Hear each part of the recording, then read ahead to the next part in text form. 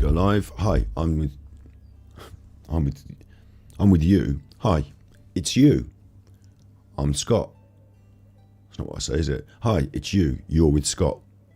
I'm the super chuffer. It's midnight. It's always midnight. This is your right ear and your left ear. We're in mono. It's fine. How are all you? Can you all hear me? I'm with you. Hi. There we go. Yeah, you can hear me. In chat, we've got you. We've got Keeley, Julie Ashmore, Gaynor, BCTV, a different videographer, Method, Chinwaggers, John Devine, Julie Ashmore. We've got Persephone 5. We've got Yvonne Michelle. We've got Alexander. We've got Andrastaza Wolf, Curtin Lisa, Mitchie, John, Louisa, Helen, Ordbod, Jetstream. That's quite a cool name, Jetstream. I like that. Method. I saw Dover and Dolly's mum up there. There's a load of you. Yeah, there's loads of you. Hello, everyone. I'm Larry. I will... what's going on with my channel dashboard? Why is it showing my channel dashboard? All right, okay. Getting a bit confused here on the old Windows. I'm Larry on battery exhausted, but I'm also super chuffer. Don't know why it's showing the wrong Windows. Got the wrong Windows open. Super chuffer. This is us. You're watching the super chuffer. I've got other channels. You can check them out by pressing the channels button on this channel, and you'll find them all there. It includes mental health support. Today we're doing Nicola Bulley's Inquest, of course. And what we're going to be doing is picking up from where we left off yesterday, which is with a scream, and she is struggling. And then we're going to follow through today. I've veered away from looking at the different stuff. I'm super chuffer on Twitter if you want to contact me. I veered away from looking at it again today, but I have seen the main headline, of course. So today's episode is about being gaslit by the government, isn't it? Are you all ready to be gaslit by the authorities again? Sounds like fun. But we'll get through it today. We're going to go through it.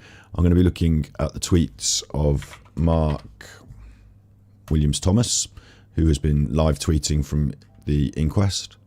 So I'm going to be following his tweets over your day one. Has he been live tweeting? No. Well, that's strange, isn't it? He decided not to live tweet from day two.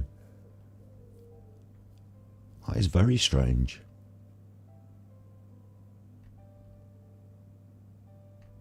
I wonder why he decided to not live tweet day two. Or maybe he did a thread like I suggested.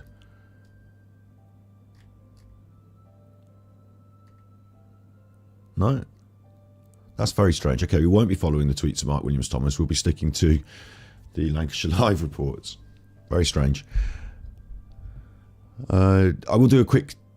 Obviously, people are mentioning Larry in chat, so I'm going to do a quick, very, very quick bit of housekeeping to start with today. Very quick, and then we'll move straight into this. Very quickly, Alan... for all those that want to hear it, that need to know, that are asking, Alan told a lot of lies yesterday.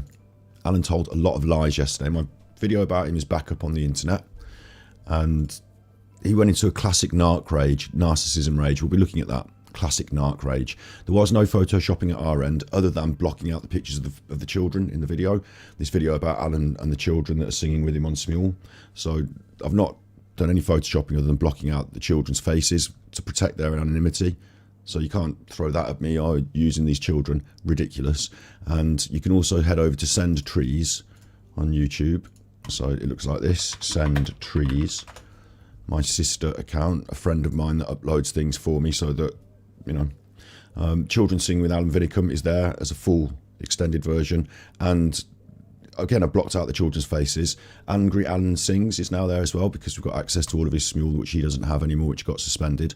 And I'll be proving it all. I haven't photoshopped that stuff. He's lied about that. I've got all the evidence. The thing that he doesn't know is that we discovered these videos of the children singing with him on Smule. We discovered with those videos on a live stream. So there were people watching live. When I opened it up, didn't know what was there, all of a sudden saw this stuff. I took the live down because I wanted to hide that because I didn't think it should be on the internet. And then I've got it in the can. So we'll be able to look at that and prove how I discovered the stuff and how it was on the internet and it's live. We can look at the website. I can drop you a link as well. So here on Send Trees, in this Children Sing with Alan Vinicum video, in the in here, there's a button that you can press and it takes you to the actual link. So there you can see that it's on Smule. I'll paste it in here. I haven't photoshopped Smule's website. That's their own website. So I haven't photoshopped that. And I've got all the evidence. So that's good. I'd like to point out as well, I've got no problems. Okay? I've got no problems. I'm not mentally unwell and distressed and out of sorts. Smoking a little bit doesn't cause me to fly off the handle or feel paranoid. I'm a grown up. I'm fully in control of my own thoughts and feelings. That's the whole point. That's the whole point. So don't worry about that. If you've got trolls in chat, give me a minute and I'll get rid of them. Okay? I'll get rid of them. Don't worry. They'll get timed out first and then they'll get rid. Don't worry. We'll get our mods in or I'll deal with it. And I'd just like to finally say it's disgusting to weaponize depression. I don't think anyone should be weaponizing depression, but that's a personal thing. So, you know, Tara, I don't think you are a troll, so I'll leave you in chat. You know, I'll watch out. Don't do any trolling. I think you'll be okay. And so that's just my little housekeeping. Don't you worry about that at all if you're not interested. It'll all be on the B side, battery exhausted. So I'm not making a feature of it on the main channel. Of course, if someone says some horrible things about me that are quite serious, I will defend them, like yesterday's episode. You know, I'll say these are lies. And then if you want to find out exactly how and why and what's going on and all the lies, follow me on Battery Exhausted and I'll do an episode on it. I've recorded his massive rant yesterday where he flew off the handle into a narc rage. So I've got all the answers. Don't you worry. Lies will not be tolerated. Truth will out. You can't defend yourself with lies. So look out for that if you're interested in that on Battery Exhausted. Okie dokie. Let's get on with what we're doing then. I've got a couple of real important things to say from yesterday before we get into further stuff. Some really important things to say from yesterday. So I will go back to Mark for just a second. Bit disappointed that he stopped tweeting today. I thought that was a strange move from him. One of the things that he tweeted yesterday, and this is what I need him for, is because I actually trust what he says. You know, I trust what he says. Are you all alright in chat? Before we get going, are you all alright in chat? Is this a joint? Simon, yeah. I'm not going to say on the internet I'm smoking weed in UK because could be a little bit careful, but you know, you can make your own inferences. It isn't illegal and it helps me, to be honest. I find it calms me. You know, I'm in control. I'm 40 years old and I've been smoking since I was 15, so don't think I'm confused or anything. It's an easy thing to attack someone with, but... It's raining again. I couldn't be happier. Louise Brown sent tippies. Super Chuffer owes 3 hugs. Thank you. Already the tippies are coming in. Thank you. If you want to get that out of your system early... the coffee.com is now in chat. It posts automatically when someone tippies me. And I get most of the cut from coffee.com. If you super chat me, it's great as well. It goes on the screen and I'm really grateful for the financial support. And when you coffee.com, it goes to me without a middleman so much. So I get more of a cut, really. So more of your money gets to the streamer.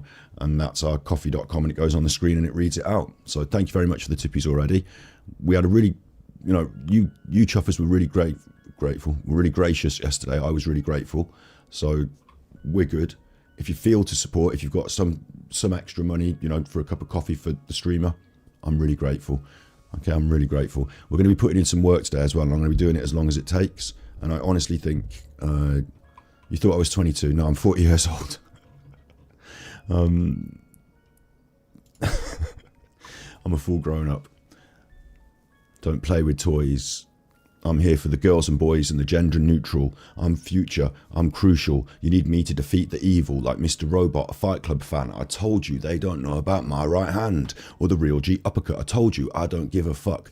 Our poor girls don't pull no punches. Smash them up like the Bullingdon lunches. Tell me what you know about crunches. Tony Harrison and Mighty Bushes. All line up big nasty line of slooshes. Truth is, I'm a revelation and need revolution for a generation of roots and future. They call me Roots and Culture or MC Strafe. Which way was safe to behave? I know how to behave. I know which way was safe to behave. Which fork to stick your eye with. I'm trapped on traffic islands. Can't cross my road, so I don't know how to get home. Silly rapping, not really appropriate for today. It just popped in my head. If you want to send us a voice chat, we've got voice message to Super Chuffer, so your voice can be heard. sometimes people really, want their voice to be heard. And I saw a couple of different people post, whatever, that they couldn't afford to financially support. I want to point this out in the bit of housekeeping right to start.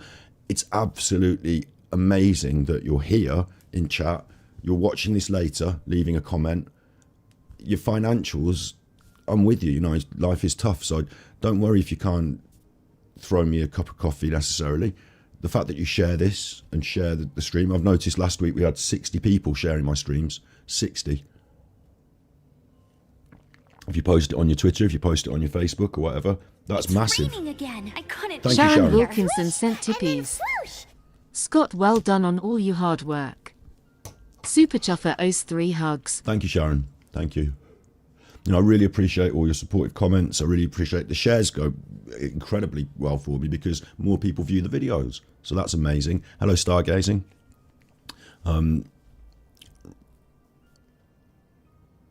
It's amazing that you are here being supportive. I don't want you to feel pressured financially, of course. And I also want you to have your voice. So for those that tippy and it goes on the screen, it reads it out. If you feel you can't and you still want your voice, we've got a voicemail service. You can do that on your phone. I'll copy it into chat. And your messages can be played live on the show. So don't say anything. You're live on Channel 4. Don't say fuck or bugger, But that's there. I'll pop it in chat intermittently. Brett sent tippies. Thank you, Brett. Shout out to us all who have survived Alan's backlash. It was incredible, wasn't it? The Super narc rage. Chuffer owes 3 hugs. Classic narc rage, which made him look worse than he ever could have. It was terrible for him. I'll be taking that apart. I'll be taking that apart. It's lots of fun. So I'll be doing that on the B-side channel, but I won't be, it was a little bit of housekeeping at the start. I'm not going to be making episodes about it on the main channel. It's raining again. I couldn't. Louise be Brown happier. sent tippies. And then whoosh. Loving the Tony Harrison reference. X Super Chuffer owes 3 What you know hugs. about Crunch? What you know about Crunch? Nicola Bulley, Inquest tweeted. Yes, I have tweeted it. I'll retweet that now as well if you want. We are live. We are live, and we're picking up from yesterday. So I was saying the Mark Thomas tweet that I wanted to pick up on that has started to bug me overnight. And my friend, a friend who has some slightly different politics from Raining me. again. I couldn't be Emma happier. New Zealand sent And then tippies. whoosh. Been wanting to watch live and tip for ages. Hello from New Zealand. I don't know Keep up what the time it great is over work, there. Scott. Thank you very much. I don't know Super what time Chuffer it is. owes 10 hugs. Rings around the world, mate. Rings around the world. Thank you very much. Thank you. Really appreciate it. Don't know what time it is over there, but I assume it's some god-awful time of the night or something. Thank you for tuning in. We've got blood on a chin, haven't we? In one of these. We've got blood on a chin. I mean, I retweeted it, so I could look at my own tweets, couldn't I? But I just want to... Because I've tweeted a load of crap as well, so I don't really want to mess up today's episode with all the crap that I tweet. But where's our blood on a chin? Here we are. So Mark tweeted from the inquest that post-mortem, this is day 1, rigor mortis past covered in mud, blood stain on chin. Okay, blood stain on chin. I've been asking and I've been looking, and more than one person has come forward to me behind the scenes. I'm not going to tell you who they are. They don't want to be, me to be naming them. But more than one person, let's say that more than one, has come forward to me behind the scenes and said, I'm going to the inquest and I have heard XYZ. So my problem with them, I mean, I've got no problem with these people. I think, great, thank you. But I haven't verified, I haven't seen them in the inquest. So I want to be careful about what I report. I would like things to be verified by the mainstream press, although we don't necessarily trust everything the mainstream press say and the way they report things. They're being quite selective as well. I'm a bit disappointed that we haven't been given a very clear, we will get the full inquest, won't we? We will get freedom of information at some point, I hope, the full inquest, and I'll be able to pour through every detail. But at the moment, we're beholden to the details that are reported, and they're not every detail. And I can tell they're not every detail because the details in here and the details in what Mark was tweeting, some are not in both. Some things Mark says that are not in the mainstream, and some things the mainstream say are not in Mark's. This other piece of information I'm going to say now, I've only seen from people that have told me they've been in there. So I have to take this with a big pinch of salt because people could tell me anything and I've never met these people. But people have said that there's a damage to the bridge of her nose. Okay? So I've asked, I tweeted it. Raining again. I Jane couldn't Art be sent happier. tippies. And then Great channel, keep doing what you're doing. Thank you. Super Chuffer owes 6 hugs. I'm about to blow this wide open. I'll tell you what, I'm about to blow this wide open. And I'll tell you something else as well. I told you yesterday, I'm not into, like, I'm first, quick, get on this and dig through it and find a clue and shout about it on the internet. I've cracked the case. It's nothing like that. I want to go through this very carefully and very calmly. And you might notice my energy different today. Calm, not different from yesterday, but calm, you know, on these 2 episodes specifically. Some people said, "Oh, are you okay? You don't seem your usual self," and stuff like that. I'm a little bit tired. You know, we discussed yesterday about how I've come off antidepressants and feeling lots better and really weaned right off. People have been concerned, you know, how I'm weaning off. I've done it over time. Don't worry. I'm in a really good place. But of course, there's on top of that, this is a really serious thing that makes me feel a bit sad. So I'm not here going, "Hey, ha ha ha." You're not going to hear a lot of laughter from me. It's quite serious stuff. So that's why I'm in this energy, you know, which is good energy for this. It's the right energy for this. I'm about to blow this wide open though, so I find this incredible. Blood stain on chin. Let's take the idea that she had some sort of damage to a bridge of her nose, which has been forwarded to me and put in other places, but I haven't seen the mainstream media report on it. Maybe someone could send me a link and show that it has been reported and was said. LE, Fantastic Ether, I don't know what LE stands for, but claims she only had blood on chin because body handling after recovery. I don't think a post-rigor body could still bleed. I find, yeah, right, okay, so this blood on the chin, we've got several questions, and I'm going to throw up a new question that maybe you haven't asked or heard asked before. If she had it on the chin and she went in the water, would it have washed off? That's a big question that people have been asking. How long's it been there? Was it there before she went in the water? Is it part of the process of her going in the water and being damaged? I've got a really important question about this. It's on her chin. Yeah, we haven't heard any reports of any other marks on her face other than behind the scenes. I've heard about a mark on the bridge of her nose, which might not be factual until I can see it from the inquest, printed and published. How on earth does the blood end up on your chin, right? Gravity, like if I have a nosebleed, then gravity will pull the blood down and it will end up on my chin. If I cut something on the rest of my body, I could touch it and I could touch my chin. That could happen. So I could I'd have to be conscious to do that. I'd have to be doing that. If you fell into the river in any way and hurt yourself and that caused the blood, you would have either cut on chin, not blood on chin, cut on chin. But if you fell in the water and you were face down, the blood cannot run down from the top of your nose to your chin because you're face down in the water. Gravity would pull it down and wash it away. The blood on your chin, if it's not from your actual chin, is either from a higher up part of your face and it's run down with gravity while you've been stood up, or it could be from any other part and you could be hung upside down and it could be from your tummy. But it has to move with gravity, doesn't it? Unless you've cut your chin and the blood is there because you cut your chin, either the blood has moved with gravity or you've touched it and put it on your chin, or someone else has touched it and put it on your chin. So the fact that there's blood on the chin should really not be ignored and just, okay, she had some blood. Where is the, I'm talking... It's raining again. I couldn't be happier. Swish! Gainer sent tippies. Get yourself a couple cartons of almond milk, Larry. Everyone's calling me Larry now. Super Chuffer owes 6 hugs. Thank you very much. Not sponsored by, but I wish I was sponsored by something. Big up shouts out as well today. I want to shout a big shout out to Joe and Supreme Beds. And if you're looking for a bed, if you're in the area of that, check on the internet. If you're looking for a bed, search Supreme Beds. Forget Alan and his black bed. Search Supreme Beds. Big ups, Joe. We've got to keep moving forward, remember? Tough times are there to test you, and you're going to move forward through them, don't you worry. So everyone understands what I'm saying in chat today, yeah? Blood stain on the chin. You all understand what I'm asking here, don't you? Is that how on earth did the blood get to the chin? If we're going to say that she had blood trickling down in some way, it must move with gravity. Blood doesn't flow up your face if you stood up. You know, if you have a nosebleed, it's got to come down. So she was stood up somewhere bleeding then before she went in the water. Or another option, damage to the chin or put there, you know, touched, contact. Where from?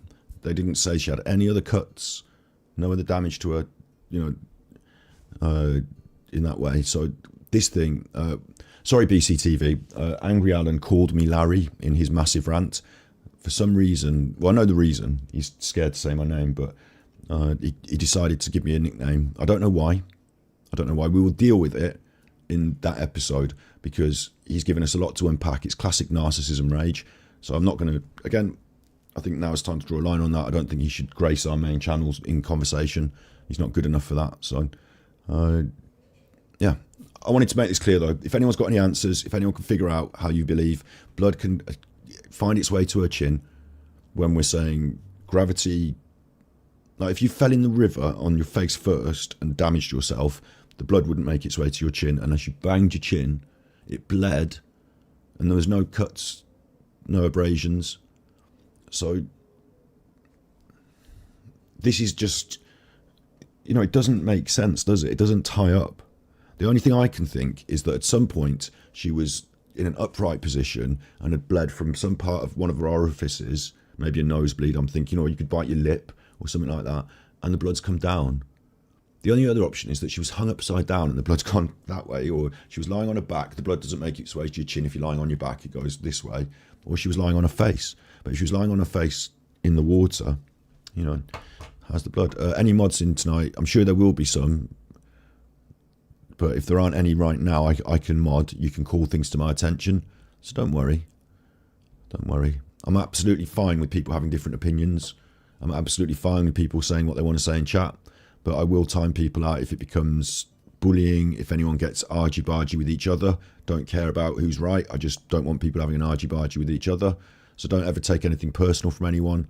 And if any problems happen, at me in chat and I will deal with it. So don't worry. I'm sure we've got 3 really good mods and I'm sure they're either paying attention on their phone or they'll turn up when they need to. So don't you worry at all. Don't worry at all. Yes, Angela, that's right. Someone else's blood could be on her. I assumed that it was her own blood because I assumed they would check this. What can I do? So that's what I wanted to raise that before we move forward. That's from yesterday, but I had this going over in my mind overnight. So someone needs to explain to me how blood arrives on the chin in a sensible way so that we can move forward and say this wasn't foul play. If there's no way to explain how blood arrived on the chin, then somebody has to accept that this is not, as they're telling us on here, and it may be foul play. I think that's all fair. I think that all makes sense. So we're going to pick up where we left off yesterday, and this is going to be more detailed now because there's a lot more of these posts than there were tweets. So we're just going to see how far we go and how much we get up to. I'm hoping to cover all of the reports, even if I can't go completely in depth on everything. We will be doing more episodes, going more in depth on different pieces as thoughts settle. Yesterday we found out, and we were talking about Roger, Anne-Marie, Penny, the phone, you know, the picking up of the phone. And we left it at this moment. She is struggling. So I'll just read through these couple just to quickly set the scene again. We didn't do the play date plans yesterday. You know, a couple of these things from here, we're going to go through this again in fine-tooth detail, the same way we did Paul answer red flags. And if anyone here is new to the channel, I would urge you to check out the playlists in your free time, because we've got the Nicola Bulley playlist, and this playlist started out with me versus Paul Ansell, and they did Paul Ansell by the river and 11 facts, a friend said. So we analysed it, Paul Ansell's testimony by the river and all that. Then we saw the Vanished programme, so we did a body language analysis and react to Paul, and I recorded the interview with Paul and I edited out all the other stuff, all of the Dan Walker, all the adverts, put it together as one video so we could easily view that So that's on the internet for everyone to view. That was the reason that Alan got angry with me, is because he stole that video. I didn't know who he was, but he stole that video and put it on his channel and claimed that I didn't do any work for it, so I couldn't. In the end, he took it down because he knew he was wrong. But that's my first sort of thing that I did that got us all into this. Then we did Paul Ansell red flags, body language analysis, using that video. You know, we red flagged it, body language analysis. Really intensive as well, 5 hours. We did Emma White's body language analysis, React. We did a call-in. We did Jason Dean Rothwell, looked into his character. We did another call-in. And then we had more red flags of Paul Ansell because we had to look through it again, a 3-hour episode. 4 hours on Emma White's worst red flags. I corrected the CCTV video where it jumped that Jizzy True Crime claimed to have got from Paul Ansell's friend. And then we reviewed the CCTV and tore apart the true crime channels that were using it as evidence because we proved that it was bollocks. At the time, Jizzy True Crime and Armchair Detective were using this and saying it was legit, and so we said it was bollocks. And then we had CCTV red flags where we showed it was bollocks. Then we did the behaviour panel and how did they get it so wrong, because they were talking bollocks. Then we did Nicola Bulley CCTV where I fixed it. More problems after I fixed the jump. More problems. Then we did Nicola Bulley worst case scenario. So, I mean, I did 5 hours on the CCTV. We talked about the worst case scenarios. I didn't go into detail about PSYOPs, and I did a bit on PSYOP. We did an episode on PSYOPs in a bit, but I didn't go into detail on the Masons really, because I don't really think that's a thing. But we had Nicola Bulley changing the thumbnail, talking about ethics. I couldn't be happier. Louise Brown sent tippies. Super Chuffer owes 3 hugs. Thank you. And I just realised I'm wittering on about my own videos, so I don't need to explain this anymore. There's hours and hours of Nicola Bulley detailed investigative content. My main thing is body language analysis and React, but we also looked, so we've got several episodes there from the people, the different characters. I raised this video of this lady, then it appeared on other people's channels. You know, I'm not saying I'm first, but I found, and I still have, a resource of other Nicola Bulley recordings from the mainstream media that other people haven't seen. So I've been doing that. Then we did the IOPC report and the welfare check and the Emily Keeney report. So we looked in detail at the welfare check, and we did what is evidence, to talk about in a wider context what is evidence. We looked at the police and children, how the police deal with children, and we also had a forensic psychologist on that episode to help, my friend Steve. We've looked at the police media response. We haven't finished looking at that yet. And of course, we've got today's Inquest episodes. Sound. I have sound. Everyone can hear me. It's raining again. I couldn't Kelly be sent happier. tippies. You're amazing. Super Chuffer owes 5 hugs. Big ups. Snood's in chat there, you see. So we've got one mod. Although Snood's really here just... I don't push heavy mod responsibilities on Snood, but Snood knows that they can ban anyone at any time if they feel that they're being irritant in chat, so that's not a problem. That's not a problem. What about the Man in Black? We discussed it yesterday. We had a talk about it yesterday. And the... yeah, I'm not going to go over what we talked about yesterday, but of course, the ideas and the themes will come up again, and we will be doing like probably, you know, a deep dive as we go through on all of these things. Big ups, Joe. Big ups, Joe. If you haven't been in earlier, Joe, I've already shouted you out. Big ups, Joe Watson. If anyone needs a bed and they're in the Morecambe area, I'm not doxing you, am I? But like, Supreme Beds is the way to go. Just Google Supreme Beds. Get yourself a nice new bed. You deserve a nice... If you're sleeping at the moment in the hot, it's probably your bed that's at fault. Get yourself a new one from Supreme Beds. You'll enjoy that. Okay. Yes, Kilted, I did see that. Someone tweeted today that somebody was an undercover cop, and it rang in my ears because when we did the police review, we heard, if you remember, when we did the police review, we heard, she said in her first appearance that there were some uniform officers on the scene, and I said, why did she mention uniform officers? That's Hegelian dialectics. It invites the idea that there would be a non-uniform officer, an undercover officer, and then later on she did say that undercover officers had been working on it. So it was interesting for someone to tweet that, but I haven't seen that tweet verified as a fact. So again, I'm going to counter and just say, what I'm not going to do is I'm not going to put things on my stream that aren't actual facts. I'm not going to say someone on Facebook heard that someone, you know, I'm not going to say that because you said there was a tweet and I've seen a tweet, therefore it's a fact and I might as well talk about it on the internet. That becomes gossip, it becomes fishwiving, and unless you can verify these facts, you end up making mistakes. So I'm not going to have a litany of mistakes on my channel. I'm not going to, in my past content have lots of different people who turn out to be not quite the ticket and stuff like that. That's not happening. So I appreciate what you're saying, and I've seen the tweet, but I simply cannot report it as if it's a fact. Okay. All good in the hood. Right.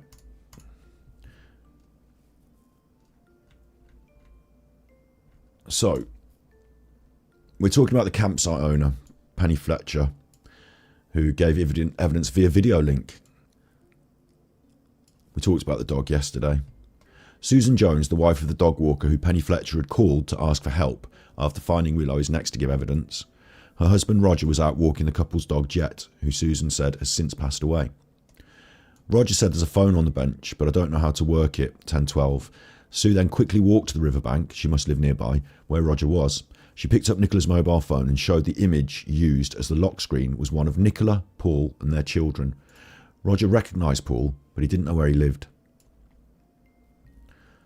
She is struggling, so this is where we pick up from yesterday.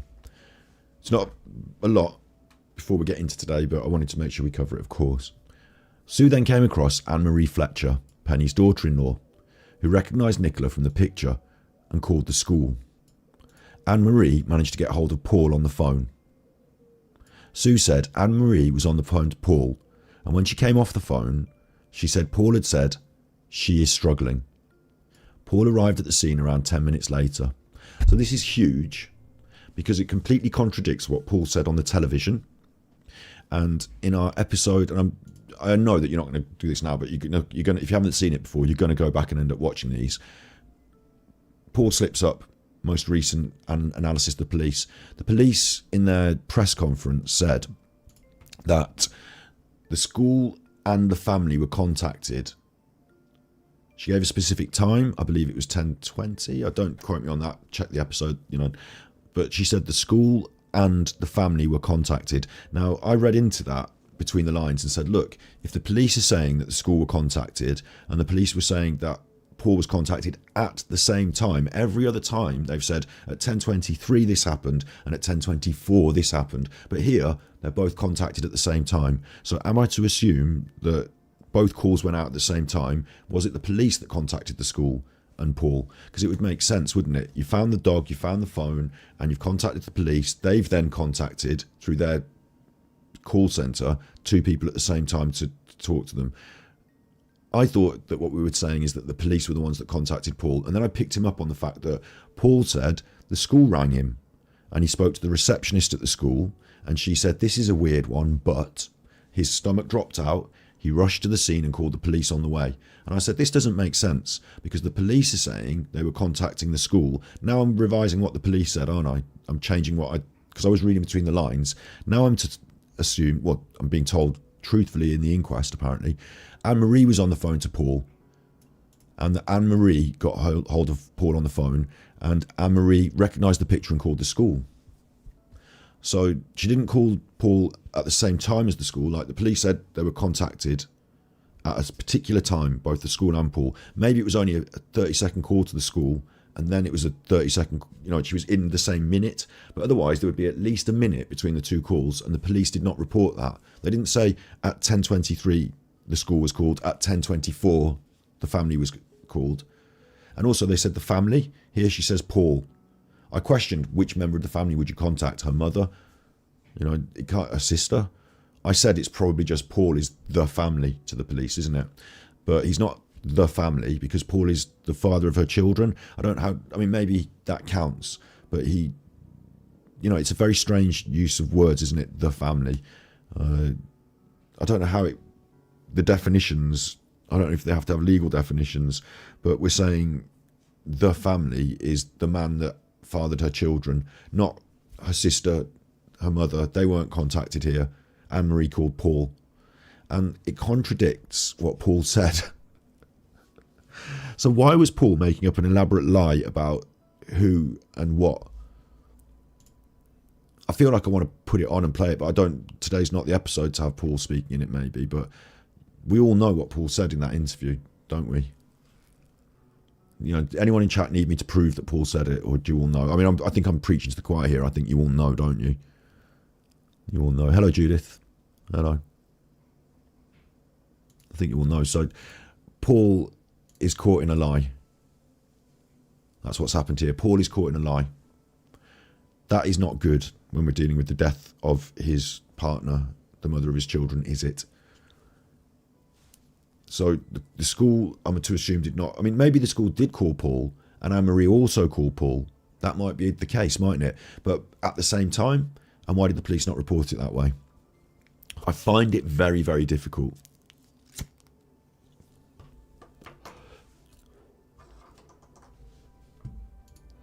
Anne-Marie managed to get hold of Paul on the phone. Sue said Anne-Marie was on the phone to Paul, and when she came off the phone, she said Paul had said she'd struggling. Now, objection hearsay. Anne-Marie Fletcher needs to say this, not Sue.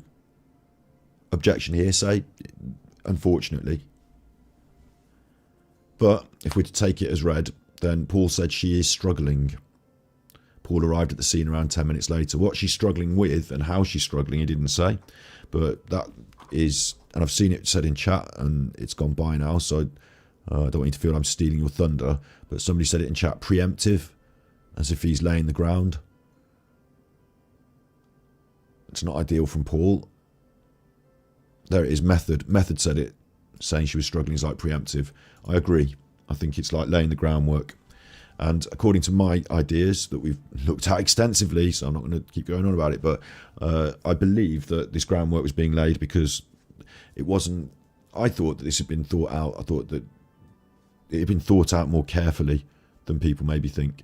So he'd had time to think about it. So to preemptively do a lot of different things. She is struggling, Paul said. Paul arrived at the scene around 10 minutes later.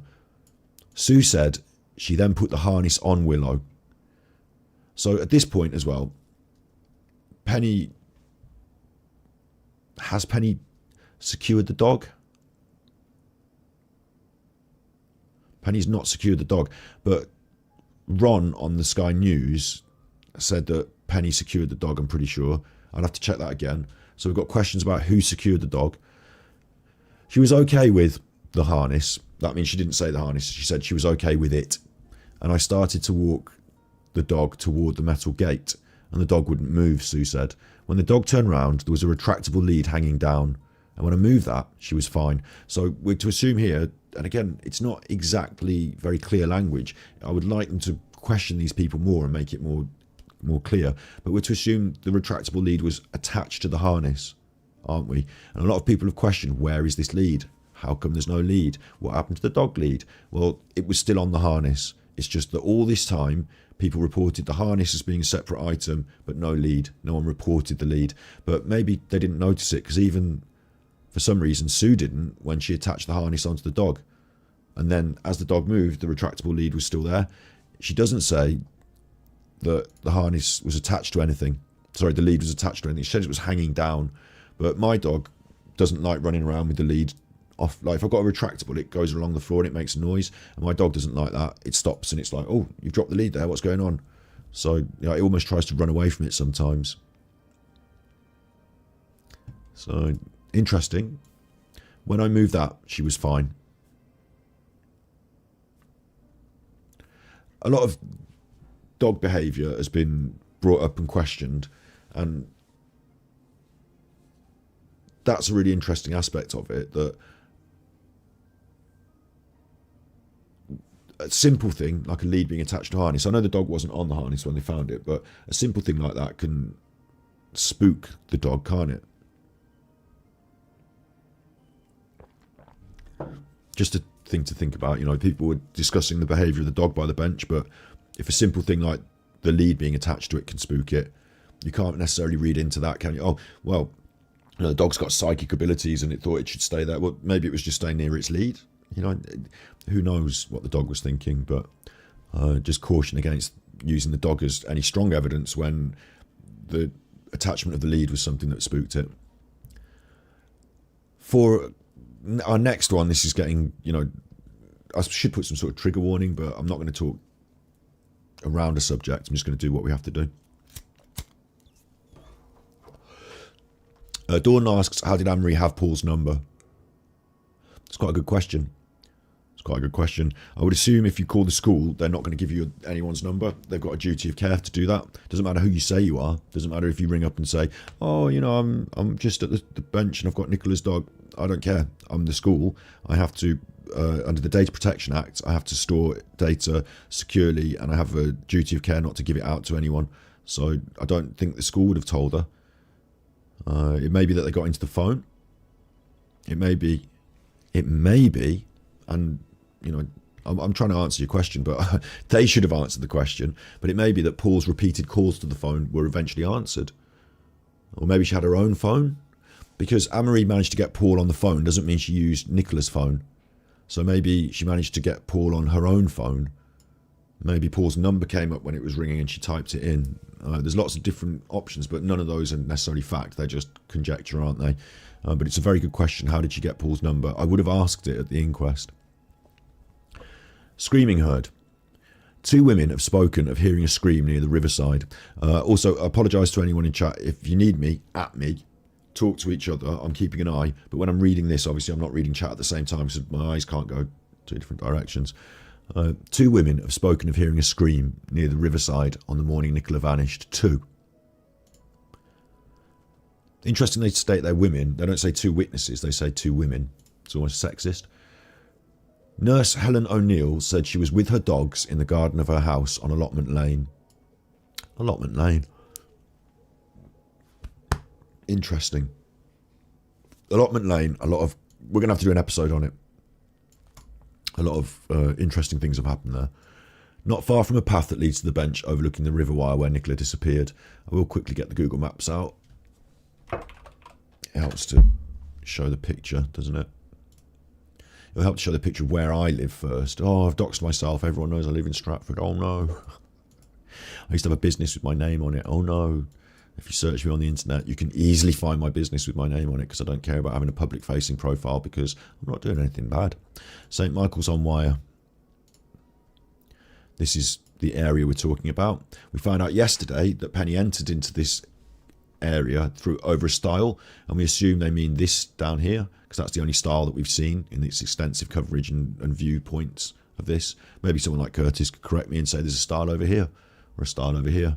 But she came over the stile into this situation, and so it seems that she came through this part of the land here, which may have meant she'd come from this way, or it may have meant she'd come from over here, a caravan park. If she had come from a caravan park, she'd have to cross the path that goes in to the field. So it would seem strange to cross the path into this undergrowth and sort of traipse your way through it and then go up this way. So am I to assume she was already in this area? Maybe Penny prefers to walk her dogs in this area. I don't know, but that's where she came from, and she crossed over into here. Now, Allotment Lane is up here, and there are properties up this way. So we could be talking about these properties here. We're not talking about these with the red roofs. Their homes back onto Allotment Lane. This is Allotment Lane, so if you live on Allotment Lane, these are your properties. So we've got 1, 2, 3, and this one has multiple residencies within it, as does this one, I think. So we've got multiple properties, and then it curves around here, and there are a couple. I don't know if these count as Allotment Lane. I don't know if these count. They probably do, don't they?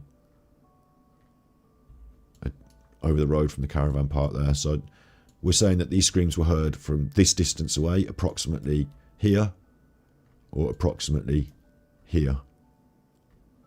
And we're over here by the bench is where we are saying that Nicola went in the water. So the closer you get to Allotment Lane, the more chance you've got of hearing the screams. Agreed? This distance, I would want somebody to stand here and scream, and I would want somebody to stand here and record it on their phone, and here and record it on their phone. You know, I'd like to know, because what if you stood here?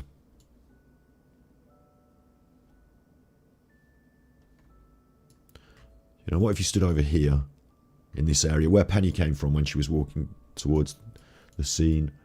What if you stood here? You'd hear it a lot more, wouldn't you? You'd hear it a lot more clearly. This side. Over here. Of course, far fewer people would be walking around in this area. They walk down this path here, which is not completely visually obscured from this area. We've seen it on the path a number of times from videos. You can look through to this area, but it is undergrowth, trees cut.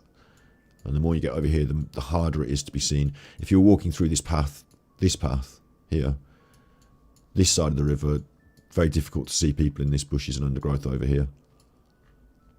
So I'd like to know whether the scream that was heard literally makes sense, because we've seen it already. We've seen the chin. That doesn't sound like it made sense. We've seen the phone call tennis now. Somebody's not making sense. There's a number of things that we picked up yesterday that we thought, hang on. So the scream, of course, everyone's going to say, well, screaming, foul play. But my first question is, you're telling me you heard it from your garden. Like, I hear screams from my neighbours over there, and my neighbours, they've got kids, you know, and the kids scream. But when I have kids, I hope they don't scream like that, to be honest. Kids do a lot of screaming, apparently. They do if you buy them a bloody trampoline and get them on it at 8 o'clock in the morning. I need my sleep. Look, kids do screaming, but how loud and how far that sound travels, we are talking about some distance here to this bench, you know? And it would be quite easy to find out, wouldn't it? It'd be quite easy to stand somewhere, because you have decibel meters. So you would know how loud an average person would scream. You could do 2 or 3 screams, and you could literally measure the decibels from over here, from wherever they report they've heard them, and say to the people, is that loud like you heard it, or is it quiet like you heard it, or what? How loud and quiet did you hear it? And then you could send your person over to here and do the same thing, and eventually you'd be like, this is exactly the sort of volume that I heard it, and it's coming from that direction. We didn't even ask these people whether the screams have necessarily come from, I think, which makes me, you know, makes me.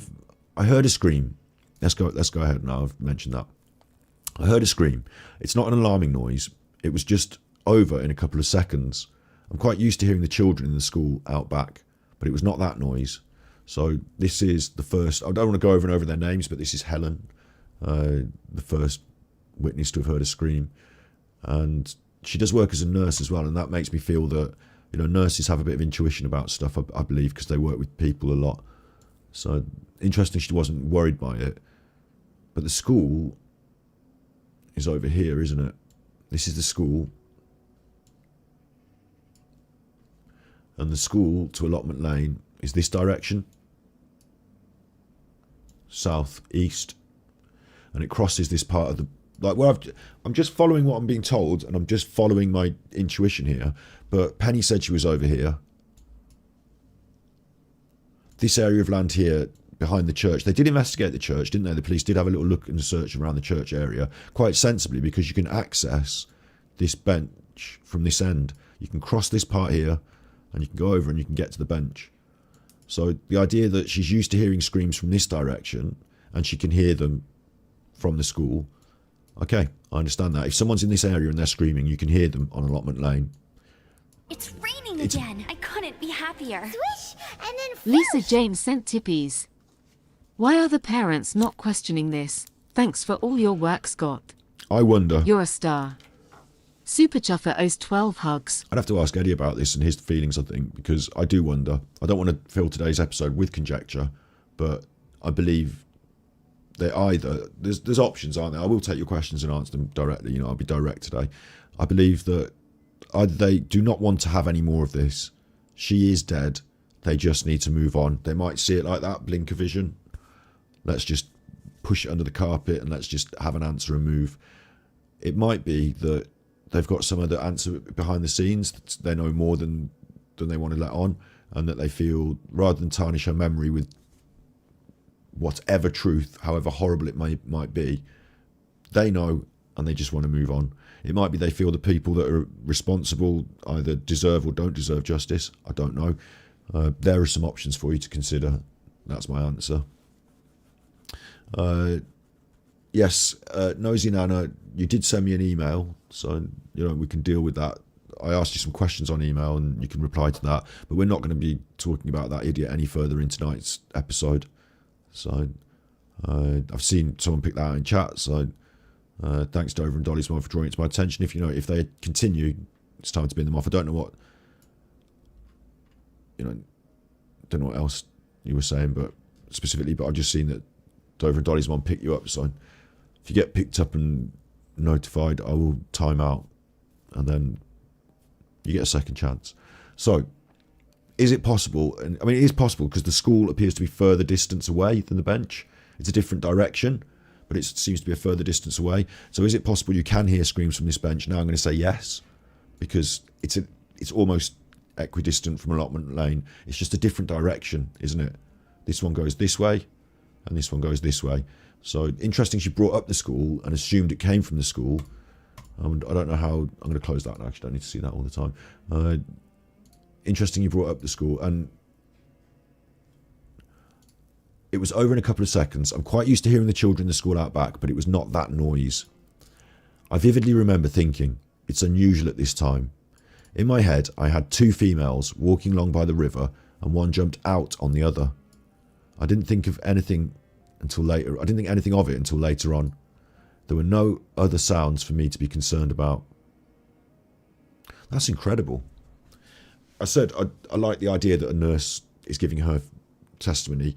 Even if it's intuitive, I like it, because if you've ever been, if you've ever been in the hospital, you damn well trust those nurses. And if you've ever had, most of us, I'm going to shout out someone who was one of our friends who tragically lost her life through cancer. A lovely lady called Penny, who was a nurse, and she had kids and lived in the same area as us. My mum's friend. Sometimes we went to theirs after school, and any time we had anything, once I broke my arm, right, and no one at school would believe me that I broke my arm, because it was around exam time, and I did it during basketball, and I was like, it seemed like I was trying to get out of my exams, but I honestly had broken my arm. So Mom got Penny in to check it, and she said he has broken his arm, and I ended up going to get a plaster cast. But if you had any ills, any woes, you would call your local friend, the nurse, and trust her advice, and her intuition on things was always very good. And I believe that of people that work with people, especially people that choose to work in the field of nursing and caring and stuff like that. Intuition is very important. So I vividly remember thinking it's unusual at this time. That's fine. It's unusual. It's not school playtime. Why are they screaming? In my head, so the scream constructed a picture for her in her head. And that's what we do naturally in our brains. You hear a bird sing and you picture the birds, don't you? You don't think, I need to picture a bird. What would that bird look like? Is it going to be fat or thin? You just picture it. So, again, I like this testimony. It's not factual. It's intuition and ideas, but I like it, yeah? In my head, I had two females walking along by the river. One jumped out on the other.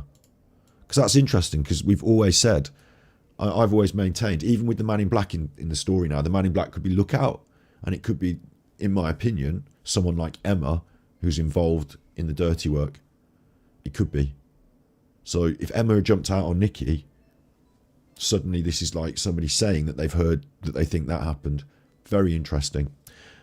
I didn't think anything of it until later on, and they're suggesting that the scream is involved in Nicola falling in the water, of course, I'm going to guess.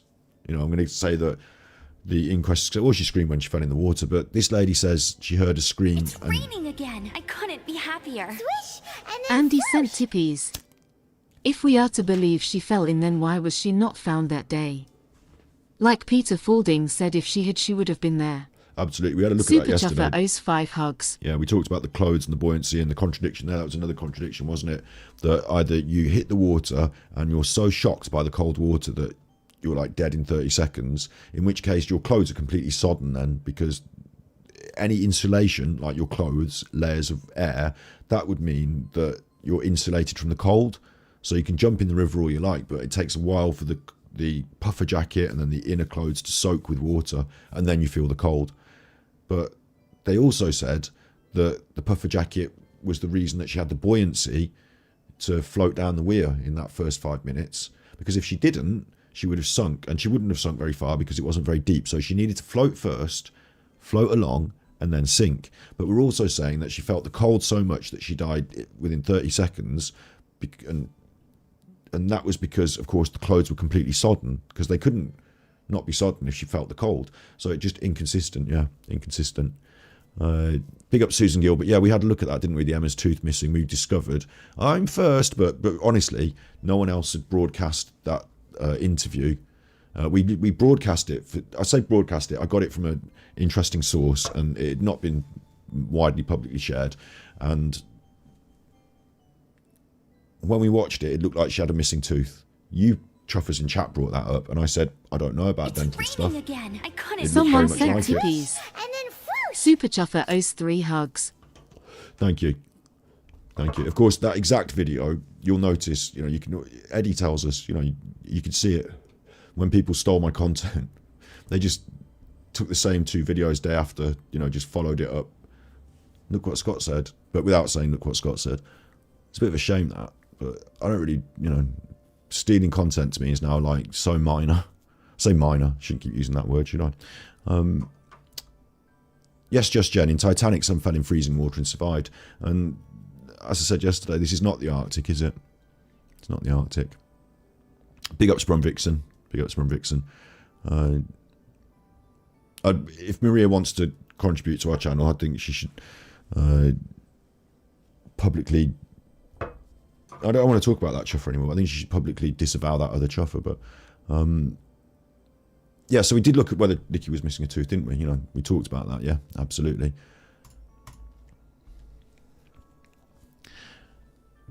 The point is that she heard a scream, right? And she assumed someone had jumped out on someone else. We're told this scream is when Nicola hits the water, I'm assuming. If that's the case, why do you assume that someone has jumped out on someone? Why don't you assume that they fell in the river? Because she had 2 females. I don't know why she had 2 females. 2 voices. Why 2 females? Why not, you know, a female and a man scream? Ah, the man's got 2 females, so 2 voices. And then if she hit the water and screamed at the same time, surely there'd be some sound of water. If you hear the scream, or is it the moment before she fell in which case you're alerted? There's a scream. My ears have pricked up, but no splash. The body, the size of a person, again, you'd have to check, can you hear things falling in the water from this distance? Can you hear things falling in the water from this distance? But the size of a person splashing in immediately after a scream, you think you may hear something of it. Maybe you don't. I didn't think anything of it until later on. There were no sounds, no other sounds for me to be concerned about. That's very clear. No dog barking. No repeated dog. Like, people say the dog went in the river, the wood. Has Snood gone? I don't know, ACW. People do pop in and out. They've got their own busy lives, and Snood lives in another country. So if you need any modding happening, tell me, and I will, you know, draw my attention to it, and I will do it. But I think we're okay. No other sounds to be concerned about. No other sounds to be concerned about. So that is her sort of saying, I didn't hear a splash. I didn't hear a gun go off. I didn't hear the dog repeatedly barking. I was saying, if the dog didn't go in, whether it did or it didn't, when I do weird shit, like mess about with my dog, like hide behind the door and jump out or whatever, sometimes I lie on the floor and roll around. You know, I say weird shit, like not weird shit. You know what I mean? When I mess about, the dog barks, he gets excited. Ah, Daddy's messing. And he barks. If I jumped in the river, the dog would bark at me. I think the dog would... am I popular tonight, David? I don't watch the figures. I just... Really, I feel like I'm just talking to one person, you. You. Yes, you. Put down the cup of tea. I'm talking to you. No, you're all right with your cup of tea. I really just feel like, you know, I'm talking to one person, really. I know there's a few of you in chat, but I'm glad that we're getting higher views. I'm a streamer and I want to grow, and I do body language analysis and, you know, talk about subjects. I've got multiple channels and I'm hoping to make this my career. So media production was my career before COVID, and things went a bit downhill during COVID. I became a carer, and then after COVID I've gone back to media production, but with a slightly different angle. So yeah, I'm really grateful, and I'm graciously accepting tippies, which for some seems like a negative, but, you know, for me it's quite the positive. So thank you very much, and it's good that this is going well, because the more people that hear about this, the more... the thing that was rattling, I'm a bit here and there today. As I said I would be, you know, we'll work through this as we work through it. In time, we'll go deeper and have more serious time to think and have thoughts. But something else was rattling through my head this morning, which was in America. They had these tragic cases, and it's racial and it's political, but they're out in the streets. No justice, no peace, no racist police. You know, they're angry and they're out in the streets when tragedies happen that go unjustly under the carpet. And I feel this is very much one of them. And I did say we should be out protesting, you know. I haven't. I'm here doing this. But I feel in the coming weeks, you know, I might want to do some things to raise more awareness of the fact that no justice, no peace. You know, I just feel a bit like that. But we're not America, are we? We're a bit more reserved in the great British Isles. So, yeah, but I feel like this is not acceptable. Anyway, there were no other sounds for her to be concerned about. Interesting. A second witness, Veronica, a housewife and club secretary for the village tennis club. Ooh, very nice. Don't get me wrong, but the village tennis club and club secretary, now you're in that whole, I love it. It's that you're in the realm of those Zoom meetings. Again. I couldn't be happier. Grandmaster Sid Sophos sent tippies. Evening, Larry. Thanks for coverage. Big ups. Have a good night, Larry. Larry is the ram. Thanks, Sid. Super Chuffer owes 3 hugs. I'm no longer the goat. I'm Larry the Ram now. I'm not throwing shade at the village tennis club, but do you remember Jackie Weaver? You have no authority here. You know, a little village having a... It just makes me feel like I could write a drama about the sort of Emmerdale backbiting, infighting, the village tennis club and the club secretariat. It just feels like this funny world of colloquial British middle bureaucracy. I always, because I've been in clubs and stuff, and I always felt like, do you need do you need to have an annual general meeting where you all vote on? It's raining again. I couldn't be Louise happier. Brown sent tippies.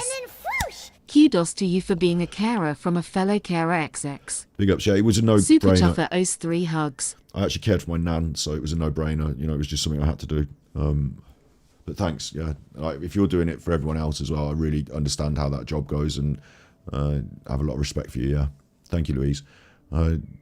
The village tennis club stuff, you know, it makes me feel like, I mean, it might be wrong, it might be nothing like that, but, you know, it makes me feel like people who, like, want to be wielded a small amount. I mean, I'm not, why should I be casting aspersions of this witness, but it just brings up that whole vibe, doesn't it? Maybe this village keeps bringing that vibe back to me, that sort of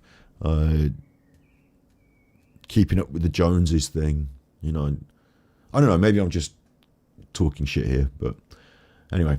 Housewife and club secretary for the village tennis club said, I was just about to get into the car and I heard a scream, a very short scream, and my immediate thought was somebody's having a bit of fun at the back of the graveyard. Miss Clyston said it was an inhale scream, like a sharp intake of breath. She thought someone was having a bit of fun at the back of the graveyard. So again, that's this direction, isn't it? This is the church and this is the school down here. So both witnesses... Mick sent tippies. I don't know any jokes, but hope you are doing okay. Add some popping candy to your roll-ups. Super Chuffer owes 3 hugs. Thank you. What we used to do when we were kids, and I would not advise this, but I did used to do it sometimes, is what you do is you get your lighter and you just do the flint like that. You don't put the gas on, you just very slowly do the flint. You don't want it to spark. And what you're doing is you're grinding down the flint. And you do it over somebody's cigarette. Well, like, you know, you make them a cigarette, and in the cigarette you put all these flint shavings. And then when they smoke it, all sparkles and pops and crackles. Not good for them. Anyway, this is St. Michael's on the Wire. This is the church. This is St. Michael's on the Wire. This is the school. Yeah. It's this way. That's the school, sorry. That's the church. So the second witness also describes being in this area and assuming the sound comes from this direction. Are they both confused about which direction sound comes from? No. I'm saying that the witnesses in the inquest are describing the sound coming from this area. If we're to assume it's Nicola, she's either on the walk down towards the church, because she walked down this way, didn't she? And went past up here and then along here. So maybe she's been accosted in this area as she walks onto the path. Maybe she's walking up the path. Maybe someone is on this side of the river and Nicola's been accosted and pulled through this way. I've got no idea. But if it's Nicola screaming, and we're to assume it is, because why would anyone else be screaming? Maybe Nicola's walked in on someone else having fun at the back of the church and they've had a scream. But it's interesting that she assumed, like, the First Lady assumed it was kids at the school because she hears a bit of kids at the school. That makes sense. So if you are telling me that you assume it's people having fun around the back of the church at 9 in the morning, right, that doesn't make as much sense to me. So now I'm thinking about St. Marcos on Wire as not being so Emmerdale and tennis club, but I'm thinking, what the hell are people doing shagging around the back of the church at 9 in the morning? Judith, I didn't get much sleep, no. What are people doing having sex around the back at 9 o'clock in the morning? Like, why would that be your assumption? Do people regularly go and have a bit of sex around the back of the church? She said fooling around, didn't she? What did she say? Having a bit of fun. Maybe she means like teenagers messing about here. I'd like that elaborated on. What do you mean by fun at the back of the church? People who goes to the church, are you regularly hearing these noises? Why is that your first assumption? It wasn't like the other lady that it's kids having playtime. Could it be that someone was having some fun and was interrupted? Is it usual for people to have fun like that? And why have we got 2 witnesses describing the screams coming from this direction? Okay, I need to move through it. I can't take too long on each point, because if you me, what you want to do is sit there with that point for 20 minutes and have a good old think about it, but I can't, because otherwise we'll never get through it all. So, but also I'd like to point out, they both say a short scream, this one, and this one was someone jumping out on someone, and an inhale scream, like a sharp intake of breath. It's surprise. They're both describing someone being surprised. So either you could be, in the midst of a lover's embrace and someone walks, oh, I've caught you, oh my God. Or someone could grab you and you could scream, but if they grab you and you scream, they've grabbed you and you, So this sounds like someone has seen whatever it is that's alerted them, oh my God. And as they're in the process of that, they've been cut off. I mean, that's what they've described to me. I'm paraphrasing and I'm elaborating, but that's to me what I hear. So I'll just be real with it. Next, Fitbit and car keys found with the body.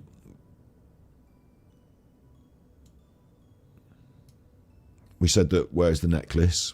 We talked about the Fitbit yesterday. So day 1 was finished and we're on to day 2, which is what we're supposed to be doing anyway, but we got a little bit behind yesterday. And I'm going to scroll all the way down to the bottom and we're going to go all the way through. And unfortunately, we don't have Mark's tweets, which is a bit strange today, but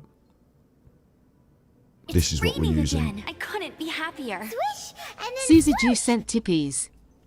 I've watched your chats since the start of Nicola Bulley. This is a bit of back pay for your great content. Thank you. Keep up the good work, XX. Super Chuffer owes 20 hugs. Thank you very much. I really appreciate it. That's a very generous donation, Susie Jew. I really appreciate it. The good work, yeah. I feel like we're doing the good work. I discussed it yesterday about a fight between good and evil. Today I feel like I'm being gaslit by the authorities, and I realised when I talked about it yesterday briefly as well, when you have to kick against the pricks, I was taught not to. When I was at school, my coach, I used to, for example, I'd get a detention and I'd say, fuck you, I'm not going to your detention. And I'd get 2 detentions. And then I'd say, take your 2 detentions and shove them up your arsehole. And then they'd get a letter home. And then once I got a letter home, my dad got involved and then I was in proper trouble. So I would push things to worse trouble.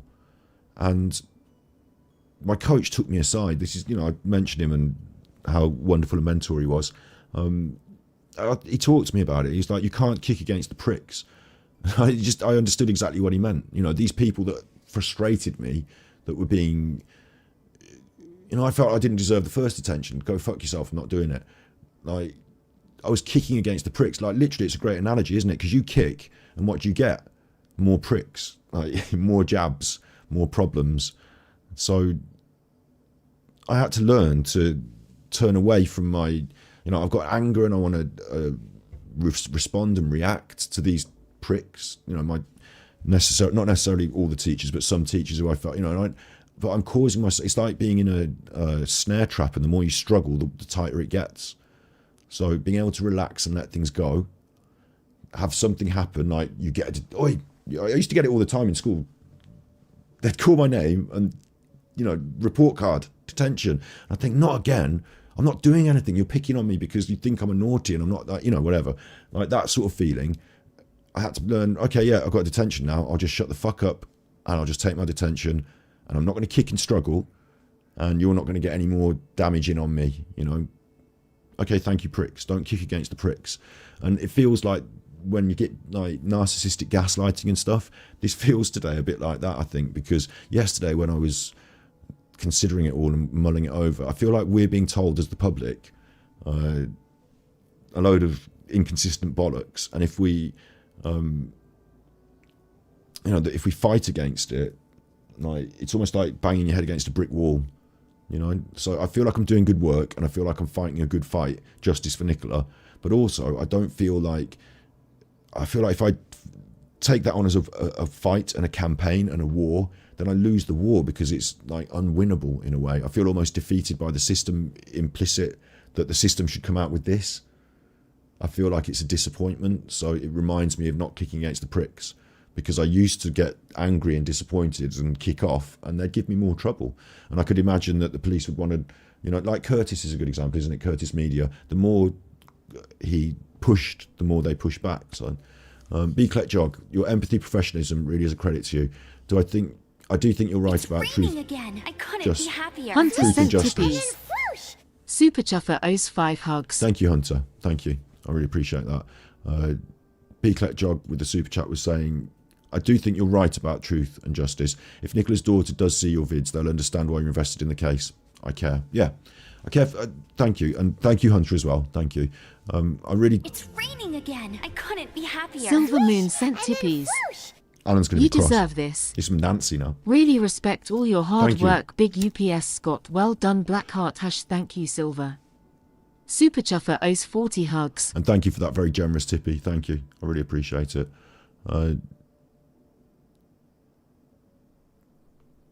Yeah, I was just, what was I saying? Kicking against the pricks, eh? And caring. I care because Nicola, I said this yesterday, I'll say it one more time and push on. Nicola represents my mother, my sister, my friends. Nicola represents your mother, yours. Nicola could be one of you in chat, it could be me. You know, if we're not getting this protection or justice from the people that we put our faith in, that's not acceptable. So I do care for her children. But I care for everyone. You know, I see this as an example in society. I'm surprised that it's gone this way. Marie, I do know about the 23 stuff, right? The 23 stuff is just, some people get confused in life and they think because they saw a number 24 on a bus and today's the 24th that God's speaking to them. It's just rubbish. It's not the Masons or anything like that. The bench was numbered 23 because of a particular incident or reason for the bench being numbered. I can't remember off the top of my head, but it's deliberately, you know, 23 days in the river is not related to the bench. It's just a coincidence. If it's anything, it's that the people who put her in the river investigated how long a body needs to be, how long the search is. You know, it's more predicated on when they stopped searching and they had the opportunity to put the body in the river, less predicated on trying to create some elaborate symbol of Masons that would tell the world it's Masons, but also the Masons want to keep secret, so you probably wouldn't do that. You know, it's not some elaborate conspiracy. Those people who are telling you that stuff are either confused themselves or working to confuse you, so that you're not like in this. If you've got loads of people confused about psyops, you can write them off. They're no danger to the authorities because they're going around talking about nutty stuff. You know, so don't worry about the nutty stuff. So the family members arrive. Nicola's parents are going to give evidence. Dr. Rebecca Gray has been asked to step up to give evidence first. She works at the health centre and was Nicola's GP. She explained that Nicola had previously spoken about anxiety and been prescribed antidepressants and beta blockers. She doesn't say what kind of antidepressant. I know a little bit about these, of course. Certain antidepressants can make you feel a little bit more off than on. They can sedate you sometimes. I was very lucky that I found metazapine to work for me without giving me a cloudy head, so to speak, or making me feel like a zombie. But it's interesting they don't state exactly what Nicola was taking or was prescribed. Whether she took it or not is a different question. In January 22, Nikki presented with fatigue and she felt more anxious. She said she'd started a new job and was finding it particularly stressful. The GP ordered some blood tests, which were all normal. Dr. Gray said there's no mention in the records of Nikki reporting any suicidal feelings or self-harm, and they would have checked that out. Nicola spoke struggling with sleep as a result of work stresses, Dr. Gray said. She described how her brain felt like it was overloaded, and she tried taking Nitol, herbal tea and sleep spray. Now, this is all very interesting as well, because I don't know how they're going to address this, if they even are, but I did not make an episode on Nicola's tweets. I did not broadcast her tweets. I'll only say, and I've said it twice maybe before, I did look at her social media. I had not had an extensive look over her Facebook. I'm not on Facebook really, I can't be asked with it. But Nicola, through the pandemic, and even before with Brexit, had been reasonably political and of a position which some might find contentious. So it seemed like ideas in the wider world were causing her mental stress. Her use of social media was not to go on there and rant and rave and stuff like that. But it seemed like with all of us that the lockdown and stuff like that had caused her mental stress. So I would see this as a natural response to that sort of stuff. So I don't think this is random and out of the question. You know, I think this is a normal human response, and it looks like she's in the process of trying to deal with it. Talking to the doctor is really important. If anyone's out there suffering with any mental issues, I always recommend Mind. We've got mind.org in the UK, and that's a mental health charity. And not only are they a wonderful organisation for working with people with mental health issues, it's a wonderful resource, information and support. And here you can get online peer support, so people that are like you, that are going through similar things, can talk, and that is a really great portal to any advice, you know, next steps you might want to take. So mind.org is really, really good. And if you're on that path, like Nicola was going to see the doctor, that's a positive. She was struggling in 2022, but she was also taking steps to alleviate her struggling. On 2023, so now we're like February 2022, January 2023, so it's a year after, Nikki went to the walk-in centre at Fleetwood and said she'd fallen, banged her head the previous night and was feeling drowsy. She'd been sick, that's concussion. She was sent to A&E at Blackpool Victoria Infirmary, where a head CT scan found no internal injury. Nikki went to the walk-in centre on January the 11th. So we're leading up to the time of her disappearance. She had fallen and banged her head the previous night and had concussion. It doesn't say which part of her head. And it doesn't say whether someone pushed her or banged her head.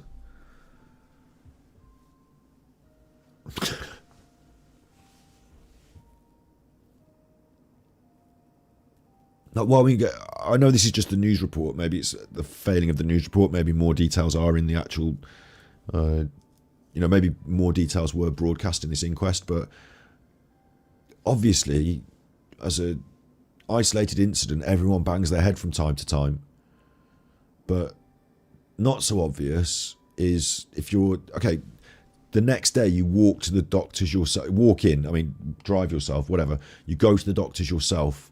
It doesn't say Nikki and Paul or Nikki. Like, how come your partner is not, like, if my partner had got an injury where they were feeling drowsy and sick, then I would drive them, or I would take them that night, or, I would worry about concussion. Was this a pissed up fall, says Michelle.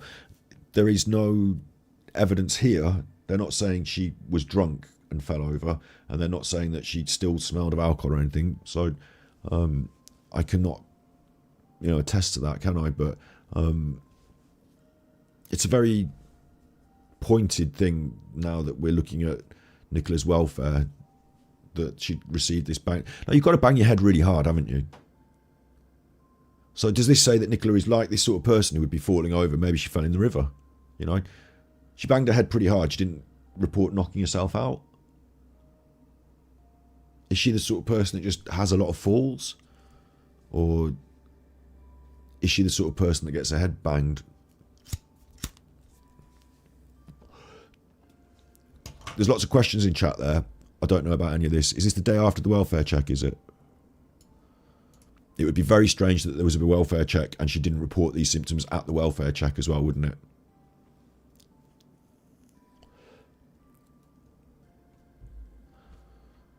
Big ups in chat.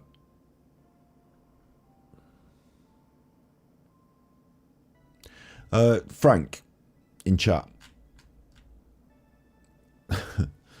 I've got to ask this. I've got to do a quick timeout. Frank in chat. Am I talking to the Frank that I know in chat? And if so, could you type the name of your dog, please, for me, Frank, in chat? Frank. I'm going to need you to type the name of your dog in chat, Frank. You understand? I'm not asking you to dox yourself or anything, Frank, but I'm going to need you to type the name of your dog in chat, Frank. It's pretty important to me that I can verify who you are, because there are some people pretending to be members of my family, and it's only happened since I started talking about Alan Vinicum on the streams. So Frank needs to talk now and tell me whether he's actually a member of my family or if it's a very strange piece of trolling that's happening. And you all need to know in chat that if someone's coming into my stream with names of members of my family, and it happened before, after we called out Alan Vinicum on some of his bullshit. So Frank needs to speak up now or get blocked, get banned. I'm sorry if you're a member of my family and I'm blocking you. I don't want you to feel under the cosh, but Frank, you need to understand that I need to qualify who you are. The fact that you're not talking to me now, Frank, and the fact that I've called it out, you don't have one. You don't have a dog. Okay. Bye-bye, Frank.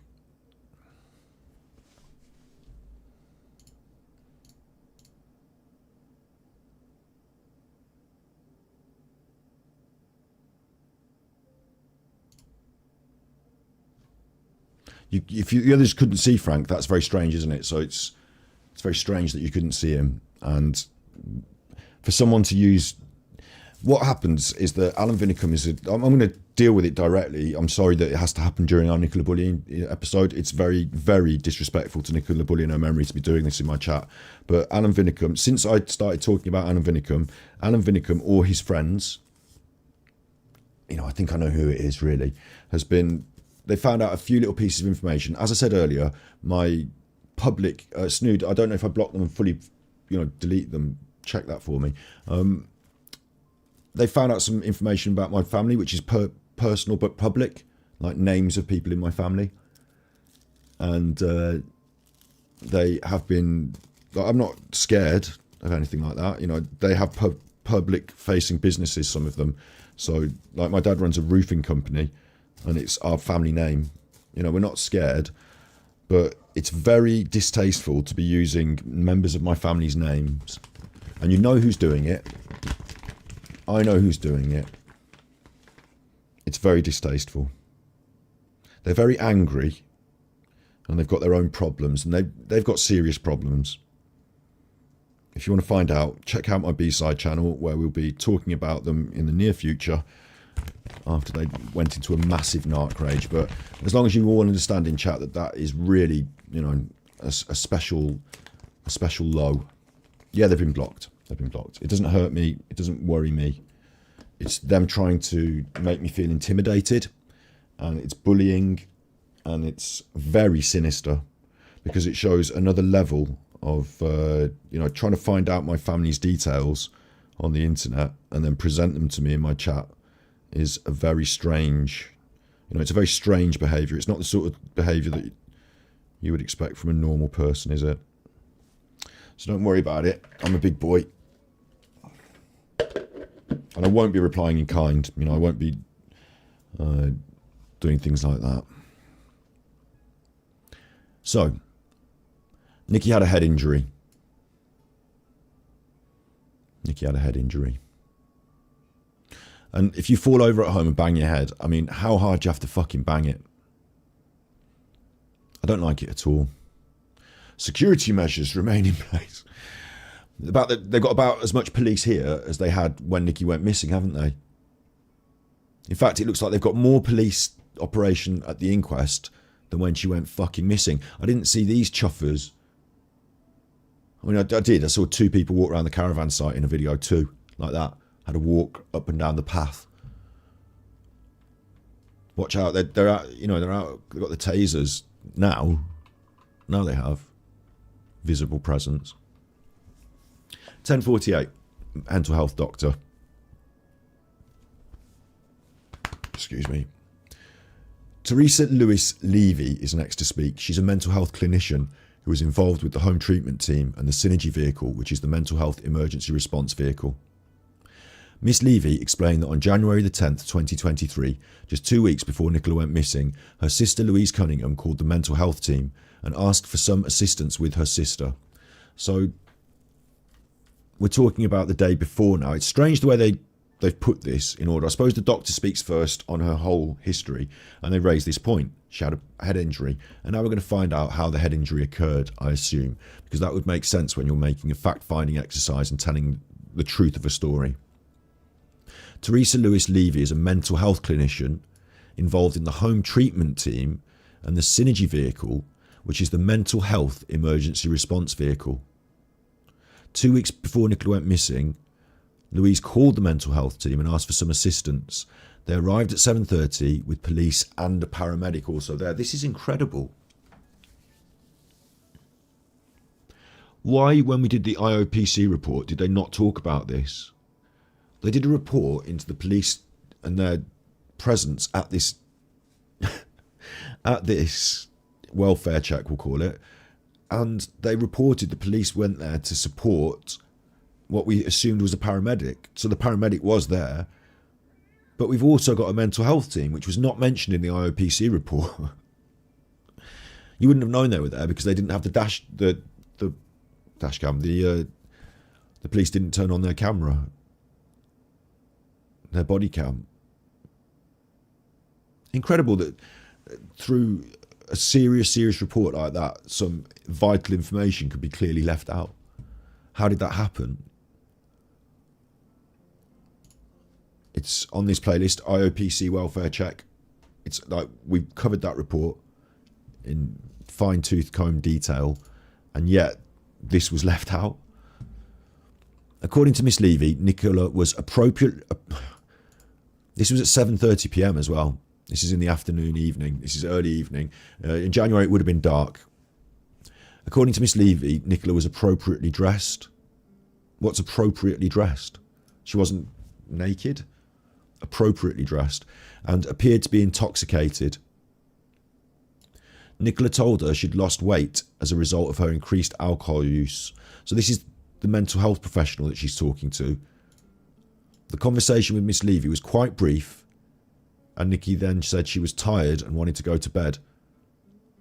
So we don't know where this conversation took place. No, I mean, is this going to be in the final inquest? Am I just only seeing small parts? Because I need to know, like, who else was in the house? Did she separate her from Paul? You would assume they would. Did she have to take her to a separate room? What was the state of the house like? If Nicola was appropriately dressed, was the house appropriately tidy? What had been, you know, what scene are you walking into? I'm also questioning, Louise called the mental health team and asked for assistance. Did she want to have her sectioned? The mental health team's quite a serious thing to bring in for your sister. You know, there's a chance she could get sectioned, isn't there? Had Louise been on the scene? Had Louise been part of an argument? Like, if I was having a row with someone, like, oh, you need the mental health team, like, maybe I'll call them. I don't know.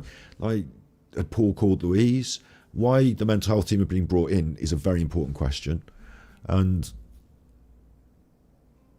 the other agencies that arrived, the police and paramedic, nobody spots that Nicola requires some medical intervention. At this time, had she banged her head?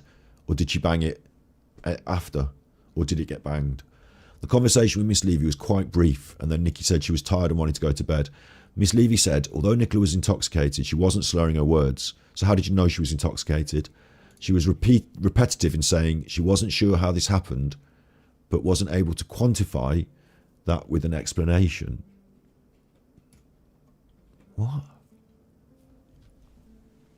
What happened? That's, I suppose, what she's saying. She said, I don't know how this has happened, but she can't tell Miss Levy what it is that she's talking about. Nicola was advised to go and see a GP the following day, but said she couldn't as she was sorting her mortgage out. However, when Miss Levy spoke to Nicola's partner Paul, he said there wasn't an issue with the mortgage and it wasn't something that was being done the following day. When Nicola appeared depressed, Miss Levy said, no, not. When asked if Nicola appeared depressed, she said, no, not that I could ascertain at the time, which is ridiculous. Because if you turn up and someone is intoxicated at 7 in the afternoon and you're a mental health professional, you might want to put that in the box of things that could be indications of depression. I know people enjoy a drink, but did they drug her is a good question. We didn't have any intoxication reports of that in the autopsy report. I feel like I'm getting more of the scene here, but I'm not getting enough of the scene to make proper conclusions. And this is supposed to be the full fact-finding mission. It's definitely not normal behaviour, is it? It's definitely not normal stuff. And you'd believe, I would also say, if they leave, right, so they arrive at 7:30, they've got time to have a conversation with her, stuff's going on. I don't know what's happening with the children, whether the children are being moved to a safer place for the evening. At some point, after a couple of hours, they're going to pack this up and go home. 7:30, 8:30, 9:30. Let's say by 10 o'clock they're gone. Yeah? Is that it? Is Nicola in bed? Does Paul just say, no night, then I'll get you a cup of coffee and see you in the morning? Or does this continue afterwards? Does the argument spark up again?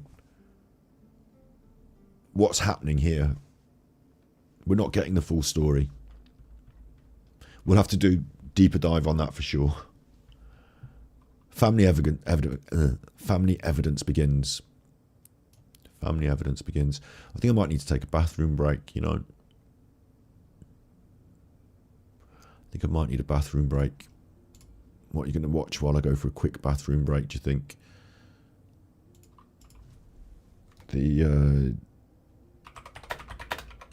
I know this is a bit strange, but I'm just going to show you a dog having its hair done because it's really nice to look at, and I find Shoe and Tree really relaxing. I hope I don't get done for copyright by putting this in the middle of my Nicola Bulley episode, but it'll be a very short bit while I just quickly pop to the bathroom, okay?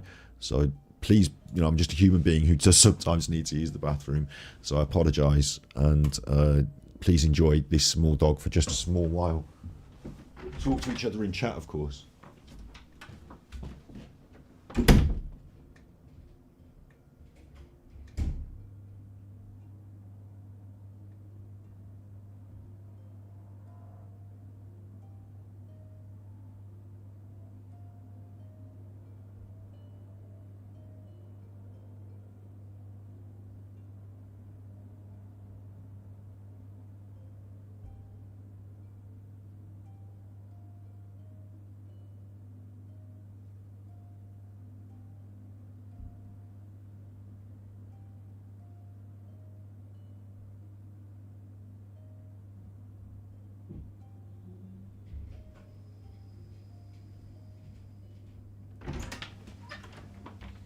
Very quick.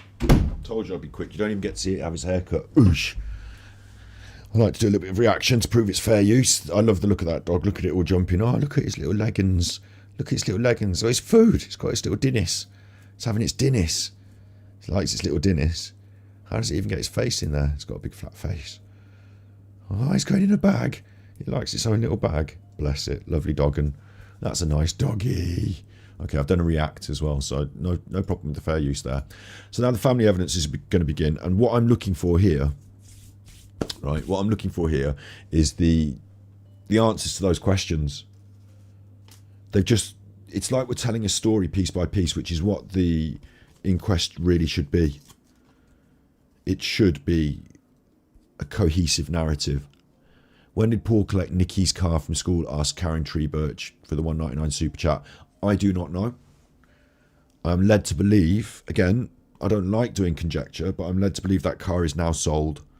Led to believe, do not know for a fact. Do not know. Have no clue. Quickest wee in town. Yeah. When I went for it, I thought, quick. As long as we get 80% in the toilet, that's fine. It count that as a win. Just get me out of this room as quick as possible. I'm joking, and I don't want to joke about crude things really in today's episode, so I won't. I'm going to stop that. Sorry. Delete that. Strike that from the record, Your Honour. So I want these answers. I want to create this cohesive story.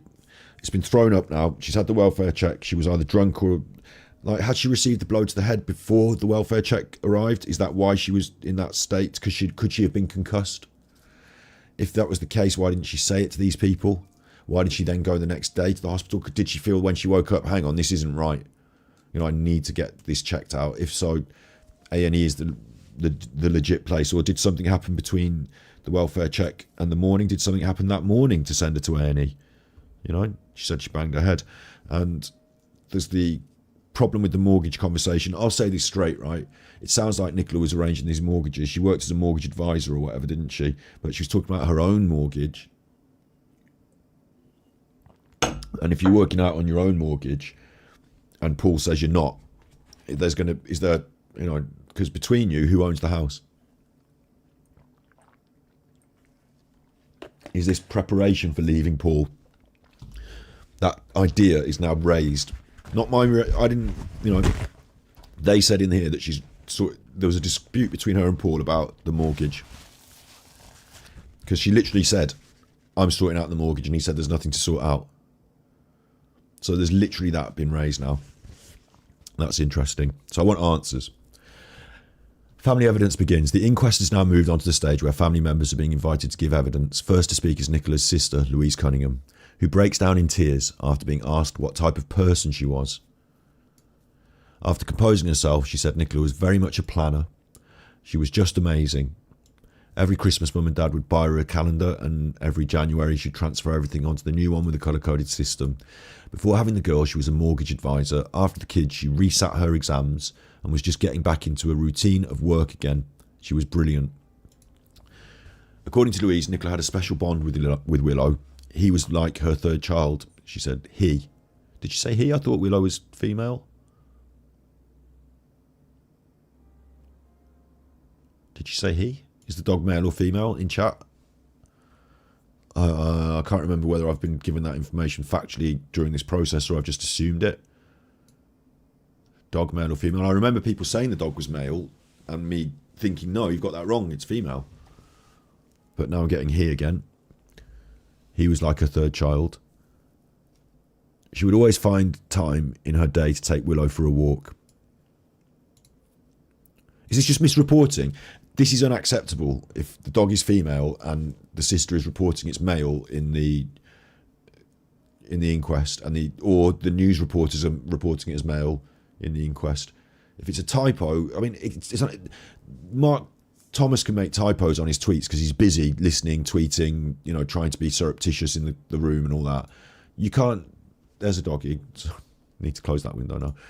You can't make typos in a news report about an inquest.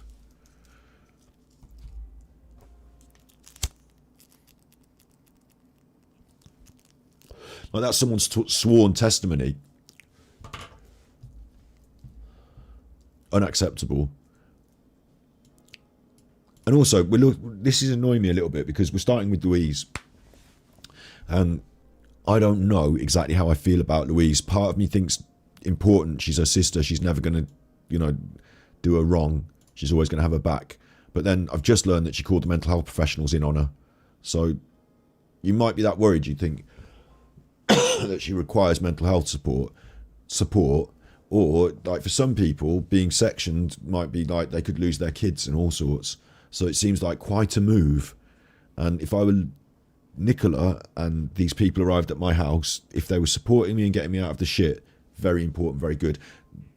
The sister didn't call the police. She didn't call the ambulance. She called the mental health support, who then came with the other people. Yeah, and it's not normal that you would have the mental health support just come out. Like for example, if something kicked off in my family, I wouldn't have the mental health support number by hand. I'd have to either Google it. I'm more likely just to call the police, aren't I, and say, they're going nuts, can you help? And like maybe they put me on the mental health support people. But it's very strange to have that as your phoning them in, and they arrive within minutes as well, like within half an hour. In our area, I'm not certain on this, but mental health support is lacking. It's been underfunded by the government, and usually it's other agencies that are involved. In chat, you're saying she called the police also. I don't know that as a fact unless it's either printed, published here, or another viable validate another thing that can be validated tells it me. So maybe it will say it here, or maybe it will be validated somewhere else. But unfortunately, I can't just believe things that people tell me in chat. But you've said it, so I've said it. But I don't know if she called the police. In fact, she asked for some assistance with her sister from the mental health team.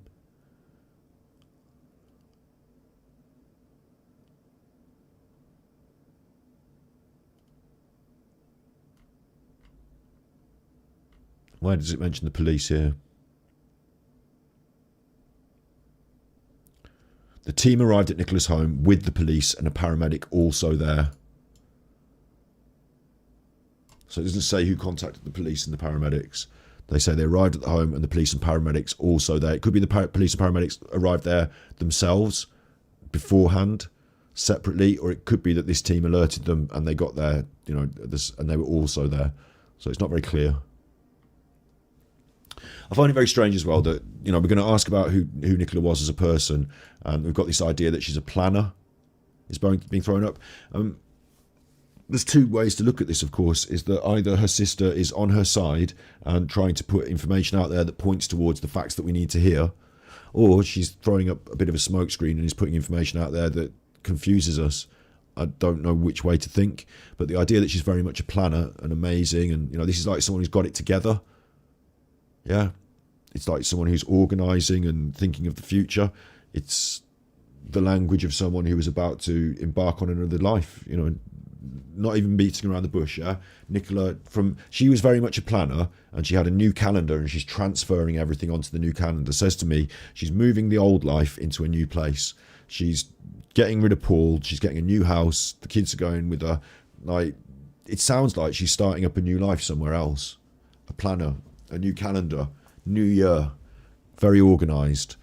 Mortgage is brought up again. Resitting exams, getting back into going to work. This is a person who's moving forward with their life. Sorry. Then she says she has a very special bond with Willow. Asked about Nicola's mental health, Louise said, Nikki did have a bit of a blip over the Christmas period with her HRT. However, come January, she'd started to get back to her normal self. She was back on the HRT and back to work and back to normal Nikki. Her drinking did increase. This is really interesting. A blip over Christmas. Why can you get away with just saying that?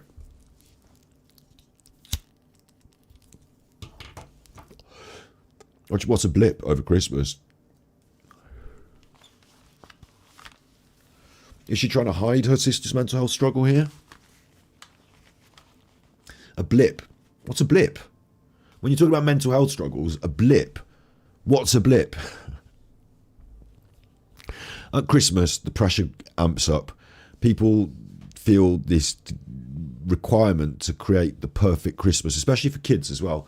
They've got the two kids. They're in this environment where I've said I get the feeling of people trying to keep up with the Joneses. People, the wait. No offense to anyone in chat, but the Waitrose set, the Waitrose shoppers, and a bit of an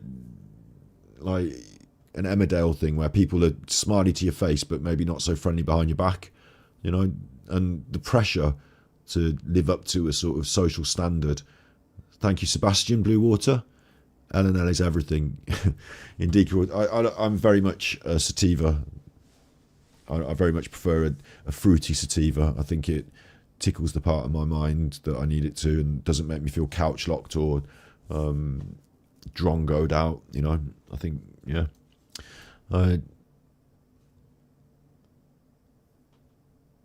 I'm saying that having a blip over Christmas is probably quite serious. Yeah, I think Carol's right in chat. I think we all have a blip over Christmas. You know, we all have a bit of a meltdown, maybe, when you're trying to organise all the Christmas stuff. Certainly I've seen them in my family from time to time. But there's a difference between, you know, getting really drunk one of the nights and, you know, having a row with your sister, or like smashing all the food out on the floor. I'm not doing the turkey now, and you can do it, and walking out the house. You know, there's a difference. There's levels. And because it's Christmas and there's this added, I was saying, social pressure for everything to be perfect, for all the tree to be perfect. We've seen photographs of Nicola with the Christmas tree, haven't we? You know, and I remember commenting that everything seemed immaculate in that house. This pressure to do that, wherever it comes from, and the Christmas period being so family oriented, you know, having this blip, it's interesting as well that it could be going back to, you know, it could be a blip between Nikki and her sister. It could be they argue, and that normally they're away from each other, and now Christmas we're back in the same room and it's all, you know, having a blip again.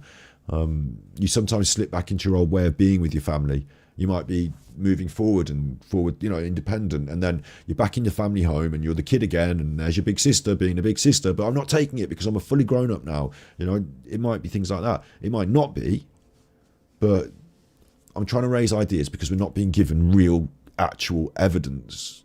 A bit of a blip. She's died, and we're discussing her mental health to try and ascertain exactly what her mental state was.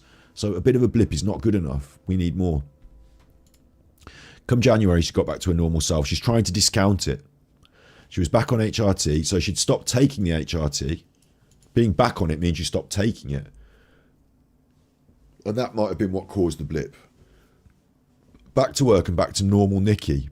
Her drinking did increase, which is not normal then. So why are you saying it's normal? However, her sister said her sister never ever confided in her about suicidal thought or anything related. Asked by the coroner whether she may leave the dog by the field if she ever did consider ending her life, Louise replied, absolutely not. There's no way Nikki would leave Willow unattended. This is really clear. The coroner wants to know from her family, do you think she might have killed herself? That's what the coroner wants to know. They're saying no. Despite mental health struggles, no, I don't think she would have done. Discussing January the 10th when an ambulance was called, Louise said it was a bit of a wake-up call for her, I think. She was fuming with me for calling the ambulance, so she wasn't happy then. Because, of course, all the neighbours saw all the ambulances turn up at the house, didn't they? She thought I had overreacted, and maybe I did, but she's my sister and I was concerned. And that's also important. It's not that Louise is angry at her. Oh, we've had this fat row and I'm going to have you done for being a mental. Rah. It's that something's going on behind the scenes. Maybe Louise is not there. How has Louise found out that she needs to call an ambulance, call the police? How does she overreact? Why? Did Nicola talk to her? Did she talk to Nicola? Did a neighbour say something? How do you know to call these agencies in? Are you there? Did Paul call you in? Questions unanswered. Louise last saw Nicola on Friday, January the 13th, having stayed with her sister for a few days after the incident on January the 10th. So on January the 10th, she was there. She stayed there. Isn't that strange?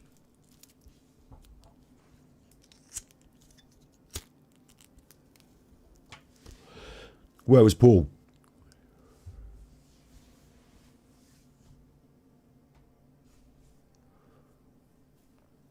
Can I post the tippies? Yes, I certainly can. Where was Paul? Did Paul stay there as well? If I was in a marriage and my sister-in-law turned up to look after my wife, I mean, they're not married.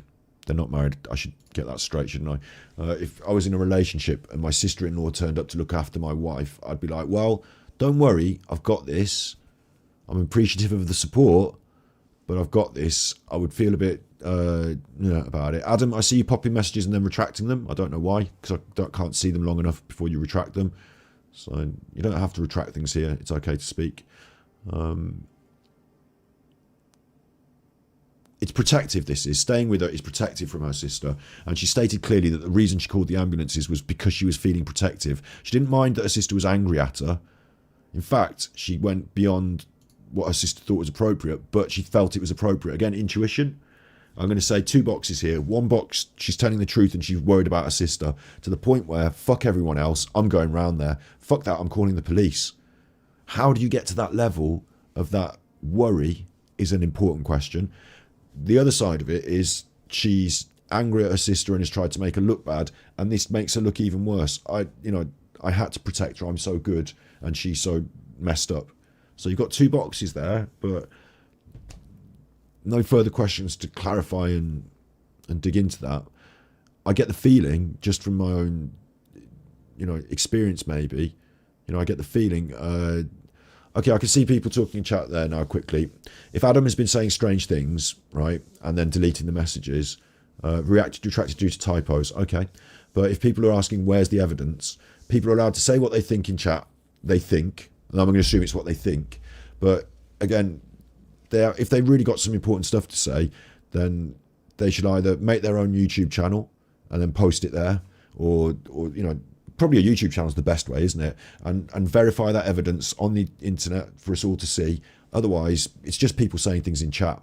So for all of you in chat that are watching it, don't worry too. You can read it and see what someone else has said. If I was in the pub and they said something, they can say what they want. But Adam is fine. Yeah, Adam can say what he wants. And people in chat, you can't keep badgering at him for evidence. He's not going to provide it.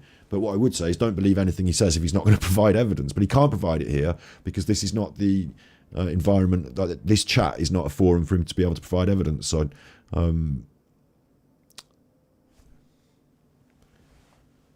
saying that you've submitted it to the police, Adam, is not proof of anything either. And Adam, I wouldn't feel you don't need to verify yourself or justify yourself to these people, because you can't in this chat.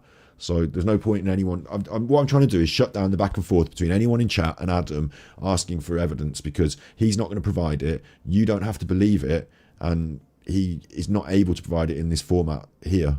He can send it to me, yeah, but I don't even know exactly what he's talking about, and it's not my, it's not, unless it's really specifically about this right now. It's stuff going on in chat. So maybe we deal with it in the future. Maybe you talk to me in emails and present me with ideas, and I can share them on the stream if they're verified. This is what I say about these social media things, though. And the reason, Adam, I'm not picking on you and saying you're lying, but I'm also saying to the people in chat, don't just believe anything that someone says in chat. Obviously, a lot of people don't believe the things you've said, Adam, because you can't verify them in chat. So for you, it's hard as well, because maybe don't post things in chat that you can't verify. You know what I mean? Because get him on a live. No, if I wanted to, Silver Moon Warrior, we would in the future. We can do that. The email address is out there. I'll put it out here again. It can be followed up on. troopinoral@outlook.com. I'm careful not to write people off, but at the same time, because I can't verify it, I'm not going to platform it. So if people want to contact me behind the scenes, we can verify them. They can get on. Adam, of course you're going to say you don't lie. So would a liar. So, you've got to understand that people are going to perceive what you say with a pinch of salt. I'm not saying you're a liar. I'm saying that nobody can verify it, remember? So in the future, we can deal with that. Okay, you can verify it in the future, but not here in chat. So that I didn't say exactly, I didn't even see what you two are arguing about, but whatever it is now done. Because I've explained why there's no point in going on and on about it. If Paul sectioned Nikki, will he ultimately have full control, financial and intimate freedom from Nikki? Asked Karen. You've asked it twice there. Thank you for the 2 super chats for the $4.99. Thank you.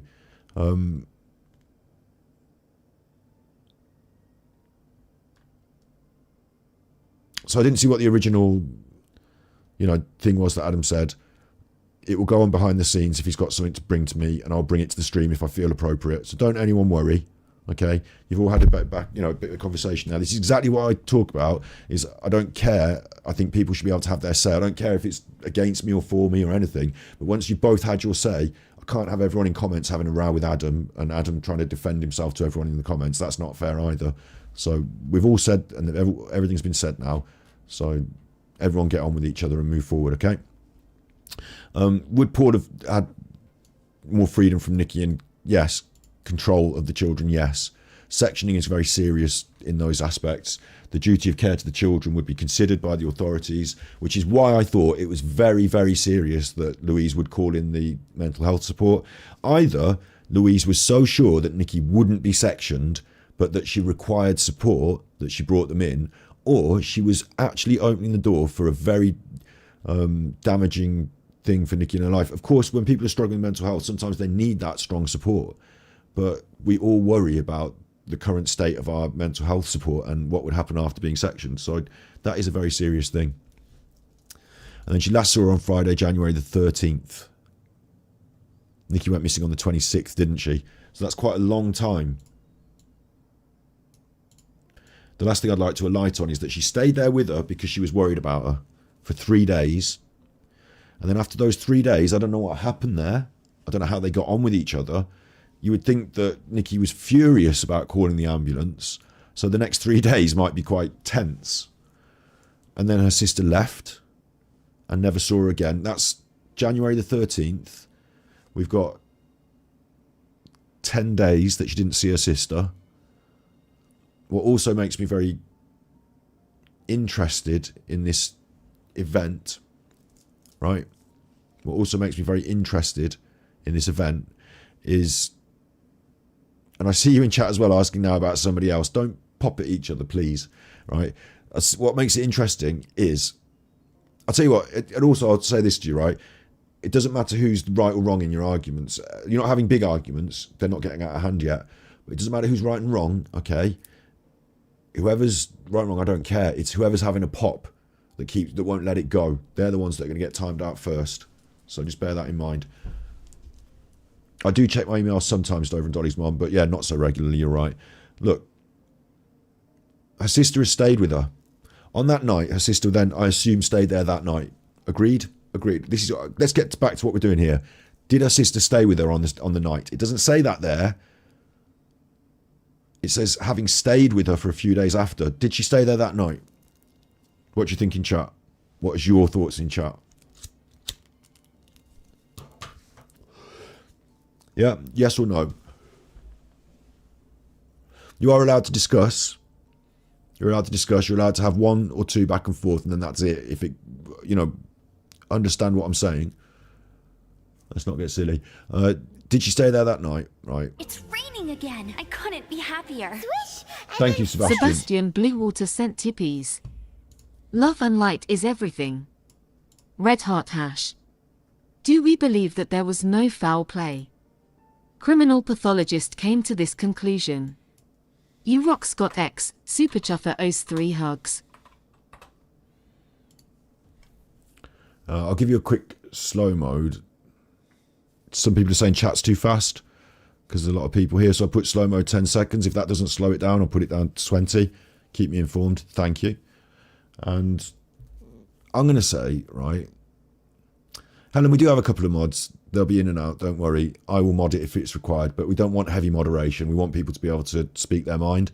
You have to understand that you have to take the rough with the smooth in that. And sometimes a few idiots will be, saying a few things. But the ability to speak your mind is very important. So I tend not to ban people outright all the time. So don't worry. I'll slow it down one more as well if you want.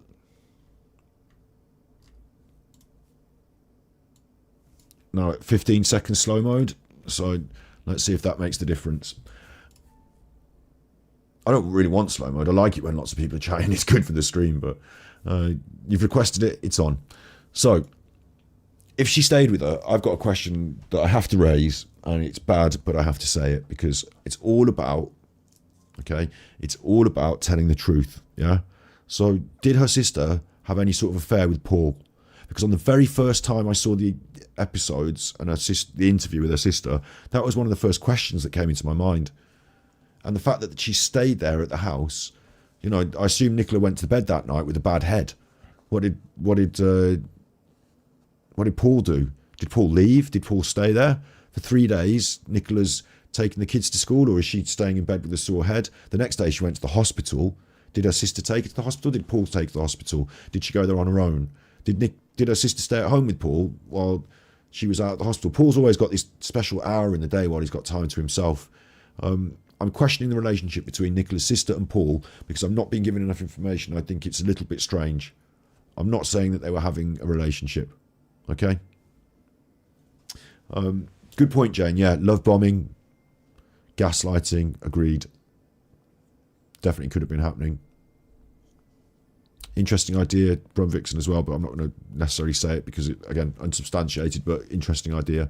I'm asking questions maybe of that rather than answering them. Future plans made on the morning Nicola disappeared. And I don't want to ask the wrong questions here. I want to be careful to not be disrespectful to the right people or the wrong people, but I do have to ask the questions. Louise told the coroner that two sisters had childhood nicknames for each other. Nicola was Clacker and Louise was Tosh. This is where I thought they'd do this on day one. This is actually what I told you I thought there would be in the inquest, which is a more clear picture of Nicola and her personality in life. And it might get a bit sad, really, because this is tragic now. Or maybe it's just used to explain this text, I don't know. On the morning Nicola disappeared, Louise texted her sister on WhatsApp. WhatsApp. Paul checked the WhatsApp, didn't he? And they were talking about booking a spa day. Louise booked the trip that morning, texted her at 8:52, and then signed off the text, Tosha. On the morning Nicola disappeared, she did the text. Louise began crying as she said, literally, I was saying it was booked, but she never picked up the message. The sisters were due to go to Ribby Hall for a spa day on March the 18th using a voucher Nicola's daughters had bought for the Mother's Day. Wasn't this this is just so bad again. Wasn't this forwarded initially earlier in the investigation as proof that Nicola was alive on the morning, that Nicola was texting and she booked a spa day? But it seems now that Nicola didn't book a spa day. They were talking about it on WhatsApp and her sister booked it.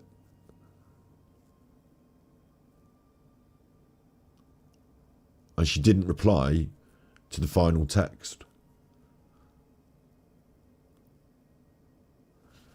Sophie Cartwright, QC, King's Counsel, not Queen's Counsel, represented the family.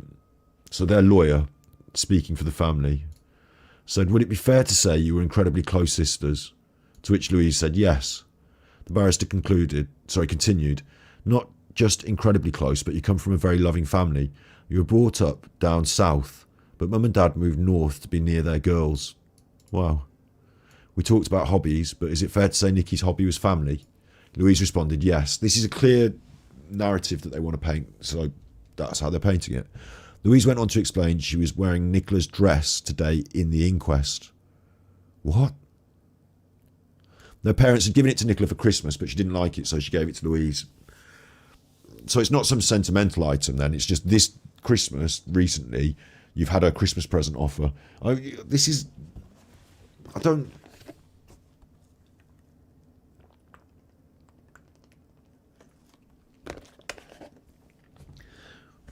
get these back and forths with Louise. I get these back and forths. I get the feeling that she cares and she loves her, and but then I got the smiles and the laughter in the interview and the almost like jealous. I questioned whether she was having a relationship with Paul, and then you get a Christmas present, right? This, honestly, she had a blip at Christmas. Remember, Nicola had a blip at Christmas, and during that blip, I don't know how the parents did this. They bought a present for Nicola after all these years. They bought a present for Nicola that she didn't want and Louise wanted. Now, if any of you got siblings, and I love my sister to bits, but if anyone's got siblings, right, you will know that this sort of annoying shit goes on where, do you really like that dress? Do you really? I'm sure she'd like that. Oh, don't worry, my size. We'll get it in my size in case it doesn't fit her. Do you know what I mean? Like, what's going on? It almost feels like Louise's, it's hard to speak like this on these things during this time in this inquest, but being manipulative and being family issues and sibling rivalries and stuff, that's kind of what I feel here. Because you've got a Christmas present. So what's Nikki got for Christmas? She'd lost weight, remember, good point.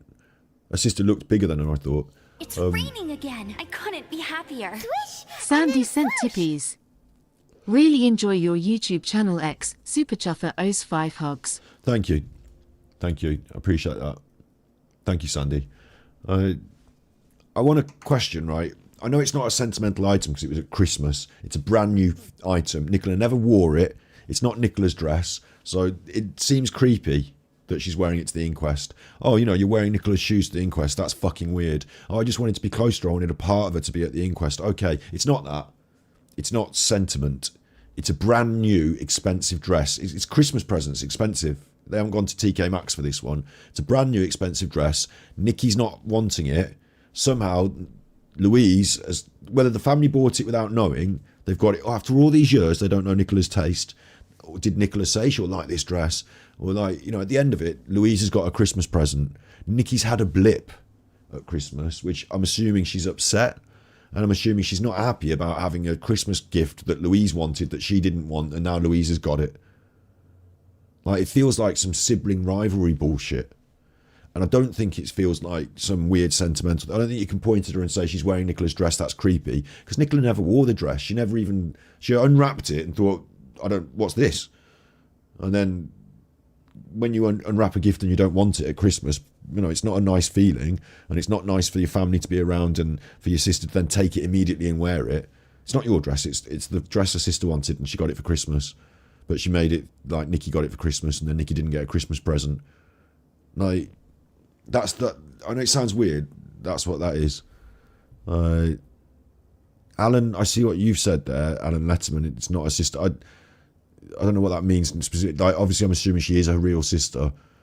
Or does that mean it's not her sister that's involved? But I'm just talking through the evidence that I've been presented in the inquest, so I'm going to stick with this. But don't say things in chat that are really weird that can't be corroborated, because otherwise that gets poo-pooed out. And if people tell me in chat now, you know, from you usuals, from you mimps, from the usual crowd, are you all right in chat? Is this going okay, or do I need to be more? Do I need to be more critical of the newcomers in chat? Tell me, you know, let me know. Is it okay? I find this very strange about Christmas. You know, it's come up in the inquest. She's wearing this dress that she gave her for Christmas, but she didn't like it. She gave it to Louise. Like, why would it need to come? Like, why does that even need to come up? Is that guilt from Louise? Is she spilling these information pieces guilt in some sort of guilt, or is it some sort of? Is she trying to like appear to be? Like, what is she trying to say when she says, I'm even wearing a dress that Nicola got for Christmas, but she didn't want it, so I had it? What does that even mean? Why is she saying that? It's the inquest into the death of her sister. Oh, the dress I've got on, yeah. It's from Marks and Sparks, and I got Mom to buy it for for Nicola, but for Nikki, knowing that I like that sort of dress, and Nikki wouldn't really want it. I thought I'd wear it to the inquest. It's my inquest dress now. It was going to be my Christmas party dress. Now it's my inquest dress. Like, what's going on with the fucking conversation about the dress? People are saying it's a distraction technique, maybe, Mimi. Good point. All for attention, says Silver Moon Warrior. I find it very strange. You know, I find it very strange. Louise went on to explain she was wearing the dress. According to Louise, Nicola worked for Love Homes in Garstand. This is the Lancashire Live. This is Lancashire, their own news outlet, and they can't spell Garstang correctly, unless Garstand is a real place and it's just close to Garstang. No, it's Garstang, and they've spelled it wrong. In the Nicola Bulley inquest in Lancashire Live, that's what we're reading this from. The mainstream media local to the area, they've spelled the local place wrong.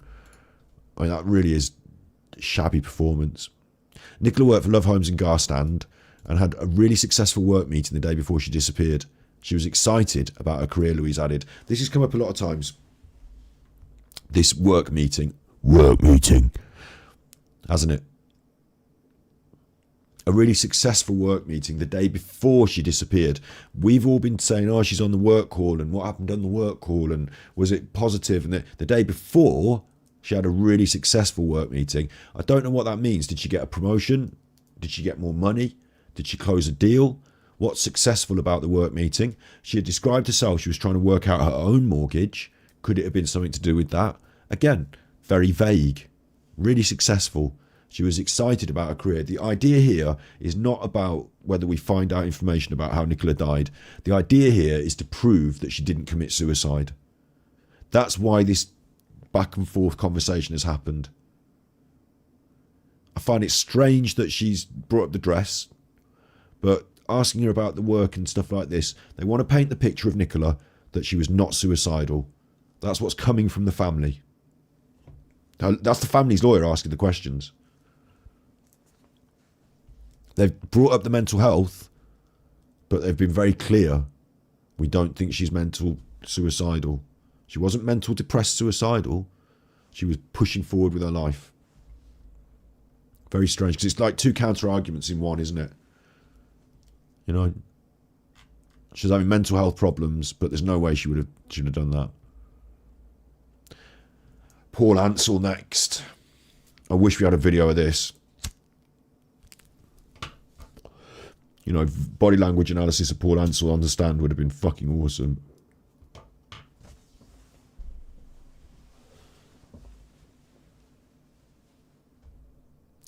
Next up to speak is Paul Ansell, Nicola's partner. Asked to confirm that he was Nicola's partner, he replies, I am, making a distinction between past and present tenses, which is fucking ridiculous because she's dead. So don't start the whole I am now. It's a really weird, domineering ownership control thing to state that. I am. She's dead. I know you were having, you know, made sure in your interviews that you used the present tense to make sure you thought she was still alive when she was lost, but now is uncomfortable. He's very softly spoken, and he's sat with his arms crossed on the table in front of him, defensive. After the mental health blip, Nicola was back to her usual self and everything was on the up, he said. And we get one quote. Why have we not got everything that Paul Ansell said? In the future we will. But why not right now?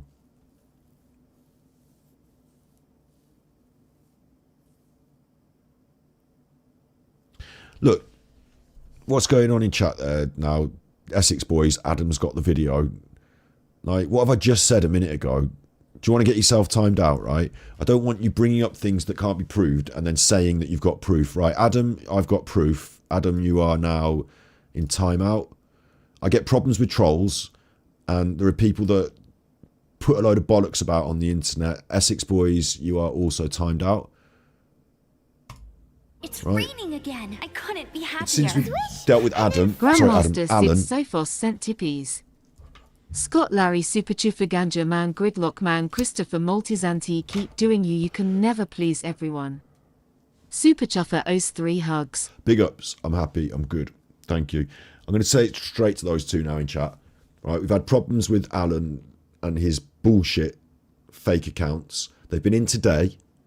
I've seen these people doing what they're doing in chat. I'm not going to have people making up bollocks and posting it in the chat and then supporting the bollocks with some. Like, I've got 2 fake accounts and I can support myself with bollocks. I don't know you from Adam. I've told you not to do it. You've done it again, right? Your personal, make your own YouTube channel and promote your own information. Send it to me behind the scenes and we'll talk about it. There is no more posting ideas and conjecture in chat that is not corroborative. Okay, you're allowed to have your ideas and say something. I've seen the video. He's got it. It's bollocks. You can't. That's third hand, second hand. It's like, why are you even saying to people, I've seen the video? It's hearsay, and it feels like people are in the chat trying to spin hearsay so that other people in the chat start believing funny ideas, and then they might have to go and watch videos on YouTube with people talking shit. And this is what we want to get away from. There's a lot of people on YouTube talking a lot of shit. I'm not going to name names today. I've told you, I'm over it, beyond it. You know, this is not what happens here on our channel. So I've warned you, now you've been timed out. If I see it again, you will be banned. Why make yourselves look bad? If you've got legit information and you want it to get out there, what are you doing in my chat?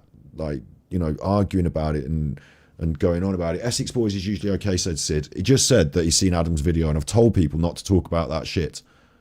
Yeah, that's all, you can't. It doesn't prove to anyone else because you said you've seen it. I've told you about it, right? I seem stressed. I'm not stressed, Lol Factory. I'm laying the smack down on these people. Okay, I'm talking to them in the serious tone that they deserve. And if you critique me again, it'll be you next. Okay? I know what's happening. I'm not naive. Alan's idiots are trying to spoil our show by disrupting in the chat. It's happened since Alan Vinicum got called out on the internet. If you want to see that stuff, go to Battery Exhausted. If you want to disrupt and mess about, go over there and try and disrupt that. I don't care if people are supportive of anyone.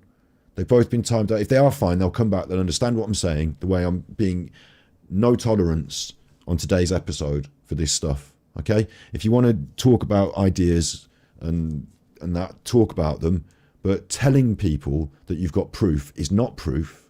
Okay? I'm not eggy. What the hell? I'm not eggy. People need to be told in a non-uncertain tone, in a certain tone. You know, they need to understand when things are serious, because we're talking about the death of Nicola Bulley, and people are saying, oh, I've heard this and I've seen that they've said that and it's proof. And there is no proof in my chat. So please stop doing it. Okay? You can make your own YouTube channel. You can prove it. You can send it to me behind the scenes and we can talk about it. But too much of this bollocks in chat is bad for everyone. It's bad for you who's posting it, and it's bad for people who are reading it, and I won't have it. Okay? It might be completely true. You can't prove it to me by saying, I saw the video, because that's hearsay. End of discussion. Right. She was getting back into her work. She was excited. It was going really well. She'd worked so hard. She was happy about earning her own money and getting that independence again. Even Paul's saying that. I suppose he can't not say it, can he? But it's very interesting that he's saying that. Independence again. Independence again from what? I mean, I'm only able to do textual analysis here. She was getting back into her work. She was excited. That's positive. It was going really well. She had worked so hard.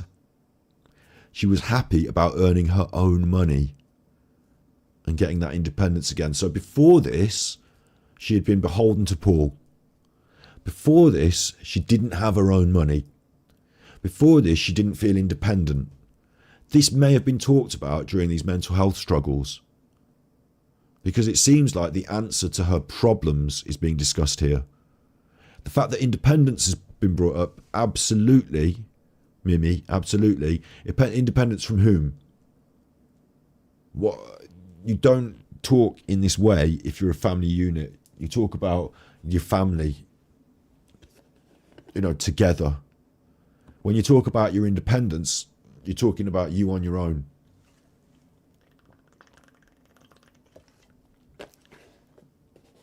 It's very interesting. And it's come from Paul Ansell. Does he feel he has to speak like this? Does he feel that's... You know, I can't imagine Paul would go into this and slip up. I think, although people are not that smart, are they? So you can slip up very easily, I suppose. But I would have thought that he would have thought very carefully about what he was going to say and would not leave any room for questioning his nobility in this matter. Maybe that's what he thinks it is. You know, he's supportive of her journey to be independent. So it can't be him that's angry about her being independent, because he's supportive of it. You know? So he's chosen to use the word independence, and he's chosen to elucidate this point about earning her own money.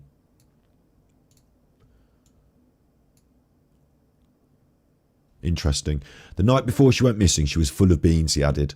Full of beans is... I don't like that.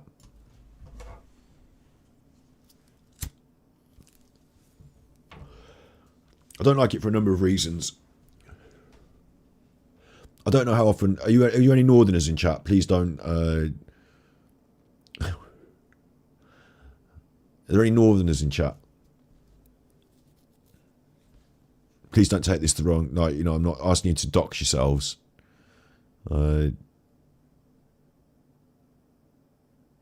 I'm not asking you to dox yourselves. I'm asking you, are there any Northerners in chat? Do you say this expression? Are you full of beans?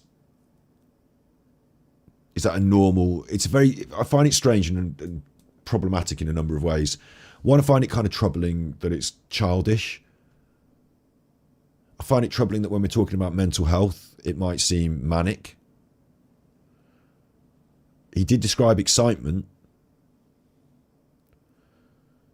It sounds like someone who we've been describing as being lethargic, struggling with mental health situations.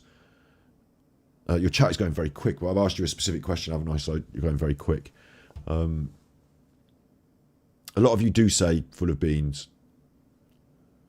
A lot of you do say it. So it's common. So maybe it's just that it's common. And, like, you know, he's struggling for the right word, so he's used something common. And it's positive, I'm assuming. When, like, a lot of you have said it's a normal expression, you do use it. So I would also say it's positive then. Like, someone's having a good time when they're full of beans. Like, I kind of know what it means, but for Paul to use it in this way, he's describing the night before she went missing, she was in a great mood, is what he's trying to say, yeah? She was in full of beans the night before. Does that mean she wanted to go out, or she was, like, excitable? Or just that she was giggling and laughing away and having a great time? Like, you know, it's... That day we went to the amusement park, I was full of beans before I got out of the car. I feel like it's another level of excitement. Am I asking the right questions of you in chat here? Is this, like, full of life? Agree? Hyper? Yeah, Lynn says hyper. Am I wrong in assuming it's a bit hyper, a bit over the top? Is hyper too far for full of beans? It's full of, because it's the night before. So you've done your day's work. The kids have been at school. Paul's done his day's work. You've fed the kids. It's the night before. You're full of beans. You don't want to go to sleep. You're so happy you want to sing karaoke. Like, you know, it doesn't seem to fit with the time of day and the description of what was going on in her life leading up to these events. I could understand it if you said that morning she was full of beans. She took the dog for a walk and she was full of beans. I find it difficult to fit it in the evening, the night before she went missing, because that week before we'd had the mental health check, we'd had a bang on the head. Full of beans would refer to kids, says Tommy. That's what I would initially say. Like, the kids, if someone told me, oh, the kids were full of beans tonight, I'd be like, yeah, God, they wouldn't go to bed, would they, eh? You know, jumping off the sofa. I'd feel like that would make more sense. Barbara says they would usually refer to children. Thank you very much, Carolyn Phillips, for the 1999 super chat. Thank you for being you. Thank you for being you as well, Carolyn. Thank you. Full of beans is perfectly normal, says David Williams. It's perfectly normal as an expression, but for someone the night before, if it was the night before we go to the opera in London, she wouldn't sleep because she was full of beans, might make sense. But a normal evening in a busy lifestyle of someone who's already dealing with fatigue and stress, full of beans is a different word. He didn't say drunk either, did he? He didn't say drunk. And someone else mentioned medication in chat. Good, because I also used to refer to drugs as beans, like ecstasy tablets we were talking about back in my day. Oh, he'll have a field day with that. The chuffer took an ecstasy tablet. Have you never lived, your chuffer? Like, we used to call beans, like, you know, we used to call them beans. Could be a drug reference. I don't think it is, but it could be. Nescafe Gold Blend. Could be coffee, yeah. It's more likely just hyperactivity, isn't it? Happy about the mortgage deal, they're saying in chat. Silver Moon Warrior. Kieran says Amber is full of beans. You're damn right. Amber, the gliding champion of Mondstadt, I assume. And Stargazing says it could be a lie, a thing that suicidal people are the happiest before they jump themselves off.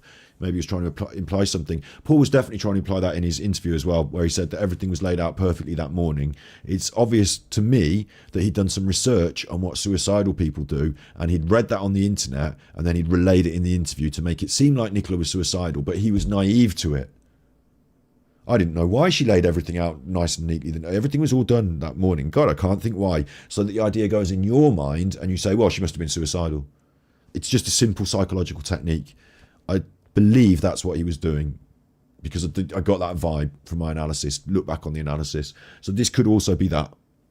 It could be also Paul just seeding an idea so that you then go on and follow it through to say, oh, was she?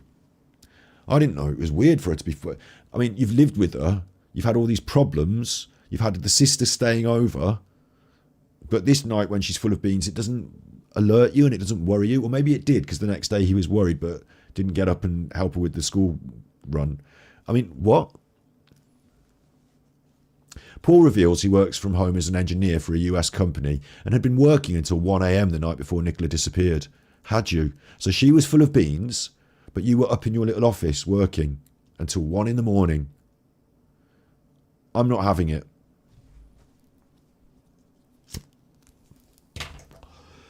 We need a timeout. I'm not having it. Why did Paul even do this, taking the stand, talking this shit? B-Collect Jog, £5 super chat. Perhaps it's a live investigation setting the scene. Paul's business question. Crimes linked together only when all crimes are completed. Money laundering. Yeah, I do wonder, like, you know, we talked about it in the worst case scenarios about potential, like, Paul had a lot of failed businesses, and usually with a string of failed businesses, you're talking money laundering because you close those businesses, the accounts, you know, get binned off. Yeah, there's a worry about that. But again, I can't really paint that picture really through this inquest. That's not being brought to light here. So again, it goes on a different conversation. But I agree, there's a shadow hanging over that. A US company had been working till 1 a.m. What time is it in America at 1 a.m. in the UK? UK 1 a.m. in what? See, there's two different American times. There's two different kinds of American times. There's 8 o'clock in Washington, D.C., which is 5 hours behind. Or what about New York? One a.m.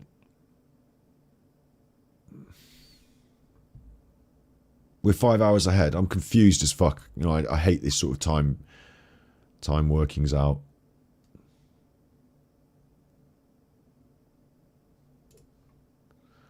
I hate this shit. 1 a.m. in London is 8 p.m. in New York. So you're working late, and so are America. And you're telling me, right, the thing is that annoys me about this, it pisses me off with Paul, is that because he's a special engineer for a US company, he's been working till 1 a.m. Obviously, he works remotely, yeah? Obviously, he's not going, you know, popping into the office, is he? Right? So he's like freelancing, is he? Or is he working directly for the company? These things are not laid out for us. But you have to be like, you know, work meeting. You have to be connected, do you? If that's the case, what are you doing being connected till 1 a.m.? Thank you, Farah, for the £10 super chat. Thank you very much. What are you doing? You think somebody says they think it was in California? I've seen evidence to support that. I have seen that. Carrie agreed. So maybe I should look at the 8 hours time. Maybe I should look at California time then. This is going to be even worse, I assume. In 1 a.m. in America, California. 5 o'clock. That makes more sense, actually, that you would work until 5 o'clock and then sign off, because that's 5 o'clock in America. But it means your work start time then. So California, 8 a.m. is 4 o'clock in the afternoon. And Paul used to get started at 10 o'clock, didn't he? He said he had a special hour to himself, and then he has to get started on his emails. So 10 a.m. in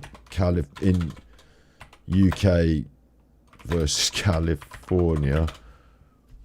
So 10 a.m. is 2 in the morning in California. So he starts work at 2 in the morning and he finishes at 5 in the afternoon in American time, which is fucking weird.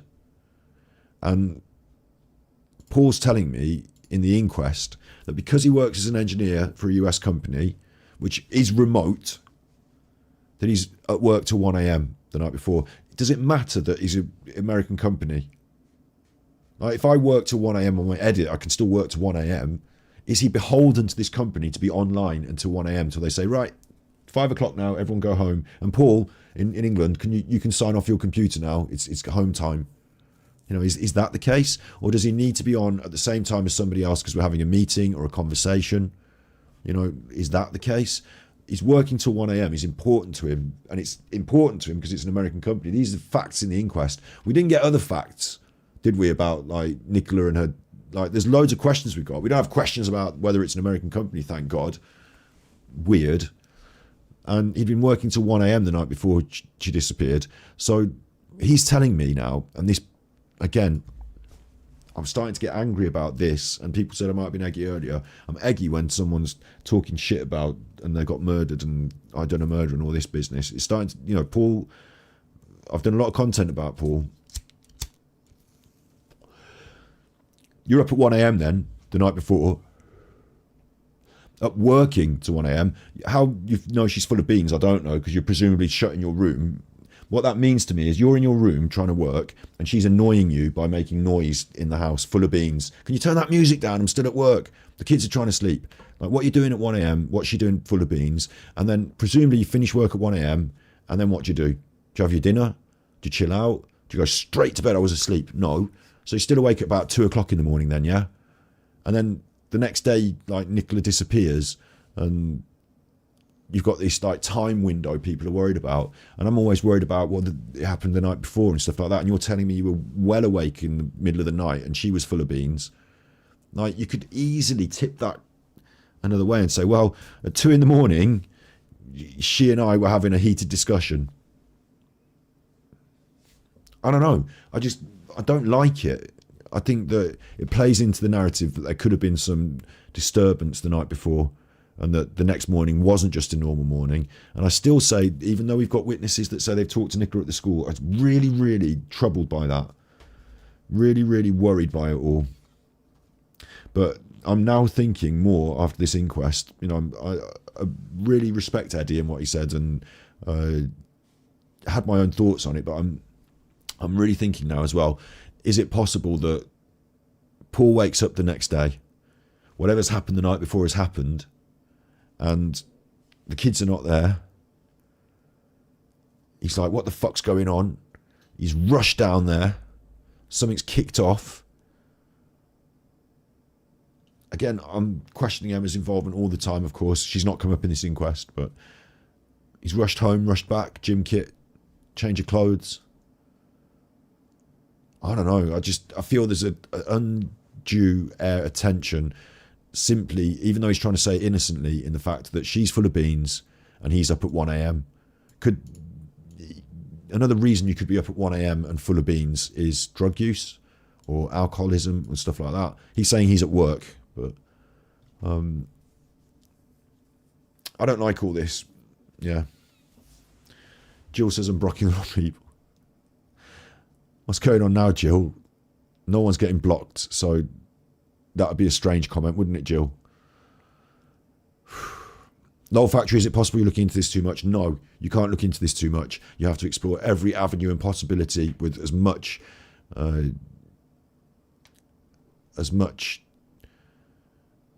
aptitude and tenacity as you can.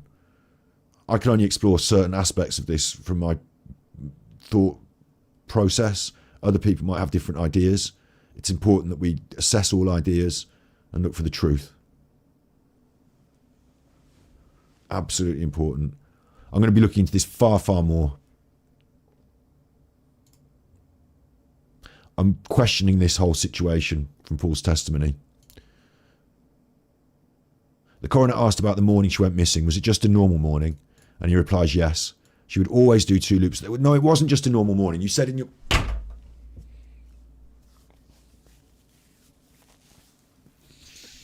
Oh, I kind of want to bring up his interview again and prove that he's lying here. Or in the interview. It wasn't... You said it was normal. It was like a normal morning, but everything was all done. Everything was all prepared. There was no... Normally, it's chaos, he said, in the morning. Do you remember? Normally it's chaos in the morning. No, Alan, you're not blocked. Adam, you're not blocked now. You're not. No. People don't just get blocked out of turn. They don't. Not random.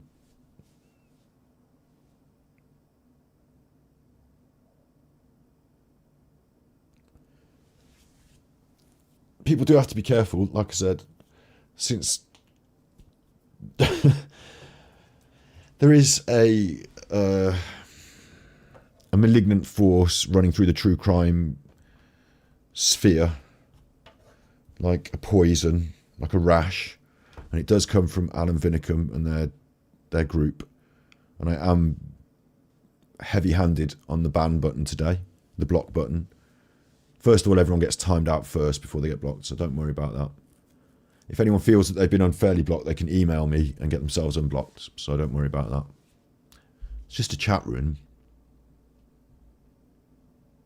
Like, Lou H here, are you lost seems aggressive. Are you talking to somebody in chat and saying they're aggressive, or are you talking to me and saying I'm aggressive?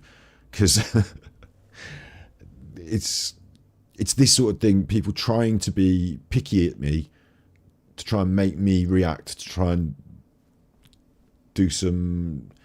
I want everyone in chat to understand it, you know. I see it, and I'm not naive to it, but I can name where it comes from, and it makes that person look really bad.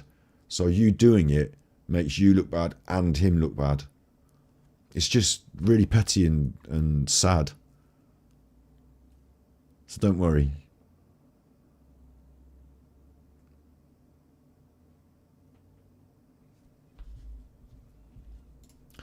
She should always do 2 laps of that field before heading back to the bench and picking up the car from school. This is not right from Paul. It's not right at all, right? Was it just a normal morning? No, it wasn't the organised chaos that it normally is. That's what he said in the interview. Now he replies yes. She would always do 2 laps of that field, 2 loops, before heading back to the bench and picking up the car from school. No, that's not true. We've seen her previous, and it was old, Strava, Fitbit stuff, and her old paths, haven't we? And she didn't always loop round twice. And how do you know? Because you're not there, are you? Do you go there and watch your wife walking in the field to confirm that she's walking in the field the way she's supposed to be? How do you know she did 2 loops of the field? You even described the dog walking duties as being separate. Sometimes you would go and sometimes she would go. You never said you went together. Eddie was very clear about that, putting you up on that point. Eddie's vinyl break, big shouts out.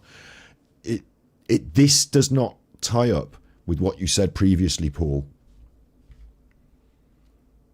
Dog harness. Attention has now turned to the issue of the harness, which was removed from Willow and found by the bench where Nicola's phone was. It says which was removed from Willow. That's not guaranteed. We discussed the other day that dogs can escape the harness if they're tied up somewhere. My dog certainly has escaped a harness in the past. Have you got a dog in chat? Do your dogs escape? If I'm feeling a bit eggy now, it's because I'm dealing with Paul Ansell, maybe. Maybe that's what actually has got my egg up a bit. And I think that's quite acceptable. Maybe.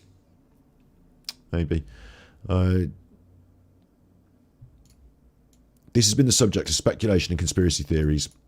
Asked why it would be removed, Paul said, we would always take the harness off before going through the gate. Because she's a Springer, she's very erratic and into the bushes, so anything that's on her could get caught. We used to take it off. What?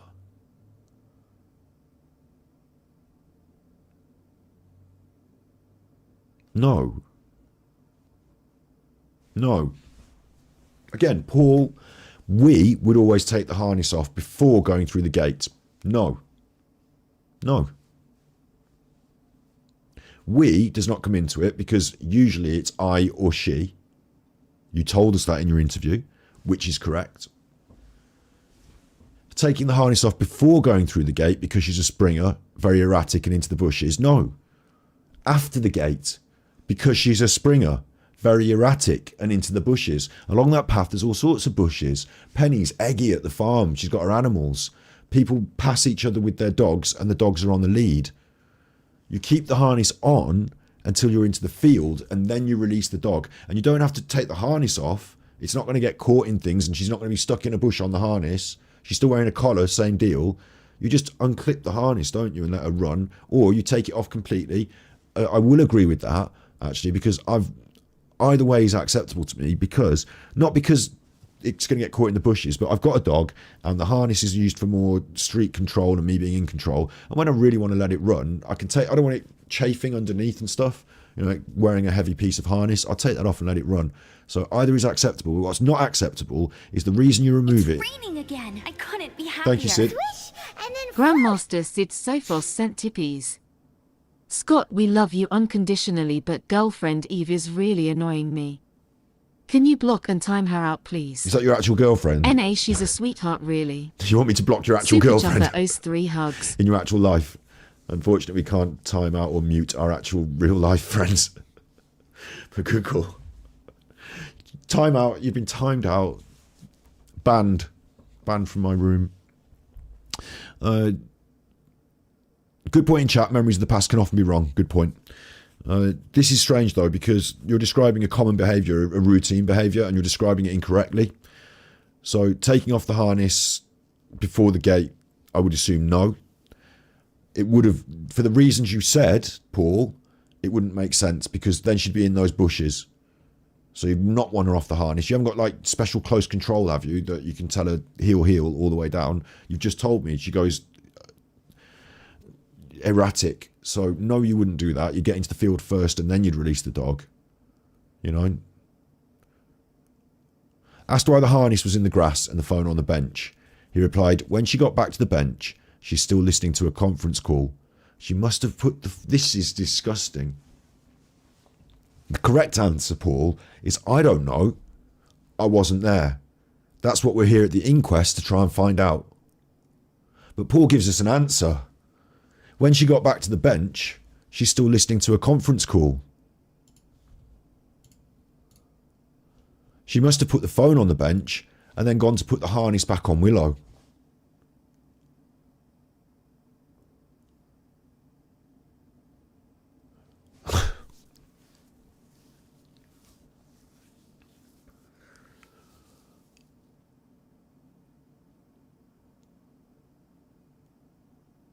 I don't like it at all. I understand that he can presume what his wife was up to. You know, I can understand that he can presume that.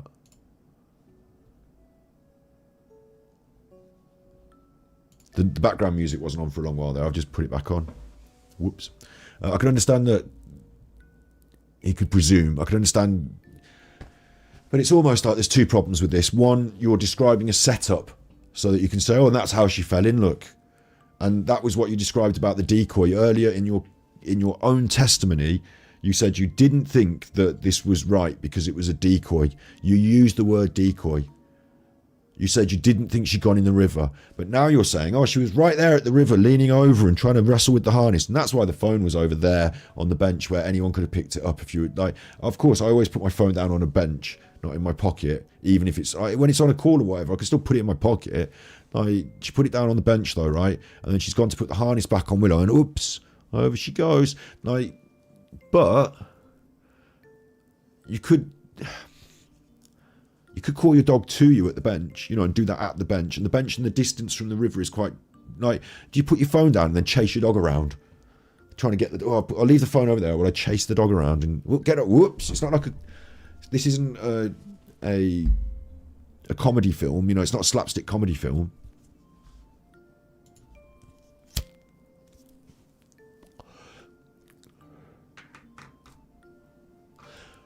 And the idea that the lead was on the harness as well, it was hanging down behind it, that would make it more difficult to put the dog in the harness. Usually when you put your dog's harness on, even if it's got the lead attached, you might attach the harness. I don't know if I'm right in saying that. He's telling us what happened. He wasn't there. Objection, hearsay. Objection, you're making it up. Objection, it's just your idea that you're putting forward, and you're one of the prime suspects, so I'd be careful about his ideas. And it ties in completely with the decoy theory, except now she's also slipped and fell in. Why is the harness on the grass if she slipped and fallen in? Why is she not holding it? How she dropped it on the grass over there and then ended up in the river? Has she staggered number of paces? It really doesn't paint the right picture. It seems unlikely. Now, I'd like to see someone, again, we didn't do the Crime Watch recreations for this, did we? No one did a Crime Watch thing, but can someone stand near that bench and put a harness on a dog and just, you know, judge how far you'd have to fuck up to get the harness in the bush and you in the river? The only other thing that I'm thinking that really makes me worry is that you're talking about someone who potentially is at their most vulnerable point. And they're right next to the stile, and they're right next to the, you know, you've got your back to the audience and you're bending over and someone's crept up behind you and whoops, You know, he's also putting that out there, isn't he? He's saying that that could be a possibility. And how is he so sure that's a possibility unless potentially he or someone he knows has been that person? I don't like this. You know, it opens up all these obvious, horrible options, and yet, right? And yet, okay, we've got Sarah in the house now, right? Big up Sarah. There's been a few today, right? I've been modding it, and I might have banned one person who left earlier. They said they had enough now, they're going, and so I banned them because fuck them for having enough and going. But other than that, I've not banned anyone.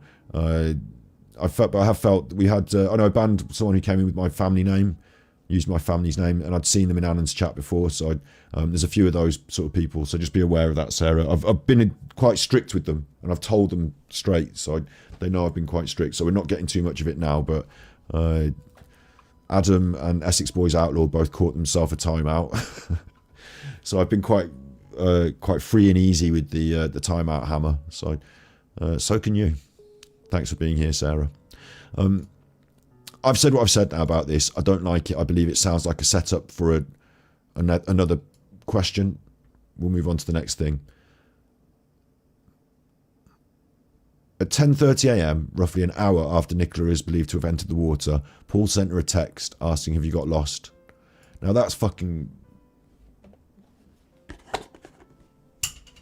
bad.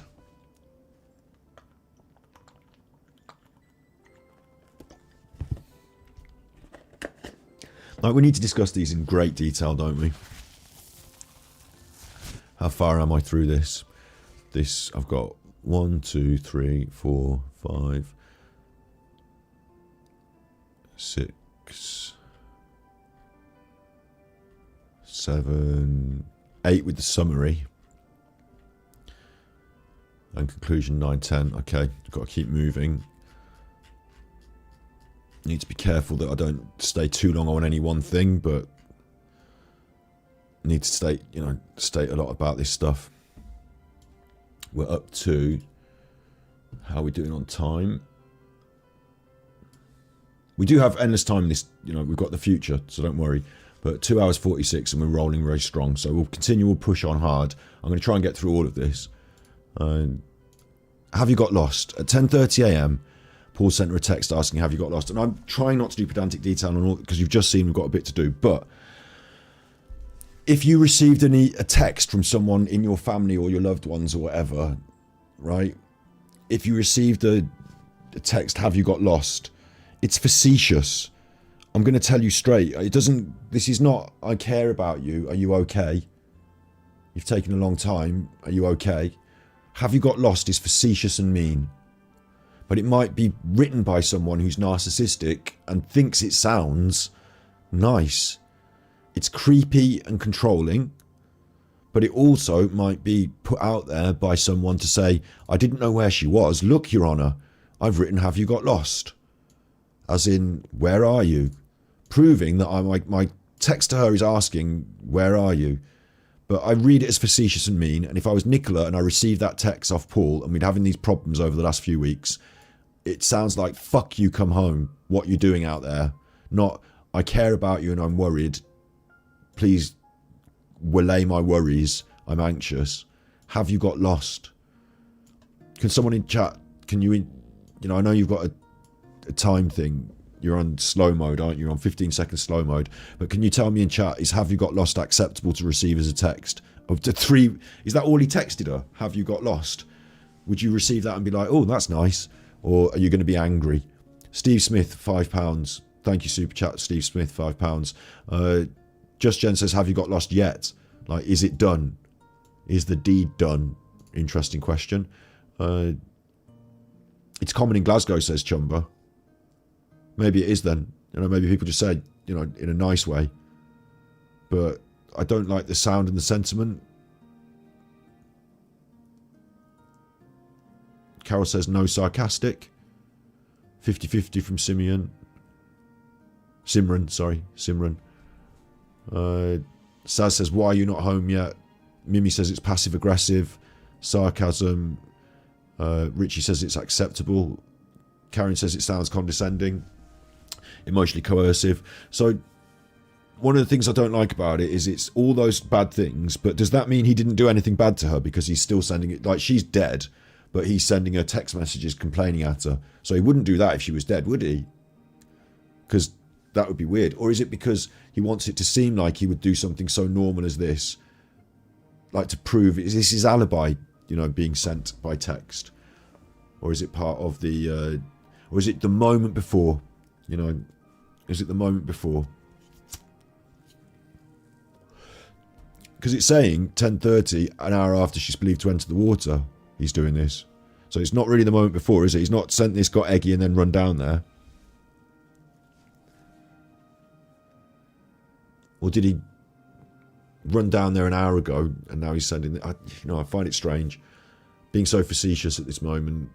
Either he's going to feel really bad and guilty about that because he's completely innocent, or it paints more of a difficult narrative for us in so many different ways. Simran, why would he kill her? Motive. Motive is that Nicola was about to leave him. So Nicola, like, this is ideas. These are, you know, I'm not being sued for defamation here. I'm talking about ideas in a murder case, a potential murder case. It's fine. The concept, the reasons I could forward as a motive is when someone is in a coercive and aggressive relationship, like when people are being narcissistically abusive to their partners, and these people try and leave, that's the most dangerous point for the person that tries to leave, because the person that's narcissistic and controlling doesn't want them to leave and gets very aggressive, and that could be the most dangerous point. So it could be that Nicola was caught having an affair or setting up a new life. She could have been planning to change the mortgage and move out, move on. It could be that day even the final, you know, paperwork came through, or she could have been meeting a man by the river and Paul was very jealous. Or my other personal feeling as well is that Paul may have had other liaisons with other people. You know, maybe he was in some sort of illicit relationship with Emma White or somebody else. And like, these are just ideas, but these are ideas. We said, could there be a motive? This could be a motive, couldn't it? You know, when people, if you check out how women fare, like when people kill women, usually it's their spouse or the person that they're most close to. Like, that's quite common in terms of the statistics. So that should be our first investigative port of call. Paul should be prime suspect. And this text message doesn't go well in any context. At 10:50, their children's school called him to say her phone and Willow had been found. Oh, right, so now Paul is telling the truth. The school did call him, but so did that other woman we heard in the inquest today. So can we now ask Paul who called him first? At 10:50, the school called him. Like,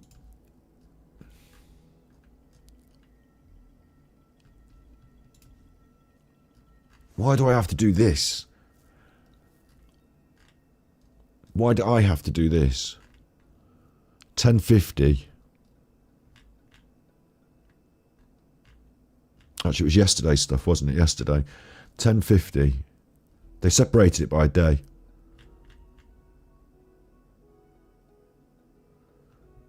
10:12, they found the stuff. Penny's daughter-in-law arriving at the scene at 10 minutes later. 10:12, 10:15, 10:20, 25. Anne-Marie managed to get hold of Paul on the phone. Paul arrived 10 minutes later.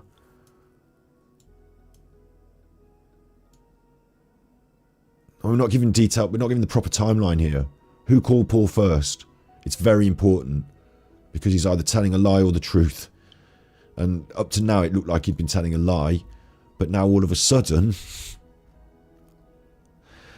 Oh, it's so bad. This inquest is so bad as a fact-finding exercise. All of a sudden now... I mean, this is Paul giving evidence, though, isn't it? Or is it... Who's saying this? At 10:50, their children's school called him to say the phone and Willow had been found. Are they reporting what Paul is saying? Because I'm saying Paul Ansell giving evidence, yeah? So is Paul just saying this in the inquest? Or has he got proof? Mind blown, because I'm not being given the information. Rachel says Anne-Marie also works at the school. Again, I would be careful, like I said. I've seen what you said. People are going to want to have facts. They're going to ask you, how do you know? We're not going to go into all that. I don't know that she works at the school. In fact, it's not being said in the inquest that she works at the school. She wasn't at the school, so I'm going to put that in the box of maybe. But, you know, I'd be careful, anyone in chat, after all the messing about we had earlier of just saying things in chat that might not be true. And I'd be careful in everyone in chat of believing anything that you hear and see in chat, especially around social, you know, social media around this case has been full of a load of bollocks. Do you all remember that don't you all remember that time Paul Ansell got arrested and everyone reported it on Twitter and then it was bollocks? You know, be very careful about saying things even if you think you know it as a fact. Like, how do you expect everyone else in chat to verify what you're saying, you know? Now someone else is asking, Brum Vixen saying, does Anne-Marie work at the school? No answers for that. People thought that XYZ. No answers for that. Just Jen says he's a school governor, you know, I mean, now she works at the fucking Buckingham Palace. Anne-Marie is the headmistress of the school, and Anne-Marie also is every single pupil in every single lesson. You've got to be careful, okay? You've got to be careful.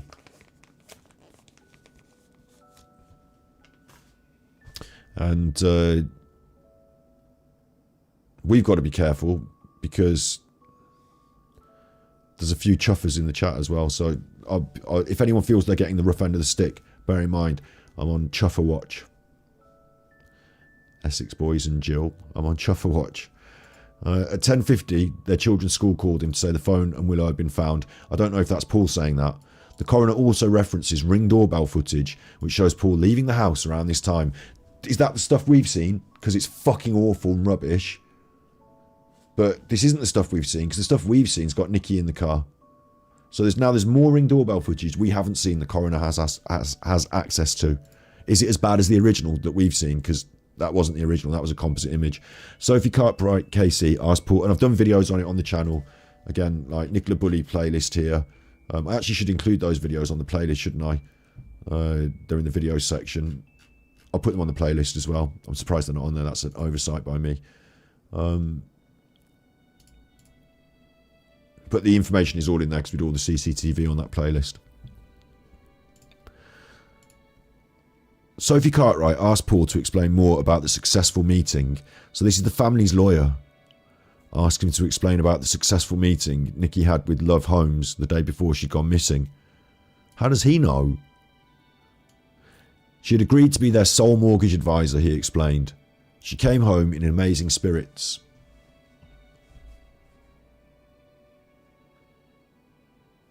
Nicola worked for herself as a mortgage... So this is why she's so bubbly and full of beans then. She came home in amazing spirits. Nicola worked for herself as a mortgage advisor, but had built up relationships with various companies such as Love Homes, Concept Living, a new build construction company, we've seen the photographs, and I've seen the photographs, and Exclusively Mortgages. Paul reveals Nicola had a meeting planned at 11 AM the day she disappeared. She then had quite a lot of paperwork to get ready for another meeting that afternoon. She'd always come home from her morning walk at 10:15, Paul said. When it got to 10:30, I started to feel concerned. So this is all Paul, yeah.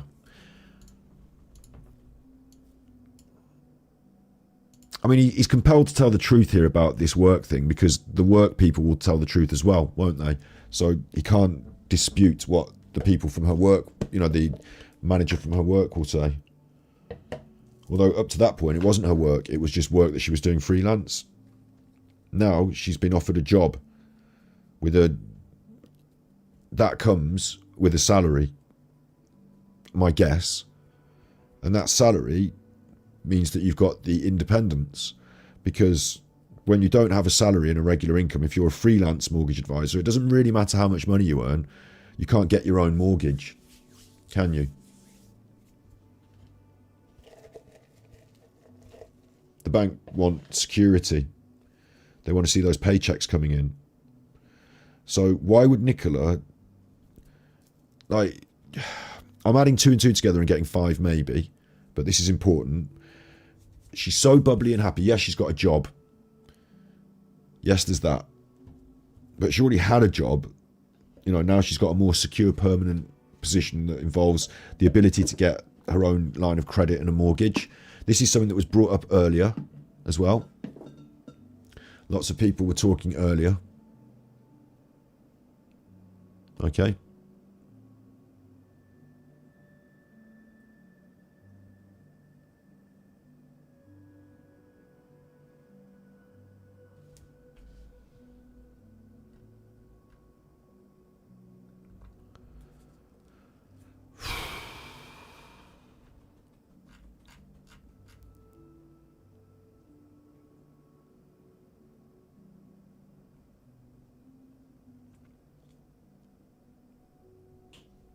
I say this points towards Nicola Bulley and her independence and her excitement about the independence. There's another aspect of Amazing Spirits, I think, is that when you're having a new relationship, you know, when you're excited about love and the future, if you've had, you know, you met up with someone and it's gone well, that could fill you full of joy and bubbles as well. I'm not saying that's what's happened, but I'm saying that's an intuitive feeling. But what I really get out of this more than anything is I get Nicola is forging ahead with her own independence and new life. And this part cannot be... Paul said it earlier.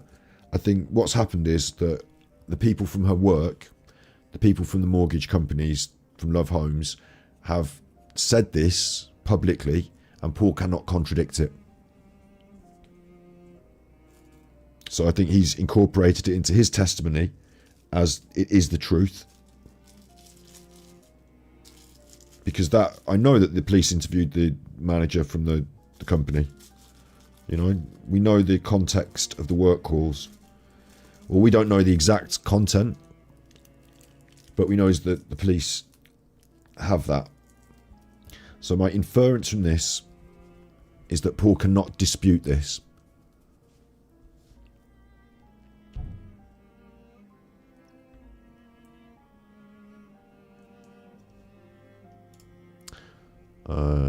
I'm just going to quickly send, where are you on my list here? Sarah. Where are you on my list, Sarah? Direct messages. I'm just going to send you a quick message.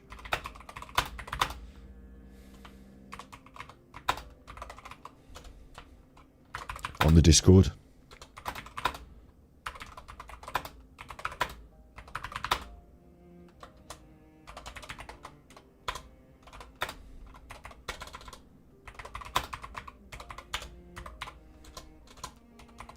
And I want you to keep an eye on this.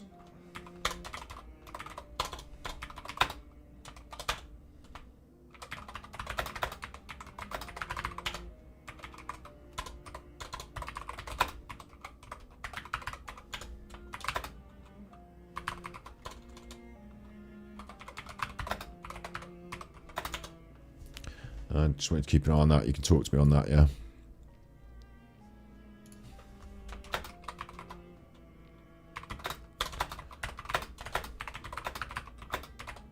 Okay.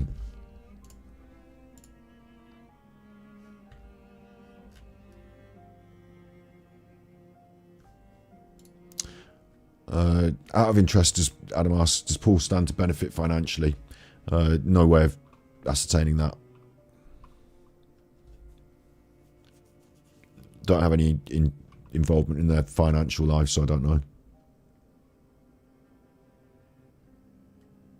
I mean, do you know that, Liddy? Do you know that? Have you seen the documentation? People need to be careful about what they believe. Nikki was an incredible mum. She was an amazing mum. The inquest has broken for a brief comfort break after Paul began to cry while giving evidence. He was comforted by the coroner's officer. Not by the family, but by the coroner's officer, before a decision was made for a brief pause. Moments earlier, Paul had said, Nikki was an incredible mum. She was an amazing mum. The family's barrister, reading from his statement, said their daughters were her absolute world. She continued, she adored nothing more than a walk with Willow in the countryside or a family walk in the hills followed by a nice meal out. We're back underway after the brief pause, and Paul has now completed his evidence. He explained Nicola she had stopped drinking. He explained that she had stopped drinking.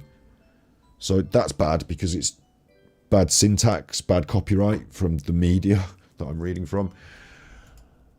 He explained Nicola had stopped drinking when she disappeared and was back taking her HRT medication. What? Paul said in his statement she was grateful for every day. She was an amazing mum and partner, and this gave her huge security.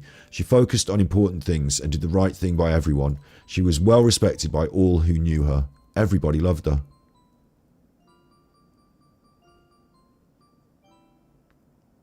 Just jumped off, like, okay, I get the last bit. Oh, she's brilliant. Oh, everyone loved her.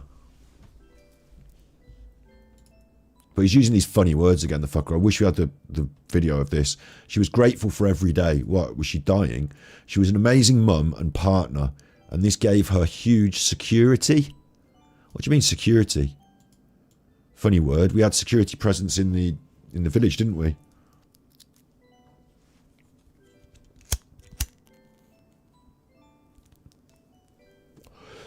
Being a mum and a partner, like, you gave her security then. Like, being a mum doesn't give you security. In fact, it gives you more anxieties. Doesn't make you feel like you're more secure. You've got other people to look after. Mum and partner, and this gave her huge security. Financial security, independence, you didn't have that because you had to work for that, because Paul was the one that had all the... Like, what's going on here? How does being a mum and partner give her huge security? Why is security the word that's being used? And this, she was grateful for every day. Like, I know live each day like it's the last, live, love, laugh and all that. You know, how am I supposed to live, love, laugh in these conditions? But it's a very strange wording. It's almost like someone who's dealing with grief was grateful for every day.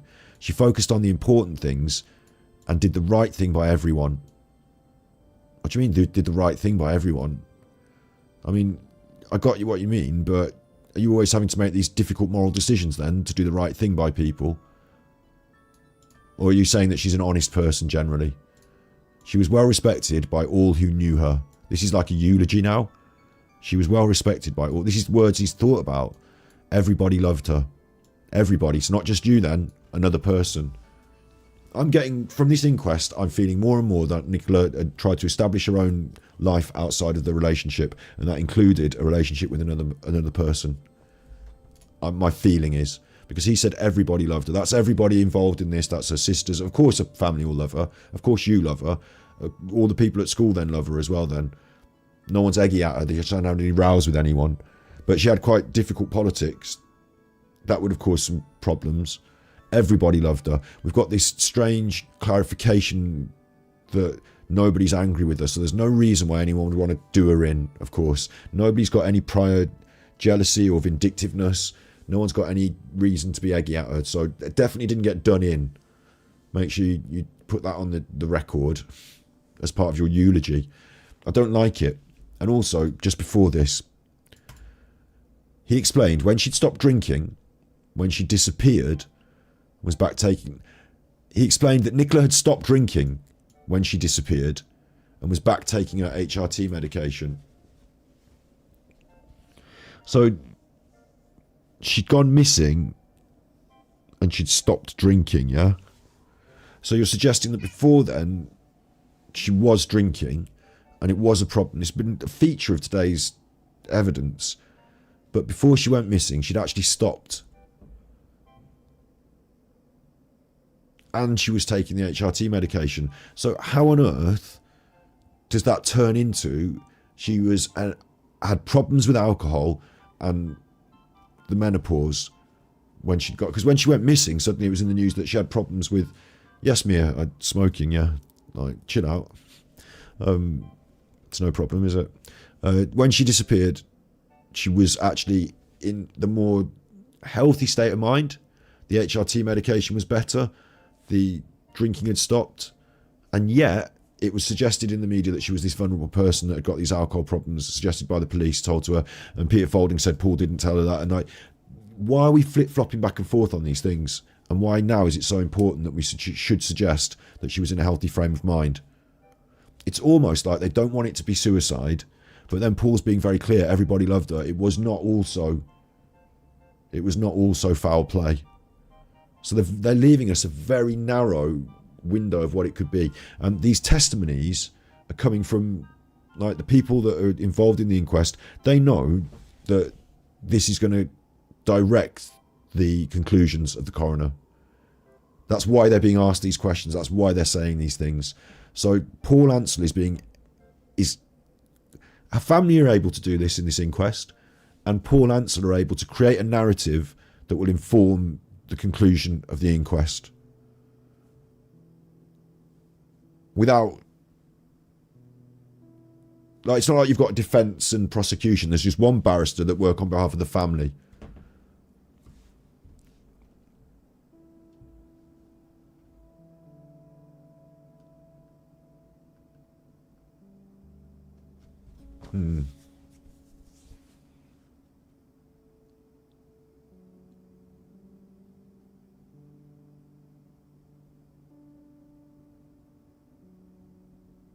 Going to move on to her parents again. Going to move to her parents.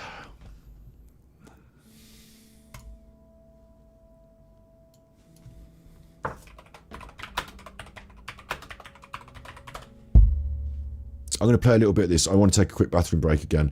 And for context, you know, let's have a little bit of her parents talking so you can see who's about to give evidence. We've seen Paul before. I don't really want to give him the airtime tonight, but I found his testimony to be difficult at best and self-contradictory at worst. I found Paul's evidence to paint pictures that I don't necessarily feel like. The pictures are okay, but they don't sit in the right moments. They don't feel like they're in the right order. And he has again reiterated that the school called him, despite in this inquest somebody saying that they called him and they weren't the school, they were just somebody at the scene. It's all very uncomfortable, Paul's evidence is. It doesn't sit comfortably with me. Okay? And then we're going to get to Nicola's parents next.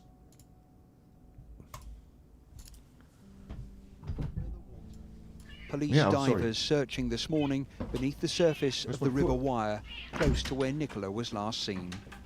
It's almost a week now since she disappeared. What did I say? I didn't say I wanted all bullshit. I said the piece together parents. what could have possibly happened. Somebody must know something. Somebody must know. People don't just vanish into thin air. The search is focused near the riverbank area where Nicola's pet dog and mobile phone were found. Did she have some sort of accident? Could she have fallen into the water? If the river isn't the answer here, there are two other possibilities. Either Nicola has chosen to walk away from this spot and doesn't want to be contacted, or someone else was involved in her disappearance. Police have confirmed Nicola was last seen walking her dog in the fields here at 9:10 a.m. on Friday. By 9:35 a.m. she'd vanished, leaving her dog and phone behind. We want to find Nicola, get her back home. There's two young children there waiting for their mummy to come back. If she is watching this, then all we'd like to say is just come home. It's just been so painful, and this has just emptied our lives at the minute. We just feel so empty. It's hard. It is hard. We're such a close-knit family. Police. So these horrible news reporters have edited it all badly, and I had to listen to their horrible news report. Sorry about that. The parents are now going to give evidence. And this is really difficult because this is the worst for them. You know, no one's pointing any fingers at them, are they? No one's worried about their behaviour. If anything, these are the people that we feel for the most. I think children we feel for very strongly, but the parents have a different perspective on it than the children. I mean, I feel very bad for the children as well. Sorry I had to put you through that horrible news report. I didn't want it in the show, and I hope it doesn't ruin my chuffing show, because I don't agree with all the things I said. The police said they saw her in the field. Like, shut up. Now's not the time for that crap. Nicola's parents giving evidence. Okay. Nicola's parents giving evidence. Genuine people who I feel speak from the heart and don't necessarily glamorise their conversation, their vocabulary. They speak... I'm doing it now. I'm glamorising my own vocabulary. They speak normally. Down to earth. Now Nicola's parents, Ernest and Dot, are now speaking. Are they speaking together or individually? They're sat side by side next to Louise, her sister. Miss Bulley cries as she recalls the last time she saw her daughter, the night before she went missing. Mr. and Mrs. Mr. and Mrs. Bulley had been watching the girls at Nicola's home while she was in a Zoom meeting. Before we went home, we went to the front door and gave them all a kiss and a cuddle, she said. Mr. Bulley added, we gave her a hug, as we always do with our children and with our grandchildren. So, Nicola did not die the week preceding. Finally, some public confirmation. Eddie's been saying it, and I've been not necessarily contradicting him, but I've said, I don't know. People have said, Nicola Bulley was at the gate, she was in the field. I said, I don't know that. Can't necessarily go with your eyewitness from a distance and you think you saw, and I don't go with that. I've seen people go to the electric chair in America and they've then been proven to have not done the crime, despite eyewitnesses. Tia Sharp's next door neighbour said he saw Tia Sharp walking and getting the bus, and he didn't see her.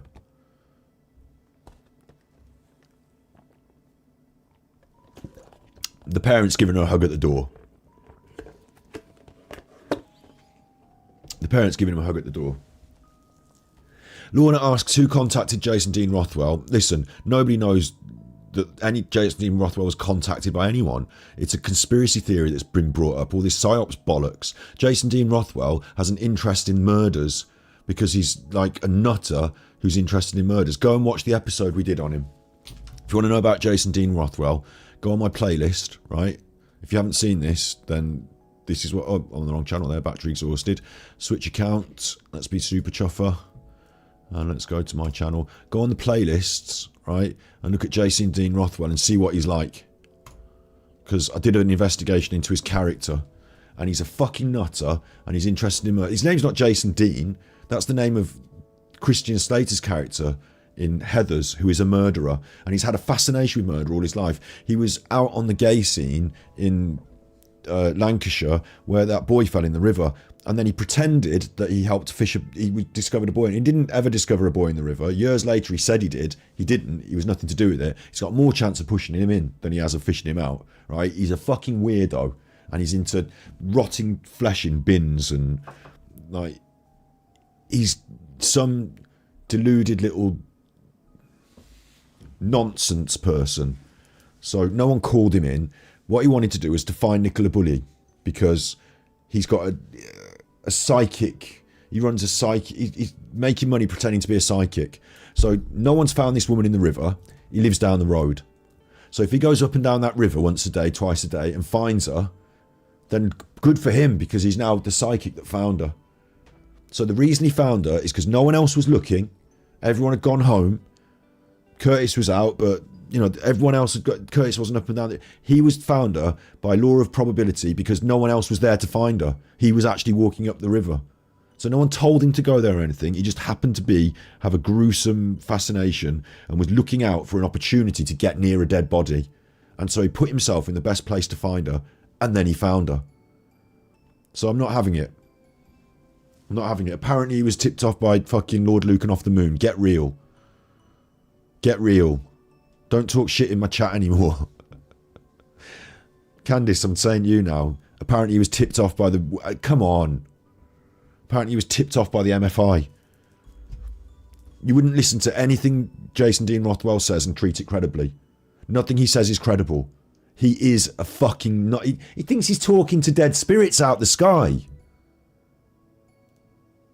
He's part of a con act. We looked at his grift, right?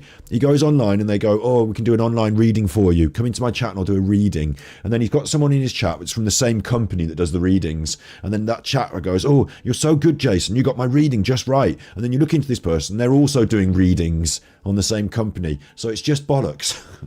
No, I don't think Paul phoned him. It's bollocks. He's got a morbid interest in death. And he thought, locally, there's been a death. So I'm going to go up there and see if I can find a body. And because there were no police walking around, like if anyone had been walking around there that day, they'd have found her. He happened to be walking around because he was looking for a dead body. It's 2 and 2, mate. You don't have to be like Cluedo to work that out. Please, live in the real world. On pain of being binned out of chat, living in the real world, please.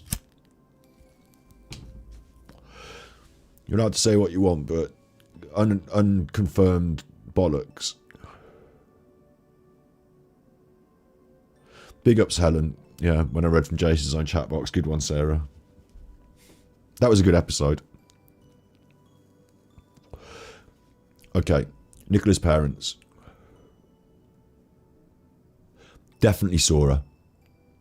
She was alive the night before. Finally, I've got an answer to my question, because as I said before, most of these deaths occur in the home, and until we had verifiable evidence she was alive the night before, I couldn't say that she, you know, they didn't have a week to dispose of her body before they set up the walk around and made it look like, you know, the decoy. This still doesn't mean that Paul and Emma had complete, you know, this doesn't exonerate Paul and Emma, but she was alive the night before. Mr. Bulley describes giving Nikki a kiss and a hug. As he starts to cry, Mr. Bulley adds, "For the last time." Mr. Bulley said, as a little girl, Nicola was always dancing around in her tutu, and as a teenager, she wasn't any trouble. Mr. Bulley has to take several pauses as he speaks to compose himself, of course. She put so much into passing those exams. It wasn't easy bringing up a family and looking to combine the two together, but we knew she could do it. It's really interesting that he said this as well. Maybe it's just to find a sense of purpose and to go forward in your life. You know, maybe it wasn't necessary financially, but we do know Paul had financial irregularities, so maybe it was necessary. I remember my own mother bringing up me and my sister and requiring, like, she'd sat a degree and did night school and stuff like that, and like it was required because like the struggle of the financial burden. So maybe this points again towards Nicola's independence, and like it wasn't easy passing those exams. It wasn't easy bringing up a family and looking to combine the two together, but we knew that she could do it. It seems like a bit of a struggle that she was putting herself through, and to what purpose? To achieve, as we've said, independence. And that sounds again like separating from Paul. If it wasn't easy, you know, it wasn't necessary, why is it so important to her? And why did she push so hard to do it? It could simply be completely innocently that, you know, she needed that drive in her life and somewhere to, you know, and that she wanted extra and more. But some people might say if it's not easy and it's not necessary, then why go through all the struggle? I find it an interesting point.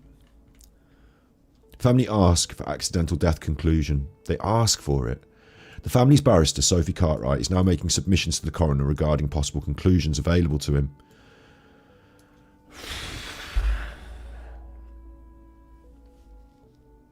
Okay.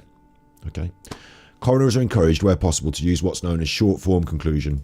In varying contexts, these can be conclusions such as accidental, misadventure, suicide, yeah, get it. Miss Cartwright tells the coroner that the conclusion he should return is one of accidental death. She argues the phone evidence, post-mortem, expert evidence and eyewitness accounts all point towards Nicola's death being an accident.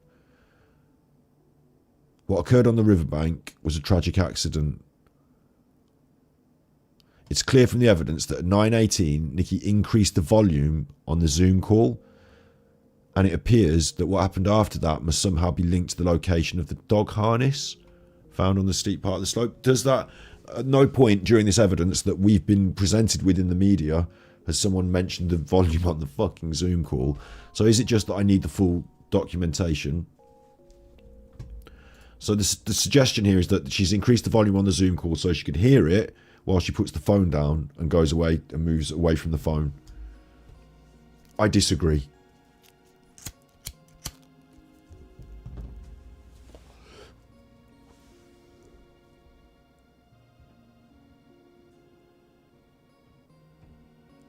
I think that if I'm walking around in field and talk, you know, I've got the, like this, it needs to be loud enough so I can hear it. And when I put it down, I might think that's not very loud, I can't hear it. But am I likely then to go over and turn it up really loud so I can definitely hear it while I go and mess with the dog? Or am I've already put it down and realised it's a bit quiet? Or do I just put it in my pocket, like with me, so I can still hear it? Or did she turn it up and put it in her pocket? So she, if I put it in my pocket, I might turn it up because then it's muffled. I'm just turning it up while I put it in my pocket. But put it on the bench, turn it up so it's loud on the bench like a speaker, and then I go over there, here, and I go away. Don't feel it. You know, I don't feel it. Mark's on GB News. What a stupid thing you could do. What a naive, stupid thing to do then, Mark being on GB News, because GB News is the toilet of news. So, you know, I would never want to have my name associated with that. It's obvious. GB News is obviously political, obviously right-wing political. You know, you wouldn't want to be on that station. Maybe he's just desperate to be on the news somehow. Maybe he's not been asked on the other channels, and you know, because he felt pretty aggrieved he wasn't being asked to be part of the investigation. You know, I'll look into it later, but you know, I'm not really. I had to use GB News a few times throughout this, and I don't really like them. It's like Boris Johnson's news coverage for you, so that you can have some more nice curtains. What occurred on the riverbank is like GB News is the worst kind of propaganda manipulation out there. It's not really news; it's marketing, and you should see it as such. Adverts for concepts. What occurred on the riverbank, paid adverts for concepts by people that you shouldn't want to listen to. Thanks, West Coast. I'm not wrong about Jason, right? You're getting timed out. No, you're not. Actually, you're allowed to say that, but you've said it. I instinctively want to time you out though, because you're not wrong. I'm not wrong. I've seen him. It's you know, he's put that on the internet. I've reacted to what he said. I'm not wrong. Why do you want to come in here and say something ridiculous like that? Go and watch the episode. There's the evidence. There's the proof. I'm not wrong. There's a few nutters in my chat today, you know. I wonder whether they're just like, you know, not quite getting things, or whether they're deliberately trying to be pedantic. I'm angry about this accidental death and this request for accidental death, and this argument that all this evidence points towards it, because from what I've seen, it doesn't all point towards it. It feels like you've tried to shoehorn it in, and it feels like the solicitor is instructed by the family. They are instructed by the family. They want this to be seen as an accident. What do they know behind the scenes, and why do they want it to be like? Why would the family not be pushing for more inquiry or more question? And oh, okay, you don't want it to be dredged up for, you know, the kids and all that, but why accidental death? It leaves everything so convenient for people that may have been involved. It takes any obligation off anybody else to follow it up. It, you know, it actually leaves more questions than it answers, and it doesn't really do the Nicola the justice that she deserves, I believe, because it makes it, therefore, that she was just inept and fell in the river. Like, oh, it's just an accident, it could happen to anyone.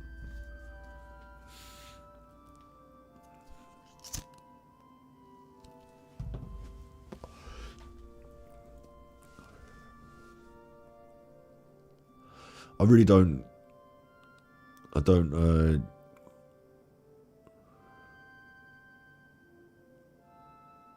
I'm having to weigh it up in my mind now. I'm having to imagine the family in the solicitor's office, and they're talking with the solicitor, and they've said, we would like, you know, I wonder whether because the solicitor must have to gather this information.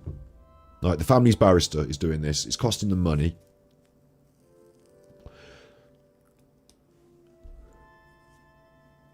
I would guess the barrister is the one that's submitted.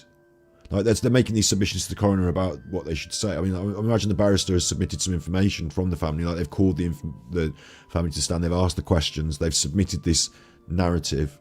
So the family has sat and discussed with the barrister how they would like to proceed.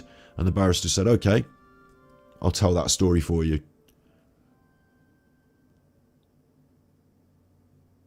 I'm questioning the motivations behind the scenes. It's a defence of Paul, isn't it, really? Like, no one's suggesting that the mother killed them. No one's suggesting the father killed them. No one's really suggesting the sister has anything untoward to do with it, even though some things seem a little bit... we're worried about Paul.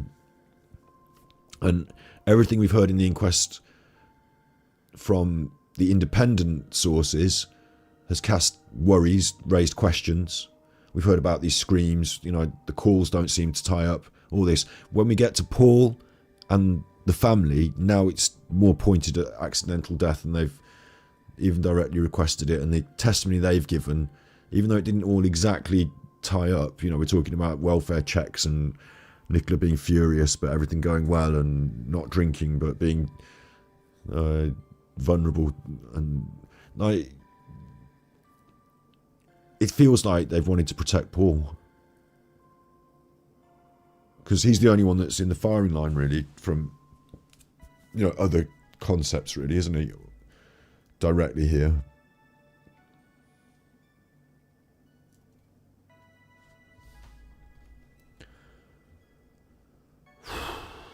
What occurred on the riverbank at probably sometime shortly after 9:18 was a tragic accident, clear from the evidence that Nikki increased the volume on the call. It appears what happened after that must somehow be linked to the location of the dog harness found on the steep part of the slope. Now it's on the steep part of the slope, not in the grass. From the family's lawyer, it's found on the steep part of the slope. From the experts and the people testimony earlier and the people that were there, it's on the grass. So I don't believe this, because the family's lawyer wasn't there. I believe the people that were there earlier telling me it was on the grass. Like the way you're telling me, it's nearly in the river. I've seen the steep part of the slope. It's pretty fucking steep. I don't know how you put the lead and the thing there without putting it in the river.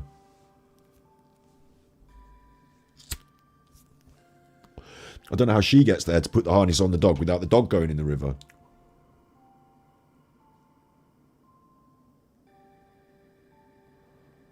I don't know how she doesn't take this thing in with her if she falls in, because she's holding it. The idea that the phone volume's turned up is a bit difficult for the idea of... Is it difficult for the idea of an abductor? Or someone to be, you know, creating a third-party involvement? Because you would think, don't turn the phone volume up, because that's going to draw attention to you. But if you've got someone on the watch out and you want to create a distraction or cover up some noise, you might turn it up. You might want it to mask the sound of splashing. That can be read both ways. There's been much rumour, suspicion and speculation. The family are of the view that has been allayed by the evidence. The cat's now meowing. Allayed. Diminished or put at rest.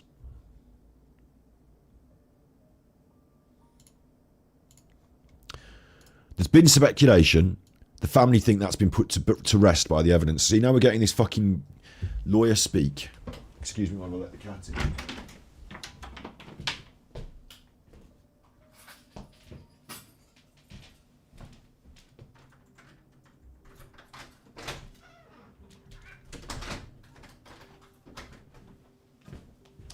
You know, excuse me for saying this, because I'm saying it about the family, which apparently includes Paul.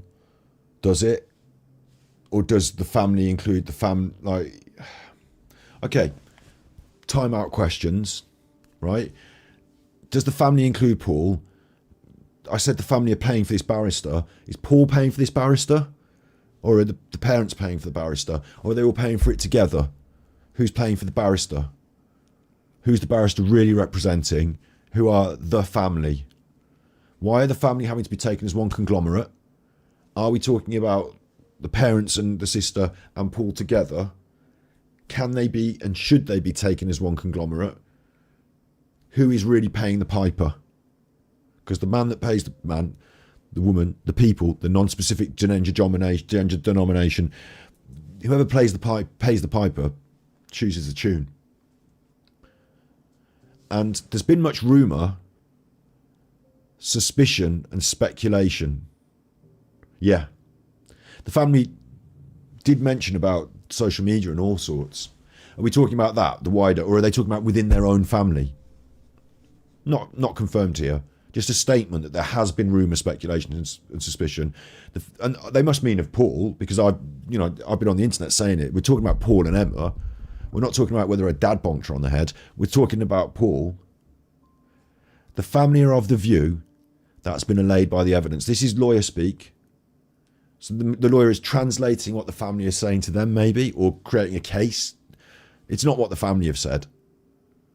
It's not what her dad said. A dad hasn't said, I have been allayed by the evidence. And on top of that, they haven't seen the evidence. You don't turn up on day 2 of the inquest and say, right, what I want you to say in your closing statement is, because of this evidence, I'm now happy. Should you have a quick check at lunchtime what you want to say in your closing statement? No. What evidence? What evidence? What when Nikki went missing, one of the things that Emma kept complaining about in the public, and Paul, we just have no evidence. There's no evidence, is there, said Paul. Several weeks later, no further findings. Suddenly at inquest, evidence, fine, proven, no problem with us, the family. We don't think Paul's done it. Suddenly at inquest. Oh my days, being gaslit now. I'm being gaslit. Because they're telling me that, like, the same people who were telling me there's not enough evidence and they just wish there was more evidence are also telling me that the evidence has proved them to be innocent and that they're not worried. It really is important to understand who pays the piper and who's playing the tune. And also, if the parents are making these decisions based on a misguided opinion of what will happen in the future with the children, it's better for the children to grow up thinking Paul is innocent. It's better for us to believe it's innocent. It's better for us to move on. You know, it's better for us to put the whole thing behind us. Maybe denial is coming into this. They don't want to believe certain things. The evidence has not allayed your suspicions, rumours and speculations. In fact, I've sat here today and yesterday going through all the evidence, and it's been causing me to create rumour, suspicion and speculation. And I've named it when I've done it. You know, yesterday I said this is sounding a bit like an Emmerdale plotline, so don't take this as a fact, but I feel and think this. You know, I try and stick to facts. But rumour, speculation and suspicion are abound because of the facts as they're being relayed here. I find that to be a very strange statement. The family are comforted by the evidence that Nikki's death would have been very soon after she entered the water. Well, that's good then. You're being told what you want to hear.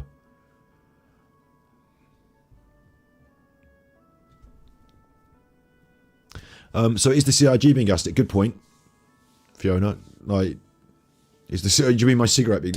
Or do you mean is the coroner being gaslit? You know, the coroner's been asked to find this. The coroner doesn't have to agree with this. This is just what the judge in front of him and speaking for the family, him, her, they, speaking for the family, have asked to be recommended. You don't get what you're a barrister, not a judge. You don't get what you ask for. You can just simply ask for it. But there is no counter argument. No one else is employing a barrister to argue the other way. So this compelling case might seem to be the easiest option. The barrister urges the coroner to find at approximately 9:30 Nicola Bulley, on the balance of probabilities, died in the river due to accidental death.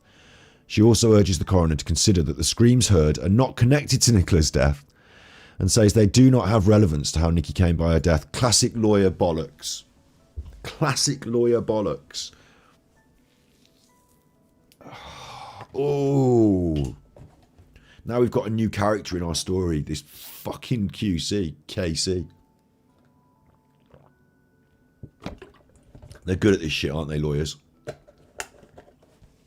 You know how I keep saying you've got boxes? You've got the maybe box and the facts box. They've just took the screams and they've took them out the facts box and missed out the maybe box and put them right in the bin. I like it. I see it as being very clever. But I don't like it because I see it as being very snide. Yeah, legally and, you know, totally down to the absolute cold hard facts, you cannot say they have relevance to Nikki's death. No, you can't.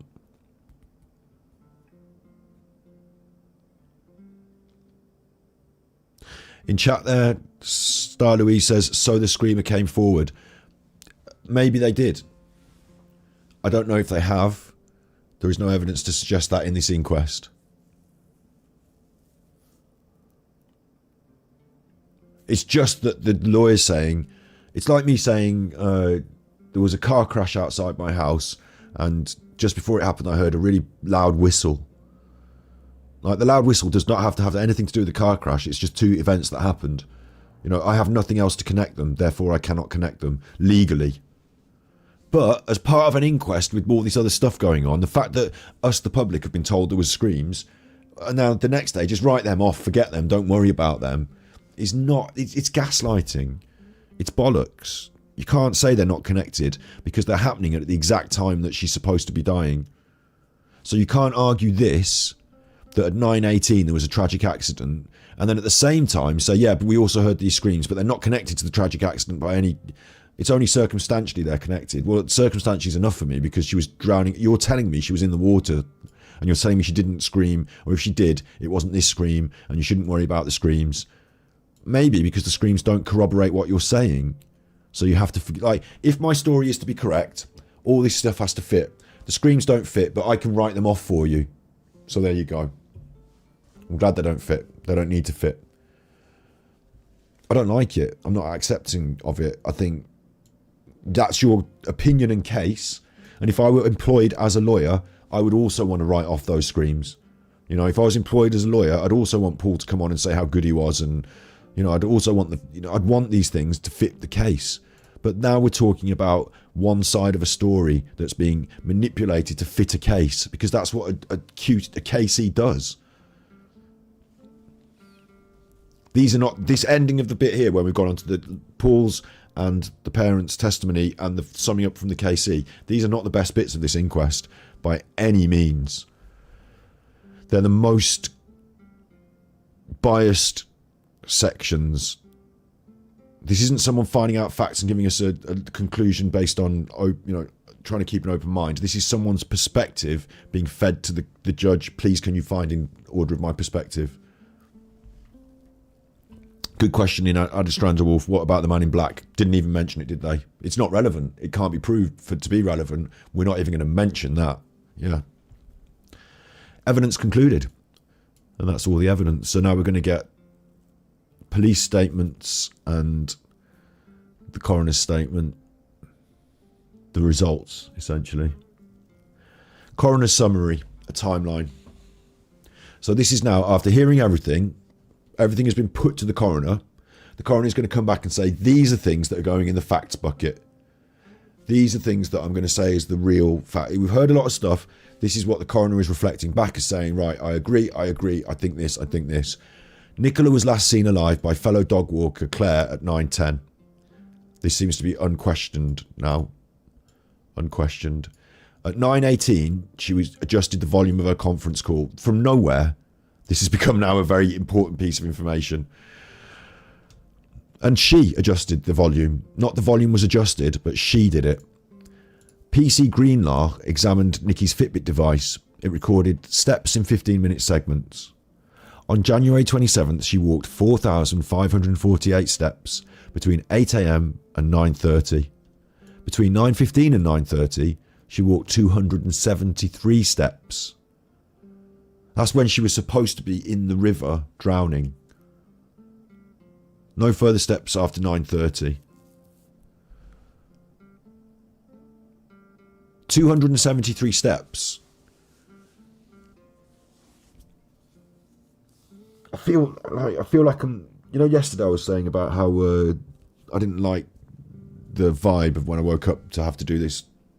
Today I feel like I'm almost like watching a horror movie. Between 9:15 and 9:30, she walked 273 steps, but they told us that she hit the water and was dead within 30 seconds. So you've got 15 minutes of activity, or the Fitbit's recording steps. That activity is supposed to happen in the water while she is dead within 30 seconds.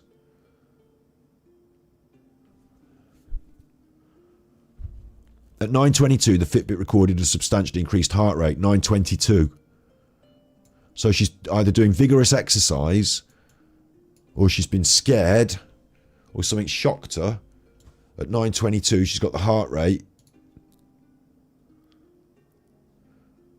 Penny Fletcher arrived at the bench at 9:33. I mean, it says it records them in 15-minute increments. So between 9:15 and 9:30, she did all the steps, and then she was dead at 9:30. At 9:22, the Fitbit did the heart rate. So they're saying that for that 8 minutes between 9:22 and 9:30, that's the window now of Nicola's death, and it happened in that river, and that between then and anyone finding her stuff and having a look, she floated off down the river and then sank further down. And that because of that, somehow the police divers that went out in that river didn't manage to find her. but she was there and has been there the whole time, and then floated up to the surface and all the way down the river at a later date. Penny Fletcher arrived at the bench at 9:33. So 15 minutes there. No, sorry, not 15 minutes. 9:22. So 8 minutes. 11 minutes between Nicola's death and Penny arriving. 11 minutes. They told us how fast she was floating, didn't they? They thought how many meters a second or whatever, didn't they? You've got 11 minutes for you to... I mean, 10 minutes is a long time, but it's such a small time in this case, isn't it?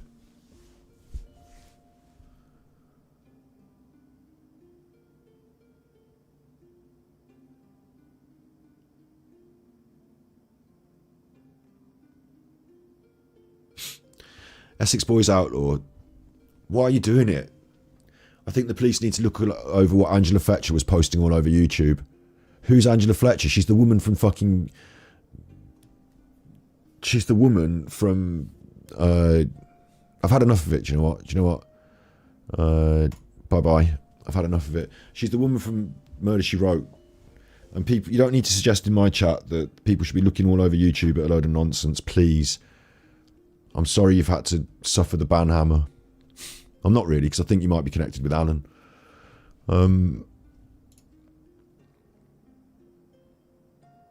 I look stressed. Have you not... This is the culmination of the entire Nicola Bulley inquest, and it's just a plate of bullshit. You're telling me that 11 minutes she died within... Not only did she die, but she floated off down the river and wasn't able to be seen. She had enough time to fall in, die, float. She had to then sink. Because if Penny had turned up and looked up the river, you can see up the fucking river from where you stood. The harness is right by the river. Someone goes over and doesn't see her. She's got to have sunk within 10 minutes. A minute a second, did they say? And yeah, 273 steps in 7 minutes while sitting on a bench, says No Name All of the Above. I like that.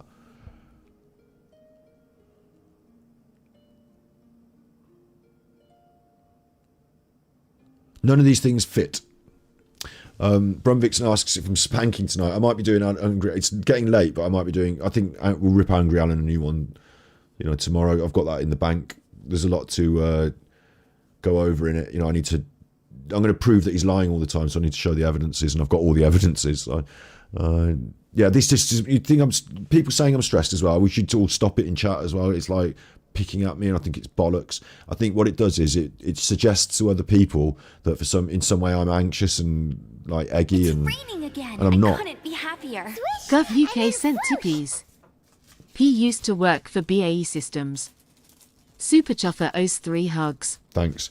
I'm not, you know, I'm not that stressed, and it's not that bad. I'm using my energy as it should be used in my stream, and people pick it. Oh, you look stressed. Oh, you look worried. I think it's trying to create a negative impression of my mental health, which is ridiculous. Like, I'm fully in control. I'm more in control than most of the nutters surrounding this case. I'm very level-headed. I'm not losing my shit.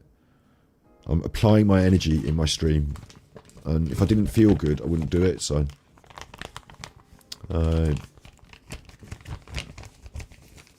Do we not be... Sebastian says, do we not believe the pathologist? Do I not believe the pathologist? I don't think we got given good enough information by the pathologist, and I don't believe that they asked the right questions or delivered the right information. I mean, the information they did deliver didn't point strongly enough at anything. I haven't seen all the details either. I've only seen what was slightly like secondhand reported through the media.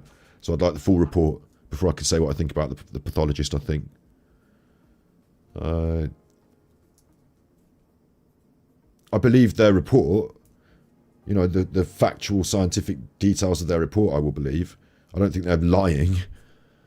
But Yeah, exactly, Sue. I'm not stressed. I'm on point and making a load of sense. Yeah, but people want to pick at me because Alan Vinicum is massively threatened by me and my presence on the internet. Okay? And they're trying to create a false narrative about my mentality. And we all know where it comes from, because since I exposed him and pulled his pants down on the internet for being a right chuffer, and you can go and see that on Battery Exhausted, since I've done that, this has started. So that's all it is. If you think there's anything negative, it leads back to that horrible man, that horrible narcissist. And I don't want to talk about him in our streams, but I will address your conversations when they come up in chat. Zeus Karaoke, £10. So much respect, Scott. Just keep being positive. We love your channel and so much respect. Without people like you, no justice. Thank you. Thank you. I think we can all understand why I should not feel happy-go-lucky and blowing a whistle and a horn, because this is what's being told to me at the end of this. At the end of all of this inquest is coming down, and the audacity they have to present it as if we should swallow it, you know? Because it actually seems to not make sense. Whatever, you'd have to be the most unlucky fucker, wouldn't you? You fell in the river, there was someone there on the scene within 10 minutes. Within, I mean, okay, 11 minutes. 11 minutes. People heard you screaming. Not you. Could have been anyone. There was a man in black who was spotted there. Still there. They didn't hear you screaming. Or we didn't hear from them. You were in there for 10 minutes. Long enough to get your clothes wet. Long enough to soak into you, to give you that shock, maybe. You got blood on your chin. There's no abrasions. There's no cuts. If you had a cut on your nose or on your eye, then it would have dribbled down if you were stood up, but not if you're lying down in the river. Your chin, like, the amount of water that was in the stomach was in the millilitres, less than a can of Coke. Sorry, the amount of water that was, yeah, either in the stomach or the lungs, you know, we were looking at very small amounts. We did say that people who drown in the water, their epiglottis will close, but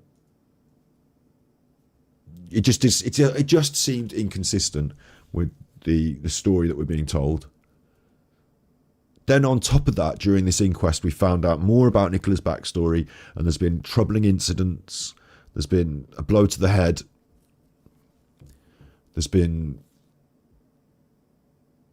if anything, a more positive curve to her life. It seemed like she didn't want to kill herself. She wanted to start a new life somewhere else. She was looking into getting her own financial independence and mortgage.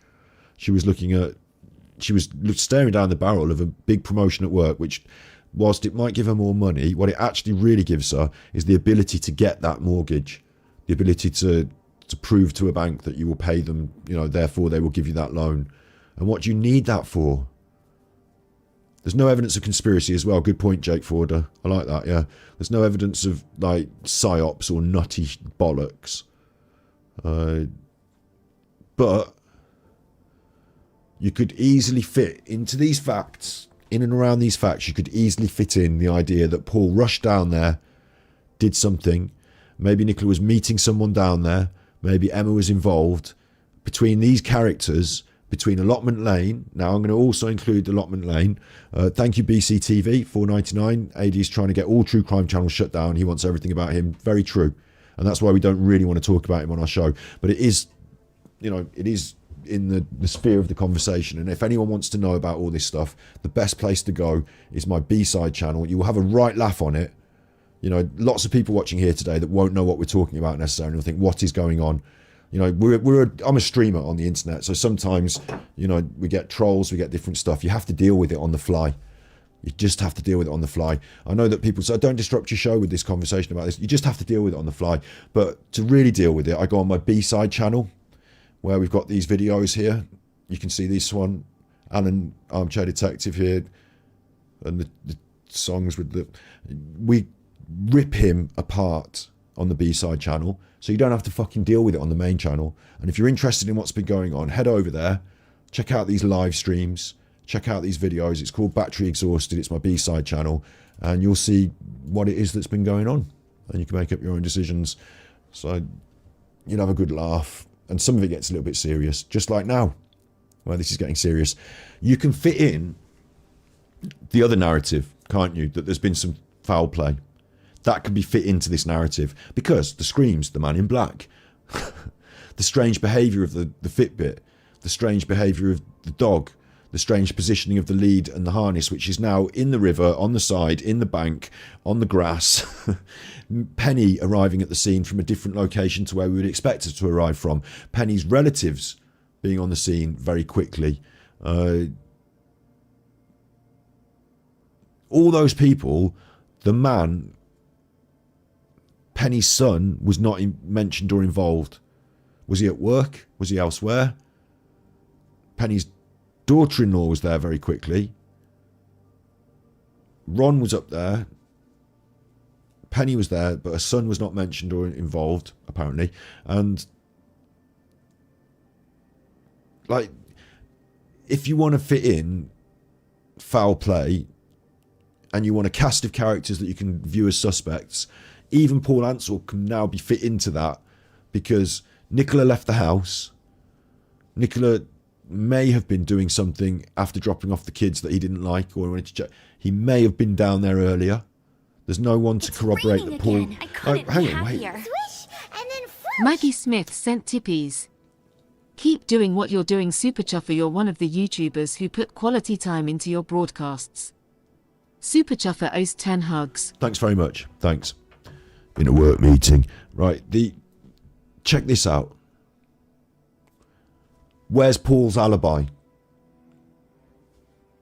We're at the inquest. Where's Paul's alibi?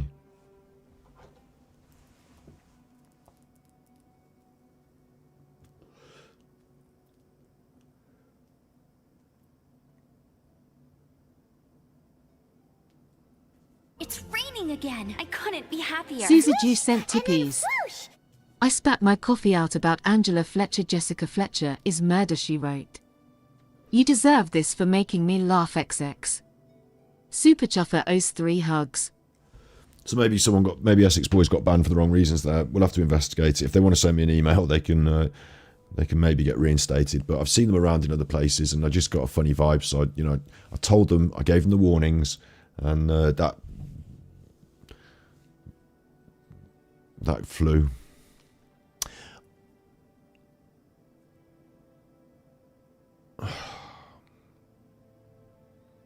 I don't like it. I think this is not satisfactory. She got a mortgage January the 26th. Her father stated this and was meeting important clients Friday. This tells you non-suicidal and accidental death stinks. Correct. Yeah. So this is my point, right? They didn't want suicide as well. The family have argued against and proved against suicide. It couldn't be proved suicide because I'll tell you for why. If you go in now with the other agencies that are involved, you've got Nicola's work. They would say, you're saying it's suicide, but she had a great time at work. We were just offering her this great job. And then you've got the people at the bank who said she didn't seem very upset when she called us to get the house. In fact, when we offered her the mortgage, she seemed really happy. Paul even had to admit she was full of beans. Like, there are other people outside of this that will corroborate that Nicola was in a positive frame of mind. The mental health people that got called out even felt satisfied that they didn't need to section her or... we looked at the police report, of the IOPC report on the police engagement with it. They didn't feel, as outside agencies, they needed to intervene necessarily. They were called, but they didn't feel they needed to intervene. Her doctor had been following her case over a year and had seen improvement.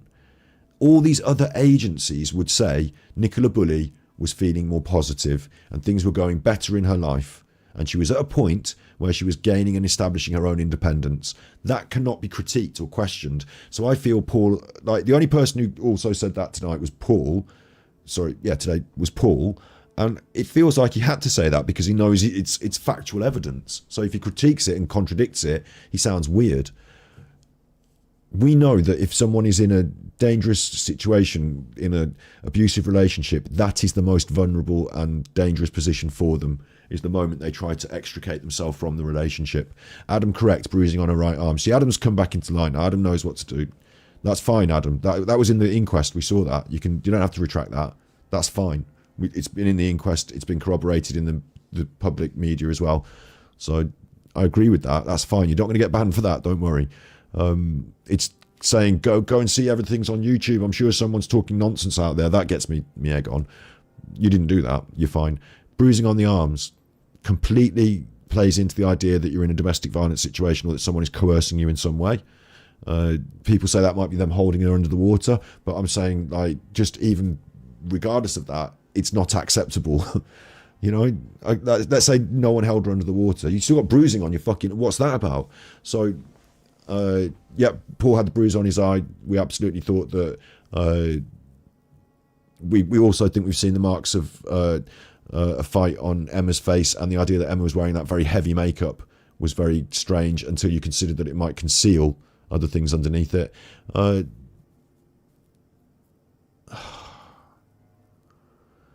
The thing I'm saying is that they had to say she was feeling positive. It was unquestionable. The whole inquest was going into her mental state. So we could not have had suicide. Like, they wanted to look at suicide as an option. Okay, here's my belief.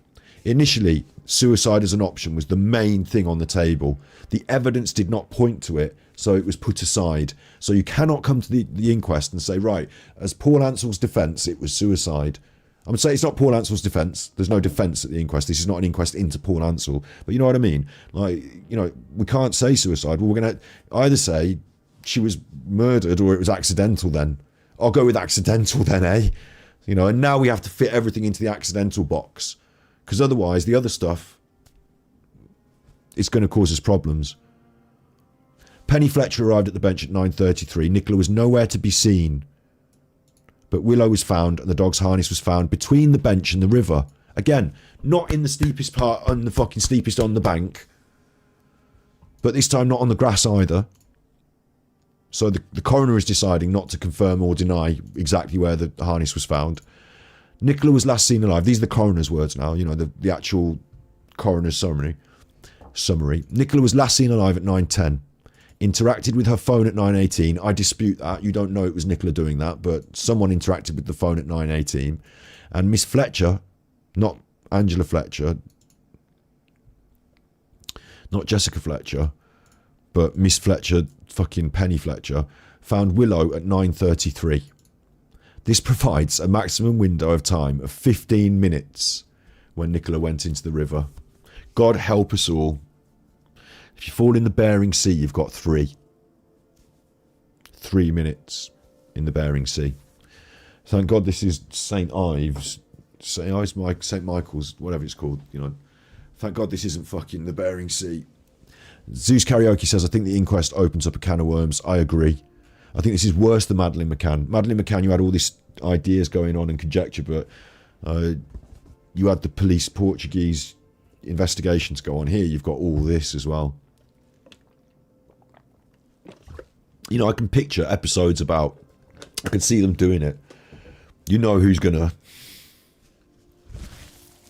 knobhead, not a detective, knobhead defective out there is going to be doing like an episode on this, an episode on that, an episode called 15 minutes, an episode called this.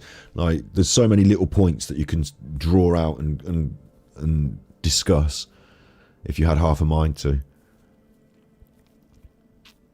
15 minutes. 15 minutes. And you've got to, you can, I mean, they've cleared it up before we got there, haven't they? People are going to say, oh, 15 minutes. Well, spend 5 minutes of that splashing around, shouting help. 10 minutes of that floating on your back over the weir. It's not 15 minutes. That's unfair. That's not right. There's 15 minutes when she fell into the river, yeah, but it took 8 minutes to get down to the bottom where she was supposedly, we saw there was movement of the Fitbit, we saw that there was meters per second, we looked at it yesterday. You know, they're saying that she fell in, she died, she stayed afloat despite the heavy sodden clothing which was the cause of her death. She died because it was so cold, and she was wearing a puffer jacket. Right, and that puffer jacket insulated her against the cold. So until the cold really seeped in, and then all of a sudden she's 30 seconds apparently, then she's got to float down the thing. So 8 minutes to do all that, yeah? Knock that off the 15 minutes, because if she's in the middle of doing it, if she's floating down the weir, you see her. So knock 8 minutes off 15. You've got 7 minutes now.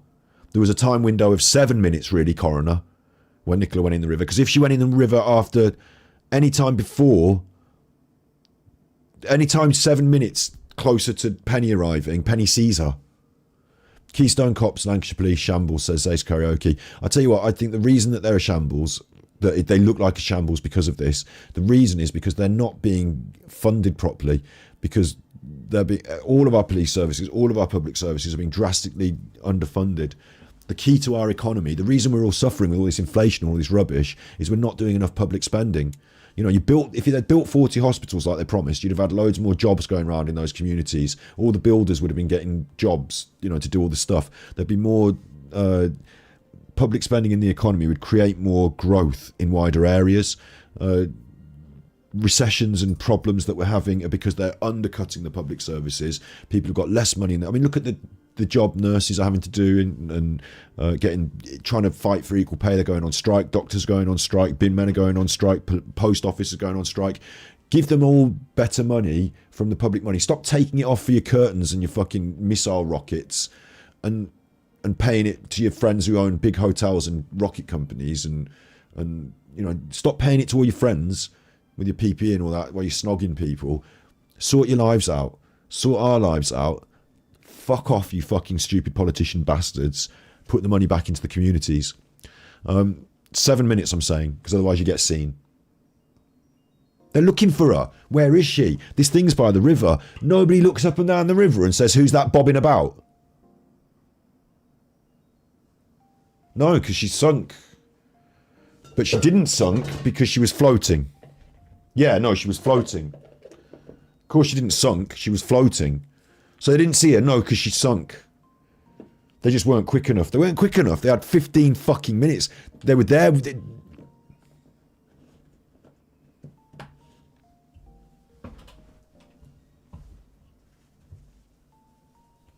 Penny was there at 10 o'clock, wasn't she? An hour later. Maybe I'm wrong on this. Maybe Penny was there an hour later. Maybe she could have no possible way of seeing her. Maybe they did get down there in 8 minutes.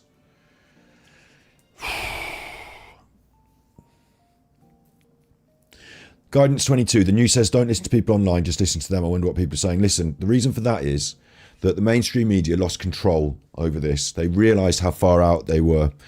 The mainstream media, I've said it in all my other broadcasts, so you know, go and check my other channels and my stuff, and go and check the playlist for Nicola Bulley.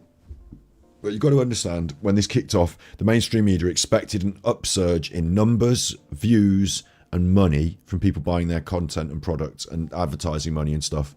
They didn't get that because TikTok usurped them. More people went on TikTok, YouTube, Facebook to find out information from independent people than ever before, because we're in that world now. TikTok was not around when Madeleine McCann was going missing. Now TikTok is. So when this happened, the mainstream media noticed they didn't have control of the story, they didn't have control of the narrative, and they weren't getting the views they wanted. That was going elsewhere. So then they have to vilify and these TikTok ghouls. You're just mainstream ghouls. TikTok ghouls. Horrible fucking... You're the mainstream ghouls. They just want to slurry and slander and write off the media that threatens them. That's all. So the mainstream media are going to tell you not to listen to other people, but also all the conspiracy nuts are going to tell you that. You can't trust the mainstream media. You can only trust this nutter on YouTube.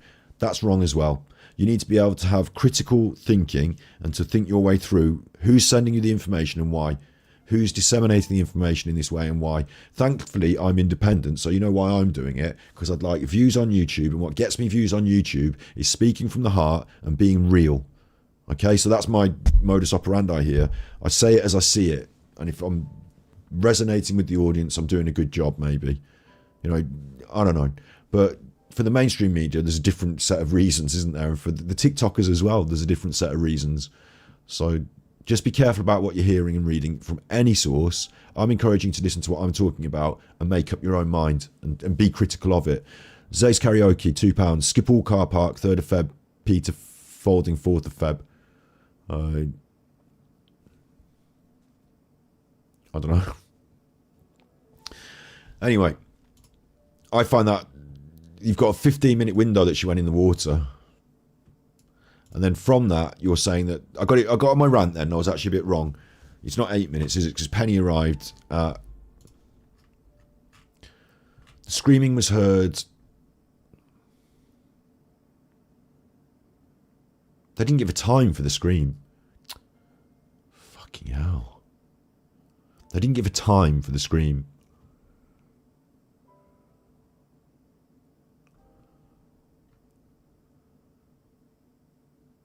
Miss Fletcher took her dog for a walk at 9:30 and found Willow with Nicola nowhere to be seen. 9:30.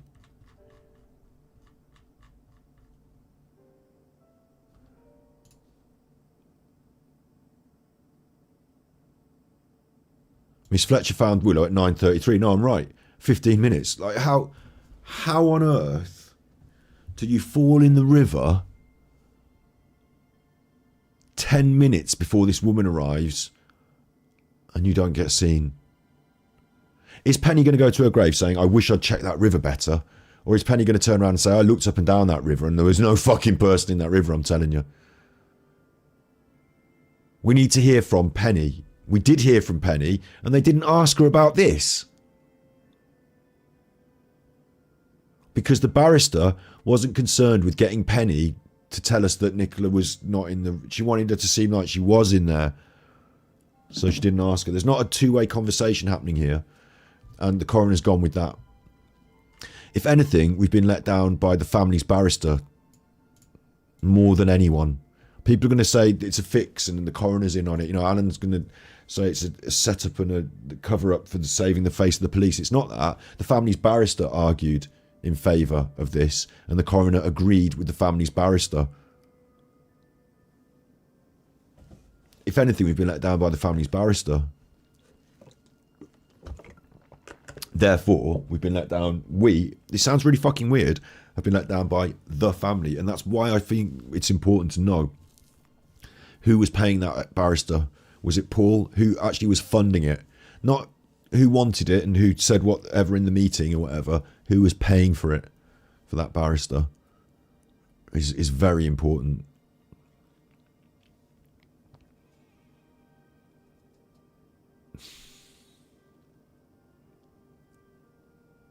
Ian says 2 witnesses saw her there at 9:15. Penny, you're saying they saw Penny there at 9:15.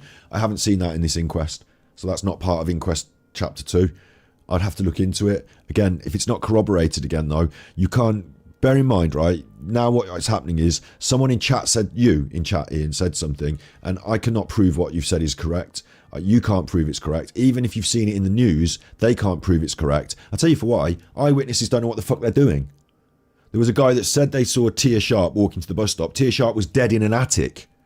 Eyewitnesses don't know what they're doing. They're not trustworthy. Even if they said they saw fucking Margaret Thatcher at the bus stop, it doesn't mean Margaret Thatcher's at the bus stop. It means they might not quite know exactly what time their watch was and this and that. Like, someone else agrees with them, but it doesn't matter. You know, I agree that eyewitnesses, you'd like to think that, you know, you can corroborate different, but the police have to follow that up. And if the police go to them and they turn out to be some crackhead, or it turns out that their phone records show they weren't even there at 9:15, then they get written off. So you're going to see a lot of eyewitnesses and a lot of eyewitness testimony that gets binned off as the course of the investigation proceeds. Initially on day 1, you'll have someone say this. I certainly say this. And then on day 5, I thought I said this, but when you corroborate it and check my phone, I wasn't even there. Sorry. You know, that goes on. So I find it very difficult to say this person said it, therefore that. So, but the other facts that we've had that can be corroborated, the worst of today, the worst of the inquest is all about the Fitbit, I think. The bang on the head, you know, the other agencies that cannot be critiqued. How on earth you still had a heartbeat?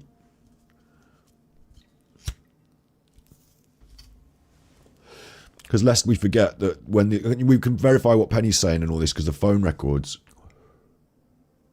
the police have done the phone telemetry. So I assume they've also done it on other people at the scene, maybe. I would hope they had. I hope they've done it on Paul. You know, where's Paul's alibi? No alibi has been forwarded for Paul. Emma has not been involved in any of the process, despite being Nicola's very best friend, having seen her at the school, and having set up a play date. The play date was mentioned here, actually, in this previous one. So I'm going to go back to day one and look back for this play date just to confirm whether Emma was mentioned. The inquest is now hearing evidence from Lucy Musella, a waitress who had been texting Nicola to arrange a play date. It's not Emma. Nicola had texted Lucy the night before. Lucy only saw the text on the morning. Lucy replied at 8:13 that her daughter would love to come and play. And at 8:59, Nikki replied, confirming a time, put a smiley face. Lucy and Nicola were also due to meet up the following day. We were going to be meeting up a group of mums on the Saturday night for a few drinks. Strange, isn't it, that at the very same time as Paul couldn't get hold of Nicola, is it the same time? No, it's not quite the same time, is it? It's half an hour before Paul couldn't get hold. 9 o'clock exactly. 15 minutes before she's in the river. While she's turning up the volume on the phone and doing the dog harness, she's also involved in the playdate meeting just before. She replied at 8:13 and at 8:59 Nikki replied. So that's also a gap.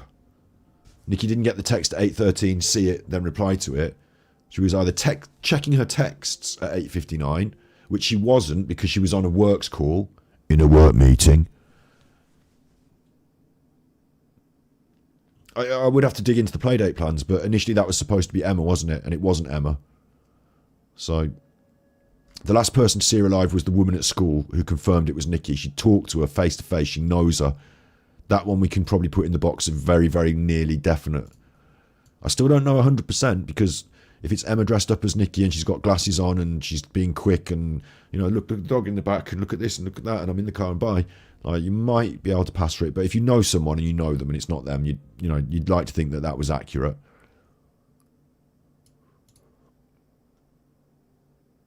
But she saw her again later on in the corner of the field.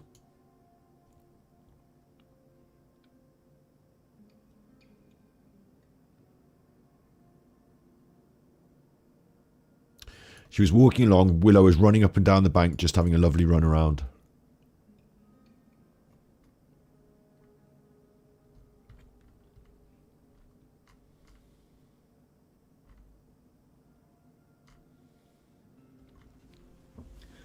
And then between that and walking around in the field, she's dead in the water.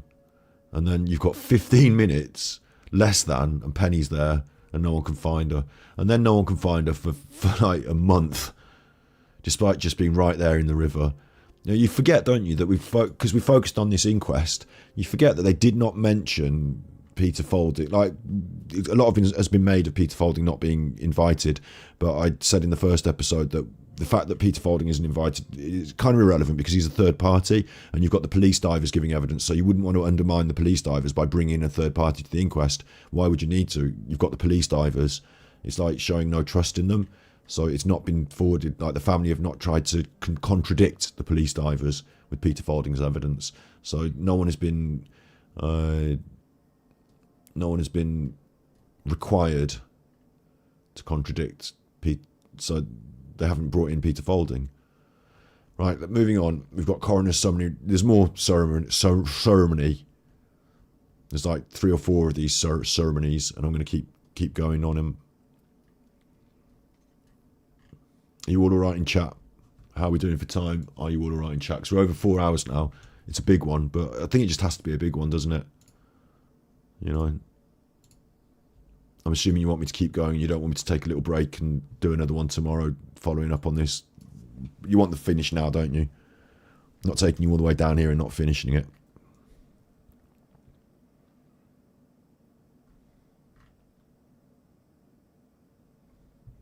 The doctor, I'd point this out as well, the senior coroner returned to the court and began summing up. Opens by reminding everyone the inquest is not dealing with the police operational response to Nicola's disappearance.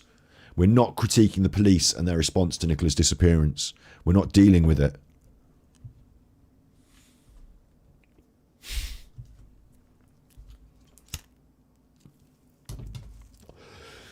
Just a little disclaimer there in case anyone said they were criticising the police. They're definitely not.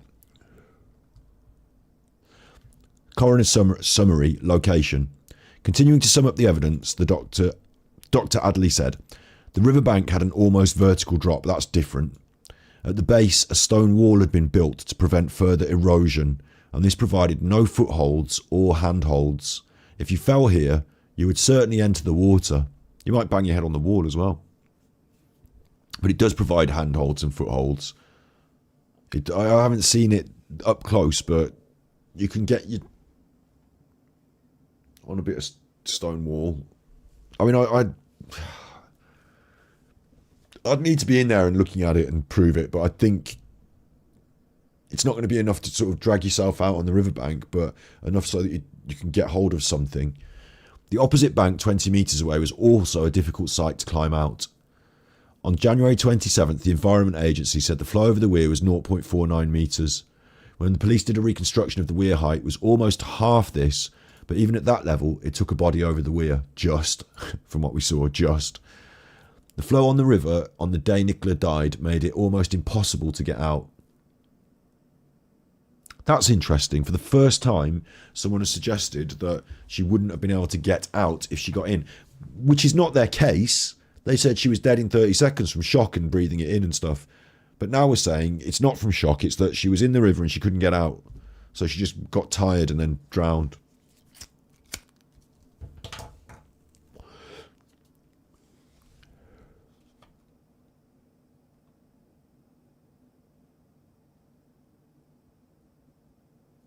Nicola would have been unable to reach the bottom of the river until she had travelled at least 40 metres downstream. But I've seen them walking in it.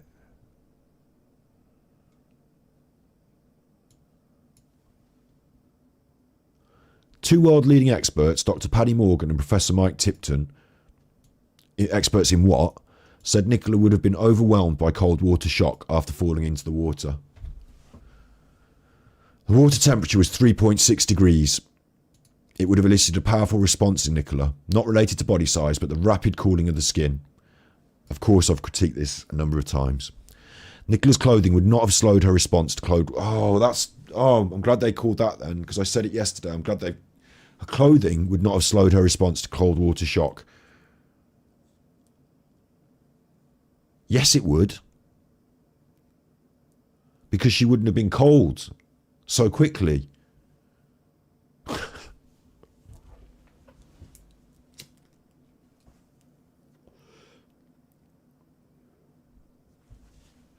Data expert from Lancashire Police. Why was CCTV not home captured last 30 days, including the day till at least midday?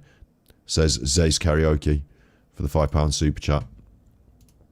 It's not even been forwarded into this. We had a brief mention of the CCTV just to say that Paul went out.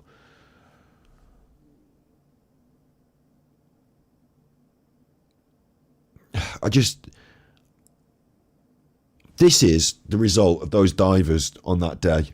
You know, we had those divers on the day. Maria went and filmed it and it was on YouTube and stuff. They were in there with their cameras and they were floating around and going over the weir. This is the response from that. This is the findings.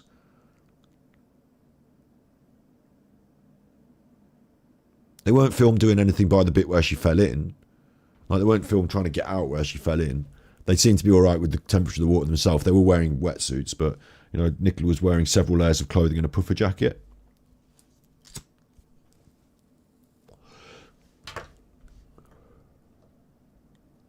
I've either got to say, okay, I'm wrong. The coroner's told me that she's gone in at this, like, the facts are this piece of land here, this piece of geography. If you fall in the river there, you're dead. The facts are, if you fall in the river there, you're dead. Almost vertical drop, cold water shock, can't reach the bottom, can't climb out, you're dead.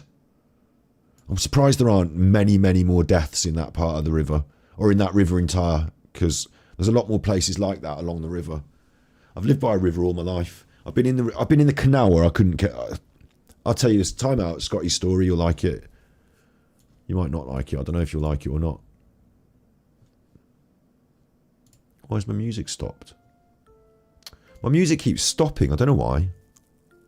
I'll put it back on now and we'll have Scotty's... I like background music on while I'm talking. Scotty's little story. So some of us have heard it before, but I'll tell it for new again for those that haven't. Scotty Hottie, that's me. I went out with a girl and we went on a date. A little date, going to watch a band.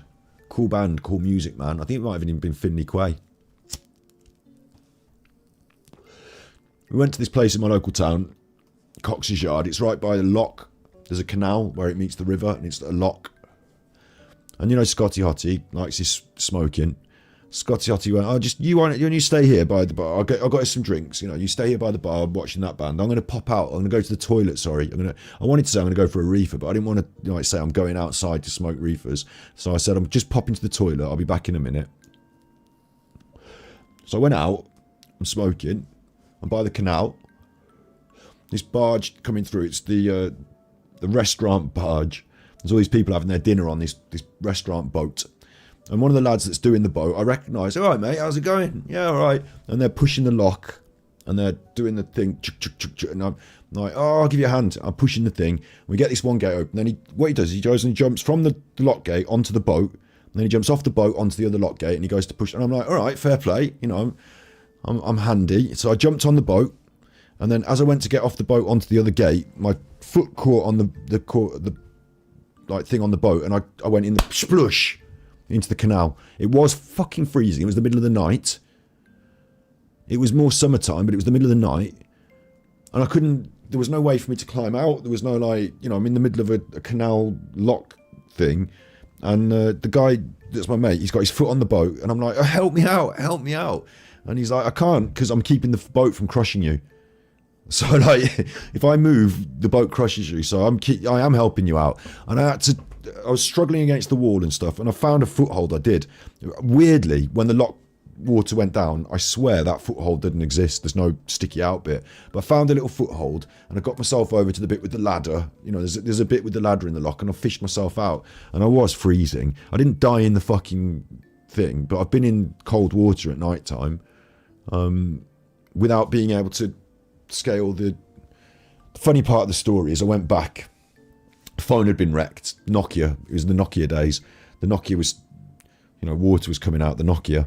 Phone was wrecked. I was soaking wet from head to toe. No smoking anymore. That's all soaking wet. Everything's soaking wet.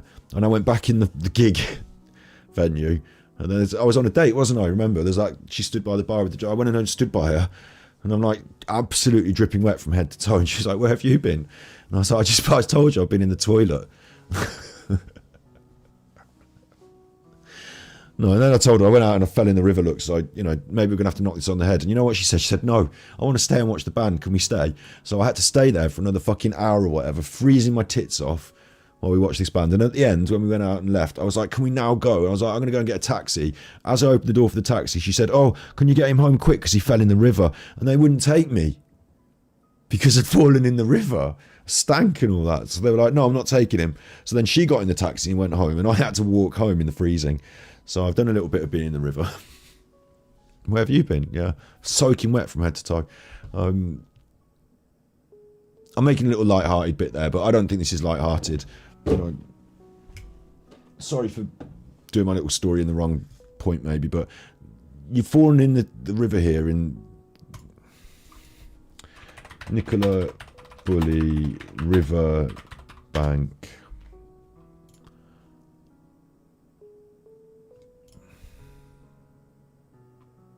Where's this wall? Show me the monies. I'm sure there's people that have made videos about this, haven't there, and stuff.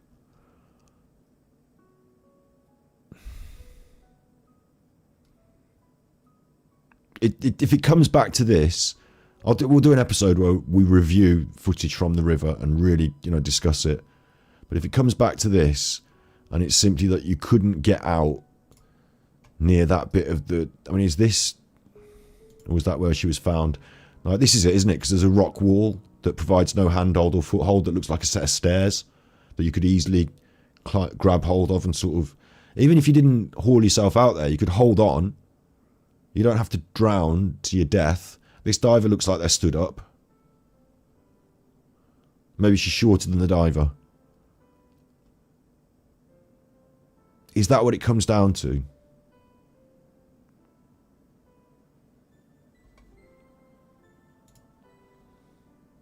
It's what we're being asked to swallow. The water temperature was 3.6.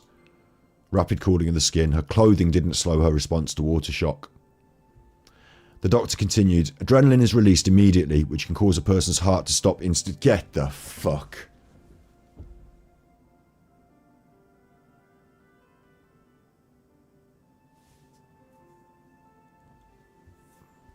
Revi, you were threatened last night in chat. Was I?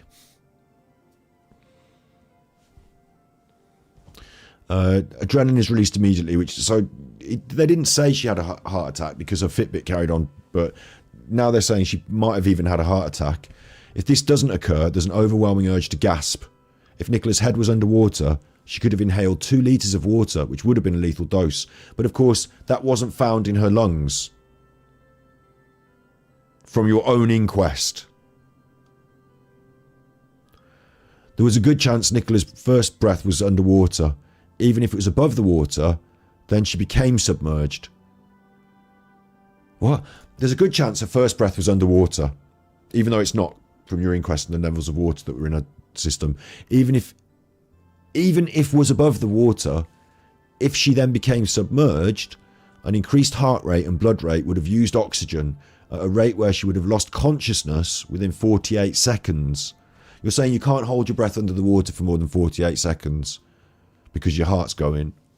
However, this was highly optimistic. It would be more like 30 with increasingly impaired consciousness. Yeah, but you're not going to be...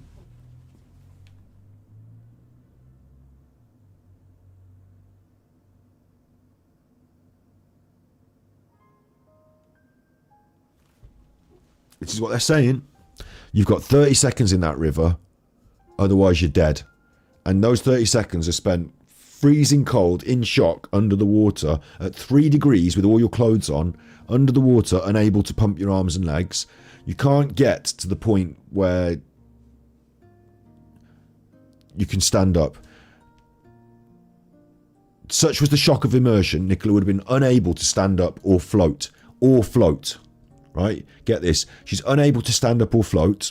She would have died before reaching the first point in the river where she could have touched the bottom. So she's unable to stand up or float.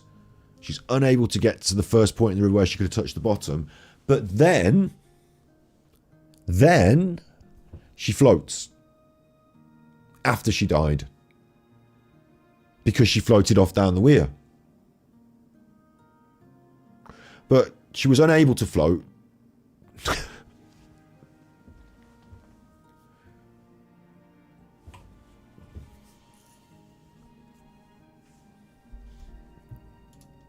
Feels like we're coming to the end of a long road and we're being told to go and walk it all again. I feel this is not going to be the end of this story. Unable to float. But she floated off. Dr. Adley's continuing to sum up. Nikki had no alcohol in her bloodstream at the time of death. I don't know how you know that. Maybe based on the amount of alcohol that breaks down, the amount of alcohol the body produces. But ethanol was found in the body afterwards. But we're saying that's the amount that was produced by the body and not at the time of death. The cause of death was drowning. I thought it was asphyxiation. What was described in the pathologist report was asphyxiation. The RNLI's Float to Live campaign, what the fuck, urges people to tilt their head back, relax, try to breathe normally and spread yourself out. Such education may save the lives of other people who are unlucky enough to enter the water. If you didn't know, as a grown-up, how to float in water, right, and it wouldn't have saved her life because you said she couldn't tilt her head back or move. She couldn't relax. She was frozen solid in a shock position. But if she had known how to float, she'd have been fine. But thankfully her corpse learned that very quickly because it was able to float off before Penny saw it from a position of being submerged under the water as well. On the possible involvement of third parties, all of the witnesses who were in the area did not know anyone suspicious in the area of the field where Nicola was walking, except for the third parties who noted the suspicious man in black. They count, don't they? They were in the inquest. That wasn't suspicious. Detectives suspect Superintendent Rebecca Smith, the second lady to have taken over, said CCTV of 3 of the 4 entry points showed nobody acting unusually. CCTV from the 4th point only showed one direction, but this also showed nobody. Police contacted owners of 700 cars and examined dashcam footage. Nothing unusual was spotted. Dr. Amor said there was no evidence Nicola was assaulted. nor that a third party was involved, except obviously the bruising.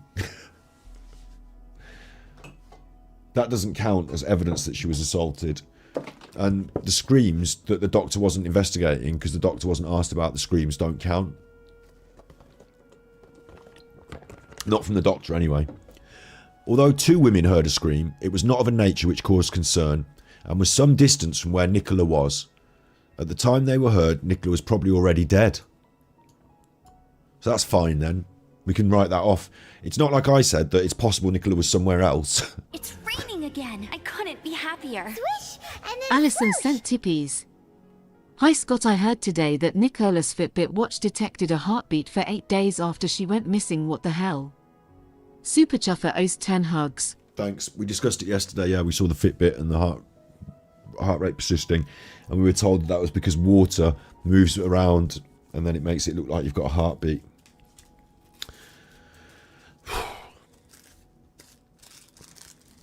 I'm unhappy with this because you're saying that the scream was some distance from where she was. So that would say to me maybe she wasn't there then. Maybe she was in this other place where the screaming was happening. But no, instead of looking at that, we're going to say, no, that means the screaming was rubbish and Nicola was already dead. Because it fits better, I suppose. Doesn't it? Like, we couldn't have put a phone on the bench and a thing on the bench and then fucking dragged her off down the thing and she was screaming up there. Penny and Nicola couldn't have had an altercation on that part of the walk up there. Penny can't... I mean, who was doing the screaming? Penny was over there walking a dog. Does she know? Did she hear a scream? Why are all these other questions that come up and come up and come up and we can't keep asking them? I'll tell you for why. It's an inquest. It's not a court proceeding with a... Like, if you had a suspect and you were building a case and all this stuff came up, you'd put it in with your evidence and then they'd have to defend it. And, you know, like, it's not that though, is it? It's one side of a story here. Well, it's 2 sides. It's independent, verifiable witnesses and experts giving us their true account of what they can, the small parts of the jigsaw puzzle they can show us. And then it's somebody else arguing on behalf of the family. It's raining again. I couldn't be happier. Grandmaster Sid Sophos sent tippies. The only river in the UK that is remotely possible to do that kind of impact damage so quick and instant is the Strid in Bolton, Lancashire. Fair Super play. Chuffer owes 3 hugs. I don't know about impact damage and stuff, but fair play, yeah. It doesn't look that dangerous at the fucking bench. They need to... I'll tell you what they need to be doing. I can't believe that bench is still allowed. Like, why aren't they sealing off that bench? People can die. They're saying that someone died at that part of the river, and they're not even putting one of those rubber rings up. It seems like you've got a lethal... That part of the river seems lethal from the way they've described it. It is lethal, the way they've described it. You've got 30 seconds and you're dead. It's worse than falling in the Bering Sea. You know, Deadliest Catch with the fishing? It's worse than falling in the Bering Sea. Maggie says that I've said wellies and a puffer would have weighed her down. Possibly so. But the puffer, I would have said, would have helped her float because it's full of air. So until that gets completely saturated, that's going to float. It's going to be like a big flotation device. And you could probably kick your wellies off. Like, if you're fighting for your life and you're at that riverbank, I just showed a picture of it, didn't I? So, you've got to ask yourself, do you think you would survive or die? I mean, yeah, you can't necessarily easily climb out there, but that... I mean, I'm assuming this is the correct photograph. They're saying there's this stone wall. They look like handholds. You can get your hand in there and wedge yourself. Get a handhold. Oh, I'm freezing. I'm in the river. I mean, I just feel like...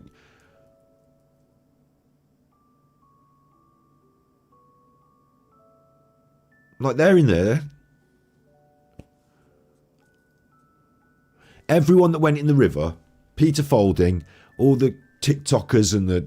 You know, they've all been in there, right? None of them said, oh, this is definitely dangerous. None of them fucking drowned. And then you've got the police experts who are asked to go in later by the coroner, and they've said, yeah, definitely 100%. You go in there and you're dead in 30 seconds. There's a very big gap between loads of TikTokers paddling around and you're dead in 30 seconds.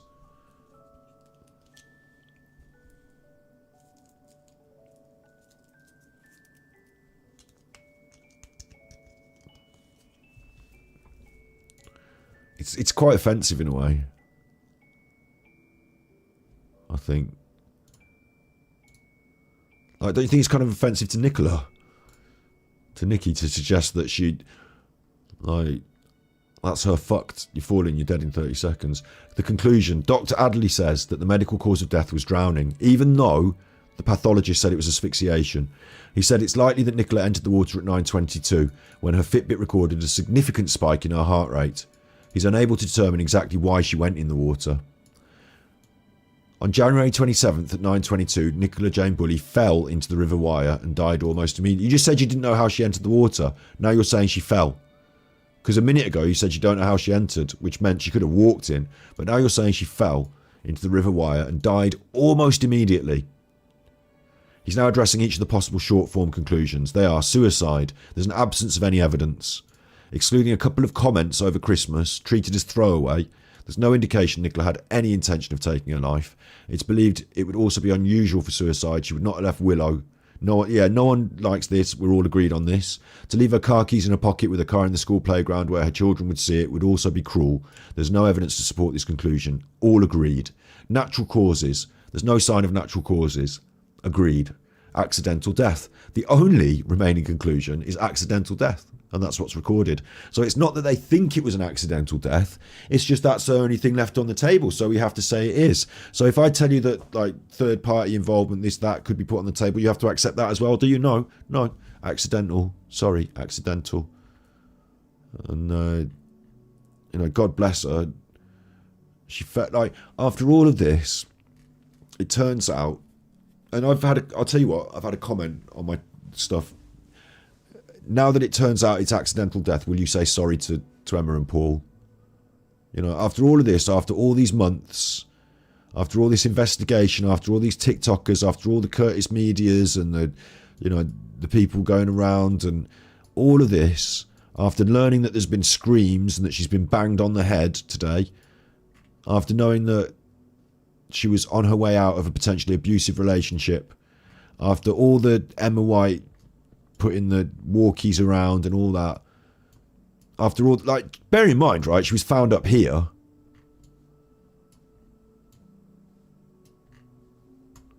Like, over here, wasn't she? So she's managed to, while everyone's looking for her, like, it's almost incredulous. I'm almost finding this incredibly. You've got Peter Folden going up and down the river. You've got the police divers, all of that. On the day, you've got all these people here. On the day, she's there, just by the wall there. She just can't quite get out.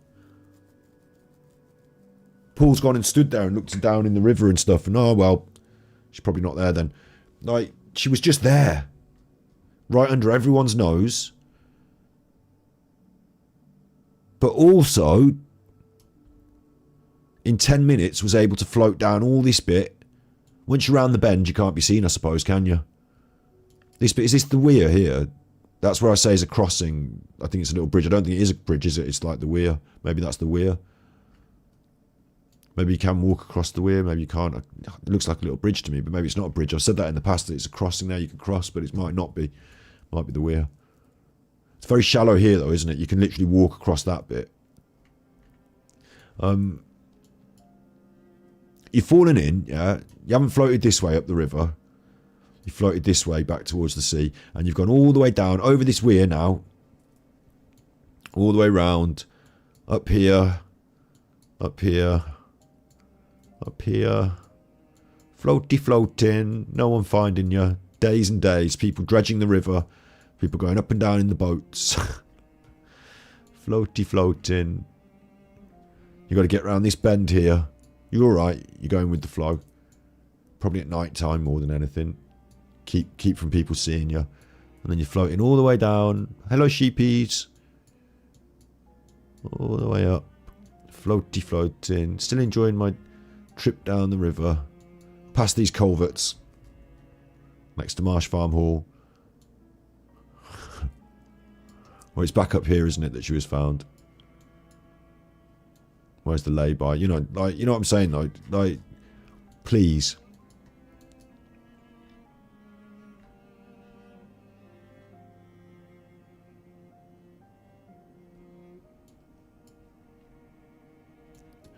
I can hear Peter Folding's voice echoing in my head. She's not in that river.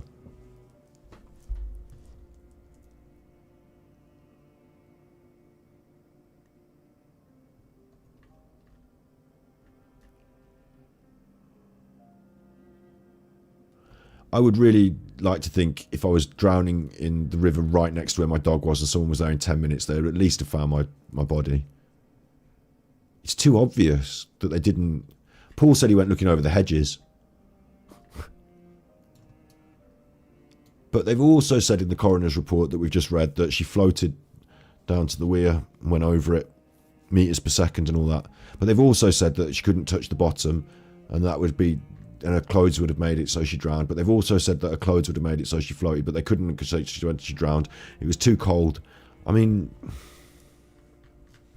I hate to finish on these awful conclusions, but that's what they've said, isn't it? I would have much preferred to, because we went into this saying that that's not an acceptable result. Because we went into this saying that if you say that she just went in the river and died, we've all investigated it. Lots of people have had a good look. That was point number one. Can this be possible? And everyone said no. Even Paul said that's not the case. Even the police said that's not the case. Even Peter Folding said that's not, how is it now the case? Why was everyone so wrong? Oh, there'll be some people, I always thought it was this. I always said it was this. If that's the case, is it not that it's suicide then? Because a lot of people said that at the start as well. No, it's definitely not that. It could be anything. It can't be that. Yeah. We did all know this is coming, you're right. We did know this is coming. Wow. I'll reiterate, I'll give you my coffee tippy link if you want to tip me at the end. Because this is now coming to the end of the episode. If you want to tippy me, you can tippy me. We're doing really amazing on these episodes. If you're watching this, subscribe. It's free. For Christ's sake, what are you doing not subscribed? What are you doing not subscribed? It's free. If you hate me later, change it later. But subscribe now, eh? And help me to push up because I want to go 10k. I want to go further. I've got Battery Exhausted. That's my B-side channel. You can find that. I'm going to put a copy and link in that because you might want to go and fill yourself in on the backstory of some of those nonsense, real nonsense, different sort of thing there. Different sort of thing. You might want to find out what's going on with that. I'll be back on Battery Exhausted for ripping the chuffer a new chuffer very soon. After the Narc Rage, I'll be back on there. Not Narc Rage from me, obviously. I am the Super Chuffer. We'll be back on here as well. We don't just do Nicola Bulley stuff. We do all sorts of stuff. We've got a podcast and I do live streams and I upload videos. We've got a lot to talk about in the future on this Nicola Bulley stuff still. So if you're not familiar with all of my work, check the playlists. If you are familiar with my work, get on those playlists and see what else I've been doing, you chuffer. I'm really grateful to everyone that's tippied. I'm really grateful to everyone that's been here. I'm really grateful to everyone. You tipped me earlier, yeah, absolutely, thank you. I just thought, why not throw that out there again? Since the end of the episode, I'll hold out my hat, so to speak, like a busker. Although I see myself a little bit better than just some bloke shouting in the street, but I feel like we need to do something to decompress and to finish. I feel dissatisfied with it all. I've said all my thoughts. I'll grab mind.org as well, because actually what we'll do is we'll make a donation to mind.org quickly. Just drop them a tenner. Single donation of donate using PayPal. Okay, I'll give them 20. Donate using PayPal. Is this? Yes, it's my money. For an event? No, it's not an event. Yes, I want taxpayer for gift aid. In memory of someone? Yes. Nicola. Or just put Nikki. And they want my details, so I'm not going to show you those, so I'm just going to do my details. You've got T-minus 5 or 10 minutes in chat. We'll do a little decompressed video or something, a little bit of a chit-chat, and say thank you to each other. There was a bit of a strange vibe at the start of today's episode with a few deliberate poisonous people, and I might have been a bit heavy with the banhammer as well. Like I said, if people feel bad about that, they can email me, truebinaural@outlook.com, and, I'll get them back on. They've got to understand it's a funny business being a streamer. Having people trying to get at you and be mean to you. I am above it.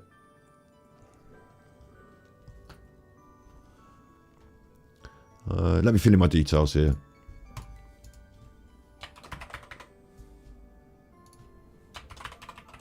What's my name? What's my name? True binaural at outlook.com. True binaural is because of I used to do ASMR. Did you know that? Let's see. Don't read my things out on the internet. I nearly all. You know, when you do your address, you read it out loud and you're blind. I nearly read it out loud then. Okie dokie, please continue. Keeping in touch, no thank you.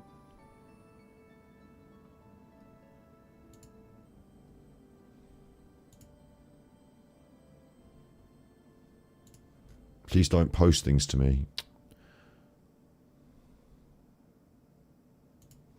Alright, anyway, PayPal.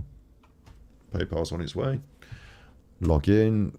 Will I need my phone or will it just do it for me? PayPal balance, complete the purchase. We did a big one to charity yesterday, but it's nice to do a little bit. And thank you for your donation. Let's pop that on the screen now so you can see it. It's nice to do a bit, and Mind are a really good resource. Copy that into paste there. Mind are fantastic. So if you've got any mental health worries, if you found any of this been disturbing tonight and distressing, or if generally you've been having a bit of a tough time, it's a really great resource and a place to get you started. So I'm very grateful to the people at Mind, and I'm very grateful to the people in my chat, and I'm very grateful to you. We don't want to take you into a dark alleyway and leave you there. And the Nicola Bulley stuff is quite dark, isn't it? It's quite difficult. So let's find something on the internet to finish with. And I alluded to it earlier. I'm allowed to do this because I'm a streamer and we can watch things and react to them. So it doesn't belong in today's episode. It's got nothing to do with Nicola Bulley, but let's just watch this dog get his hair cut, because we need to sometimes just, it's been hard work, this has, and you need to just relax your mind afterwards. And I don't think you want to be going to bed with all this churning over in your mind. Fresh eyes in the morning is probably a better way to look at it. Lots of different stuff will have come up, lots of different ideas will have come up. So sleep on it. Don't let, certainly with this stuff as well, mental health, very important. Don't let people can become consumed by ideas and obsessively, this seems like a really big thing. It's in the news, we're all talking about it on the internet, and I've got this theory and stuff like that. It's a very dark thing to be focused on all the time, and you're not a police officer, you're not a detective, you're not a lawyer. We're just normal, or some of you might be those things, but you know what I mean, we're just normal people. And so we haven't been given a toolkit to deal with some of this stuff. We're just coming at it in the way we come at it. And I believe that some of us it can get on top, it can get on top. So I'm not talking about me. I feel okay, but I'm saying, and I want to make that clear, because some people are trying to poke me on the internet and say, oh, he's not right in the head, him. He's not right in the head, him, because he smoked a bit of a marijuana joint. But, if you're feeling this stuff gets you down or is too much, because it can do, then it's absolutely fine to take a break. And we're going to come back to these conversations and these topics. You don't necessarily, you're not forced to view the void. You don't have to stare into the void. It's good to take breaks and to revitalise yourself and to come back stronger. So I might not do Nicola Bulley's Inquest tomorrow again, and the next day again, and the next day again. I might give it some time. I might look for the full detailed inquest so that I can really go into it. And we're going to start doing episodes about these different aspects, these ideas that have come up, really investigating them in the future. So you will look forward to that on the channel, but you will also look forward to a bit of diversity, a bit of difference, a bit of some other conversations as well. And hopefully you'll enjoy those things, because we make a connection. As I said before, it's about the streamer and the audience as well as it's about the content. Not everyone's going to enjoy every streamer, not everyone's going to enjoy every stream, but we make a connection and we can have a good time, even if it's not Nicola Bulley stuff. Look at this dog it. Look at it being picked up. It looks like a little seal. Look at that. I've never seen a dog it like this. It's got got a moustache on top of its nose. Look at its eyes. When you get them wet, you really see what the dog is underneath. Like, I shave my dog underneath, so it gets too much stuck to it. But when they're wet, you really see the actual. Like, my dog's a big fluff ball as well, and when it's wet, you see what's really there. Oh, look at this spa treatment now. Spa treatment. Look at this. Who doesn't want to be in the spa treatment in the bubble room? I'm in the bubble box. I'm cold and I'm wet, but I'm having a sleepy. Or maybe it's warm in there, actually, in that warm water. Oh, the bubble box, look. Now it's rinsey time. Oh, rinsey time. Look at it being picked up like a little teddon. It looks like a teddon. He's doing a wave. Oh, this is brilliant as well. You don't always see the hair drying process on these videos, but they tease out all the hair, so it makes it easier to cut, and look what they get. It looks like one of the Rolling Stones. Cutting around the bum. Careful. Got this big shape to it, haven't they? It's like topiary. So they're going with the scissors now. They did a bit beforehand, didn't they? A bit with the clippers beforehand. Now it's the shape of the thing. Big wash, blow dry. Oh, there we go. Getting tired. I knew it. Getting tired. No, they've got somebody holding the dog in this one, so this dog might be a bit more excitable than others. Sometimes the dogs just stand there. This dog is being held. Oh, its legs are going. It wants to sit down, that's why. It wants to lie down and go sleepies. Should we have the sound of the scissors? They're very relaxing as well.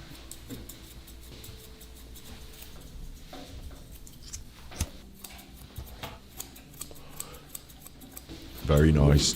Oh, what should we hear?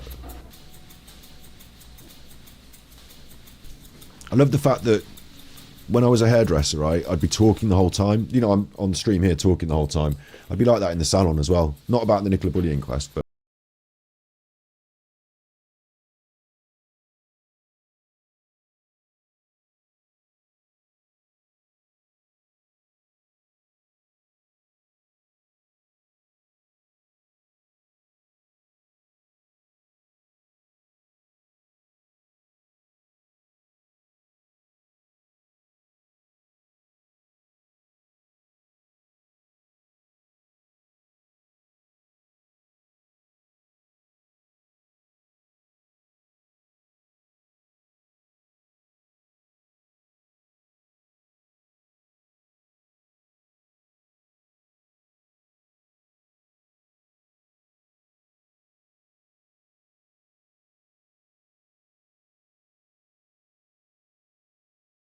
does it? It's like, you haven't finished, have you? You haven't finished. I wonder if at the end they show it in a mirror like that. I wonder if they go, there's the back, you know, show you the back. There's your tail. That's what I've done with your bum hole. I wonder if they show it in a mirror in the back at the end. I always used to have to do that with my clients. Show them in the mirror. Top tip for anyone who wants to do that. Put your head above the client's head and then do the mirror. And if you can see it, they can see it.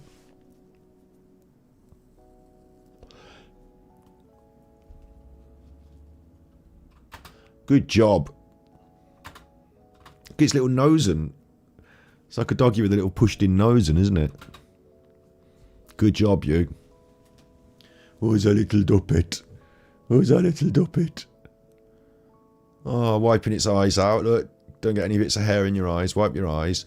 I'd have thought they might have cut more of the hair around its eyes so it has more visibility. What's happening now? I think I got put on the weighing scales to see how much hair they'd cut off. And now what happens is they wait, and then their mommis comes in. And oh, that's my mommis. And it's like, that's my mommis. Oh, I'm glad that my mommis is back to say hello to me. Hello, mommis. Look, they've been cutting my hair, mommis. And look, mommis is rubbing all the haircut they've just done. I've just done a blow dry on that. Come here, mommis. I'm back with my mommis. His little legis poking. Can you see his poking legis? Poking legis. Get in the bag, you. I love it in my bag. I'll get in the bag, mommis, as long as you take me home. Ah, I'm in my bag again. I'm in my bag again. Get in the bag, you. There you are. You're in the bag again. This is Shoe and Tree. Dog groomers. One of my favourites. I use it as a bit of a decompress. And if they ever want to do me for copyright, well, I've just reacted to it, so it's React content. Thank you very much. I win. But it is nice, isn't it, to be able to decompress and think about something a little bit less morbid. I feel it's an absolute tragedy for Nicola Bulley, and I think tomorrow, in the cold light of day, I will feel more angry even than today, because I believe that no justice, no peace, no racist police. Like, that was not justice. Not at all. To just end up saying, it's an accident. Very, very unlikely accident, but an accident. Who was that man in black? Oh, I don't know. Who was doing the screaming? Well, if it wasn't Nicola, still don't know. What about the people from Allotment Lane and their history and what? Oh, it doesn't matter. What about the fact that all the other statistics about female, like, you know, we've got a problem in our country at the moment with crimes against females, haven't we? What about that? I'm doing it now. I'm taking you down the dark alley. I don't want to. I want to leave you here, but, you know, what about all those problems with the police? And oh, it doesn't matter. Nice doggy in a bag now, anyway. This is the equivalent of the Inquest. Nice doggy in a bag now, so you can go home.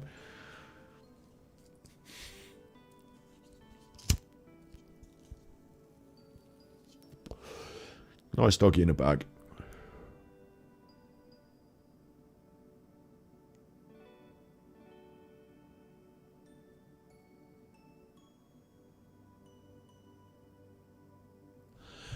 Bear in mind, okay, I will just quickly finish this one up. Today, I'm directly dealing with comments, you know, about banning people. Today, more than any other day, strangely, on Nicola Bulley's Inquest second half, when a particular person is particularly angry, we've had a few strange commenters in, and I simply have a zero tolerance policy. This is a safe space. The things I really have a zero, like, they haven't been done today. No one's done any sexy weirdness.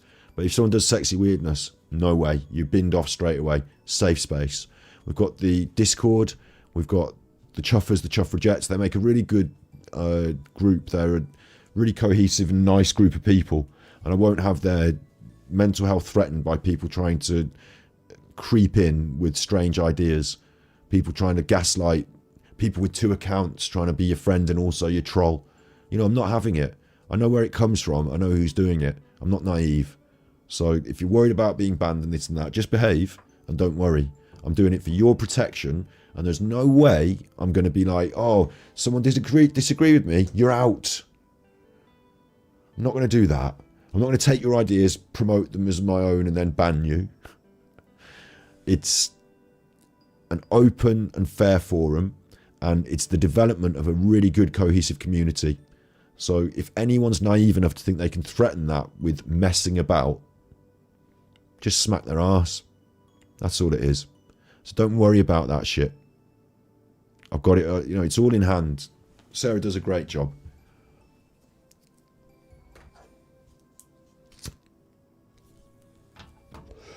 Sarah does a great job. I've got other mods as well, quiet ones that you might not see sometimes, but there are people there. Don't worry. Don't worry. And as I've said, this is a difficult thing, so it draws in difficult people sometimes. And that's the case with the wider internet as well. So be careful out there, you know. Be careful what you believe. Be careful what you read. Be careful what you share.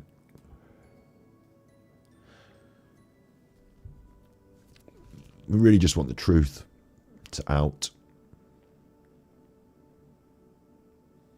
Can we get freestyle rap?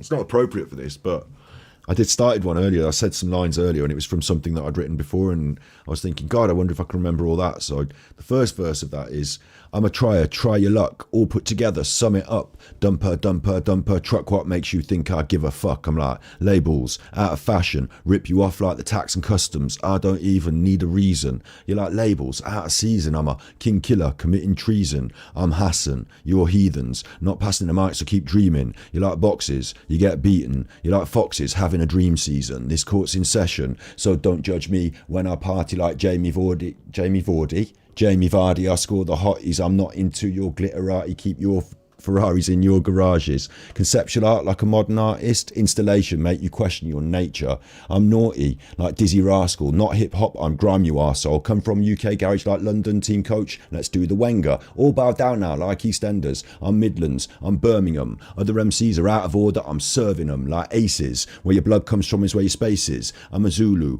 our team's the meanest, an MC man you feel you hear this. Da-na-na-na-na-na. Da-na-na-na-na, da-na-na-na-na, da-na-na-na-na.